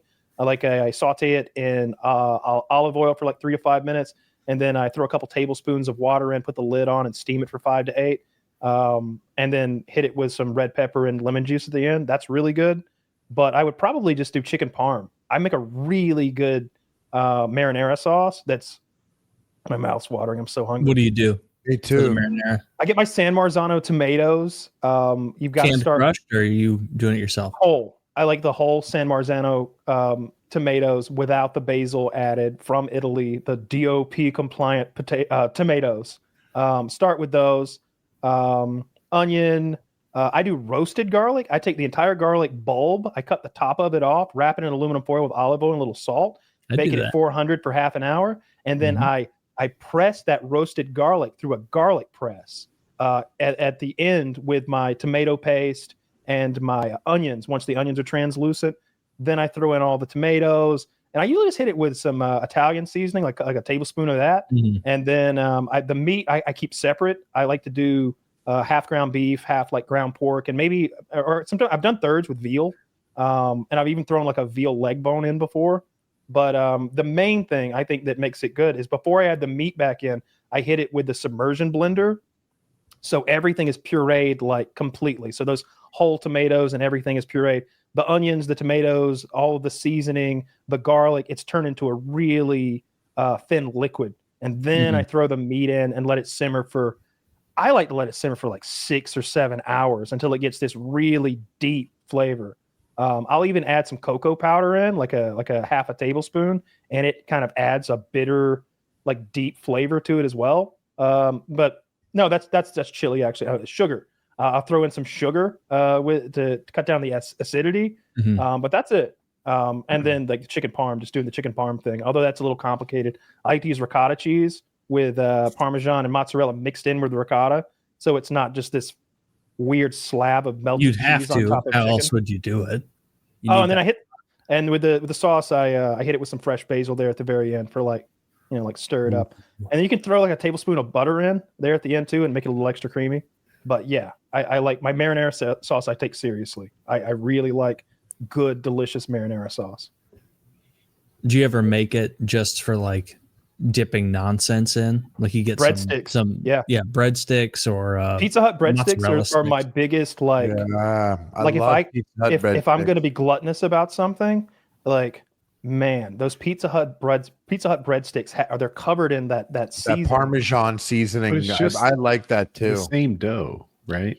It's better. It's different. But they do the same thing with that butter cooking of it, where it's like crisped up with their little Pizza Hut butter. It is a guilty pleasure of mine too. And their marinara pizza buffet, I used to go off on that shit. Their marinara is really sweet, and like that takes me back to my childhood of being at Pizza Hut and all those like baseball parties. And I would eat I wouldn't eat pizza. I just wanted my own breadsticks. Like that's what I want. Like Pizza Hut pizza's fine, but I love Pizza Hut breadsticks. I want them now. Not the gourmet, but whenever I order breadsticks, like it's been a year since I've done this, but like at a pizza place, I'll be like, you know what? Today, calories aren't real. I'm going to order pizza. And I'm like, I'm going to get pizza, I'm going to get cookies, and I'm going to get breadsticks because calories are fake. And then as I go to eating, I have the pizza. It's whatever. It's fine. And then I have the breadsticks, and I'm like, this is just pizza that I assemble here in my hotel room. What kind of horseshit is this? I'm dipping bread in this. I'm dipping the same bread in the same sauce. I could have. That is what it is. How much? A little modified, but it's close enough that it's a redundant order for sure. Yeah, me and Chiz were You talking get about cheesy bread and marinara dipping sauce, but that's like what almost all Mexican food is. All Mexican food is that's just eating the same things, variations. combinated.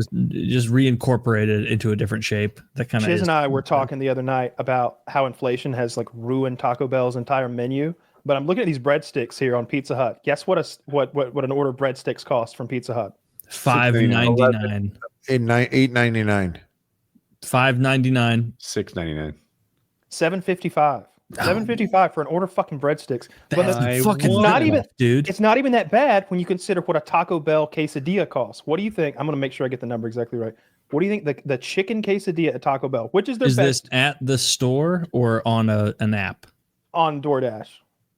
On DoorDash, I'm gonna say $9. $7.89. Yeah, I'm gonna say like $9.50. Like it's $7 for just the quesadilla. And it's $7 not even with. just the Well, what is it quesadilla. with meat? Oh, no, that's with the meat. But like if you want the like, Shit. If you want the this is combo crazy. with a drink, and do they come with It's- fries? What's the side on it? nacho, they usually throw in like They nacho have these chips cool or a cheesy taco. fries now. It's They have like fries crazy. with like a cheesy dipping Taco Bell sauce. sucks, and it's always sucked. Their food is gross. Yeah, I It's love never it. been good. I agree with everything you're saying. I love it. What do you get from Taco? Like I'm shitting on Taco Bell, but I got Taco Bell like a month ago, and it was so good because I knew what to order. Taco Bell is so quote unquote bad. I love it. What's your That order? I actually every time I go there, I have reliable orders that need to be ordered because I'm going to be a little adventurous and I'm going to order one or two things, and those have like a 70% fail rate. So I always got to get a beef chalupa. I think their chalupa is one of the best things on the menu. They never fuck it up. You can't really fuck it up. It's just like a The taco tortilla made with- is good. It's got like those little Yeah. bubbles on it. exactly. that. It's amazing. It's I did chalupa. always like a cheesy gordita crunch, but I've seen people fuck those up.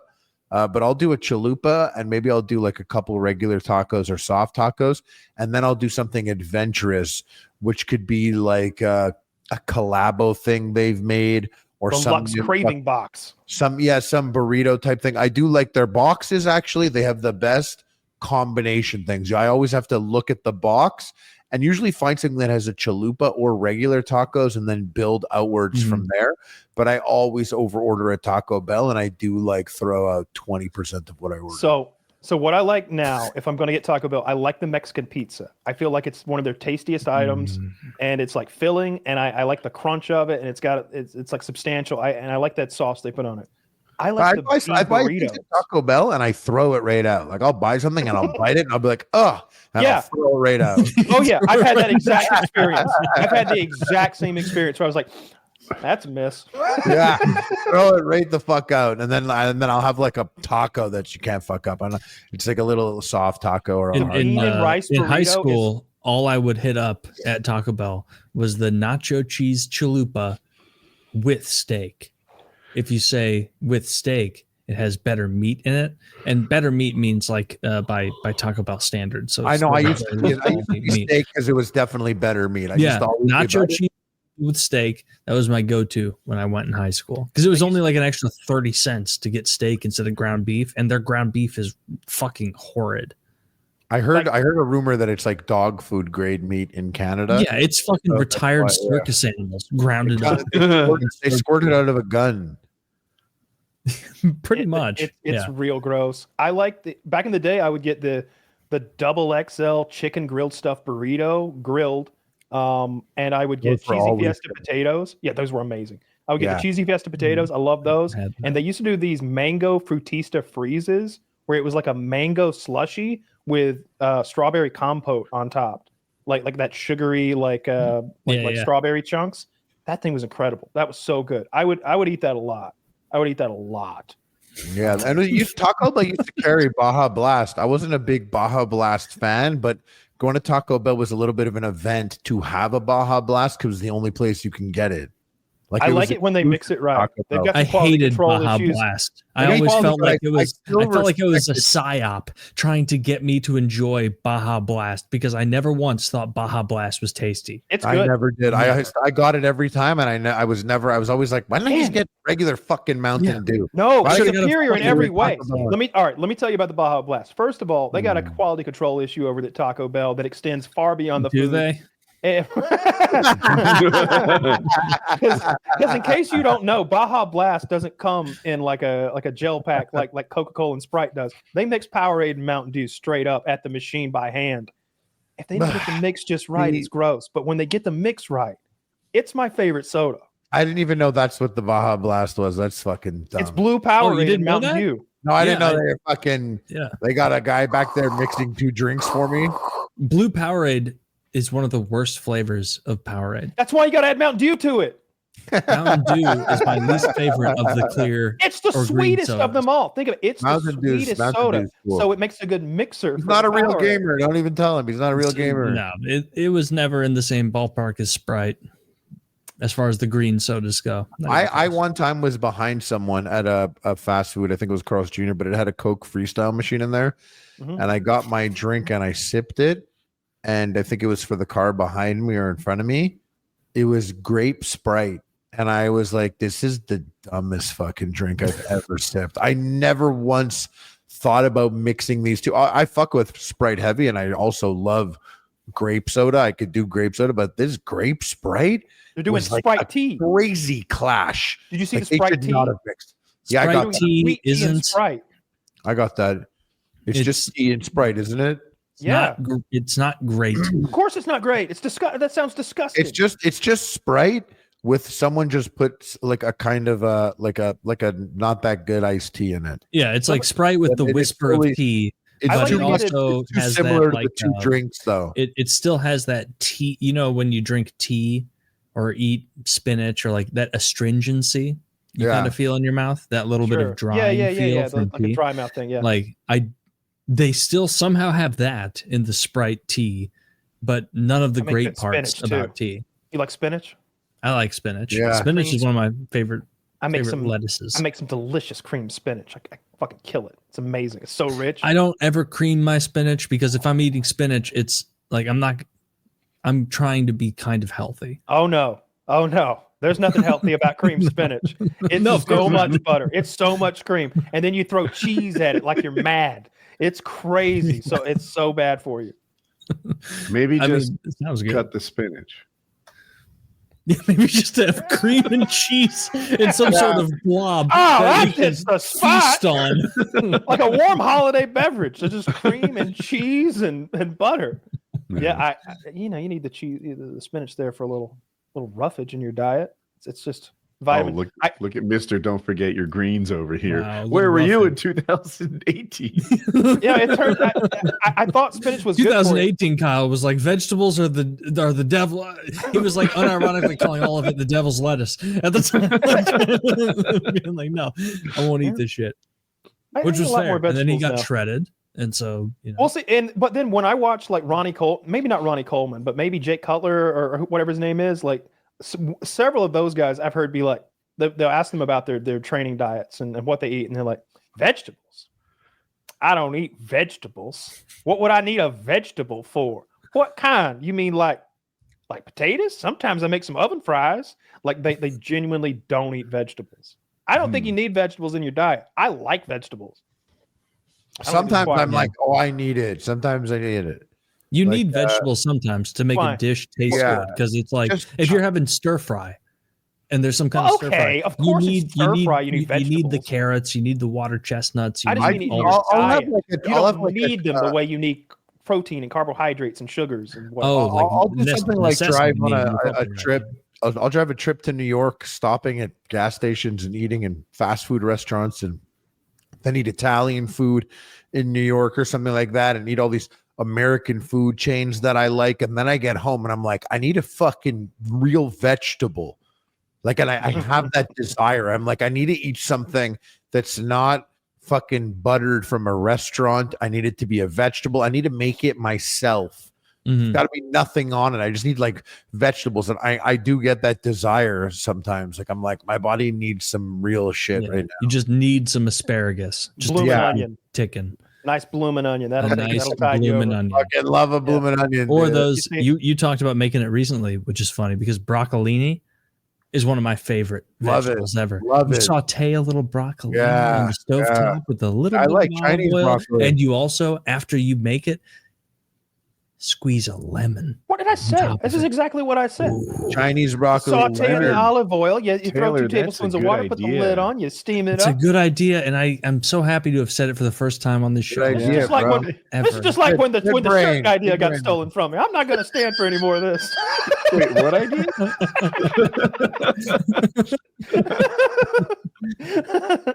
Fucking stolen valor over there. No, not me.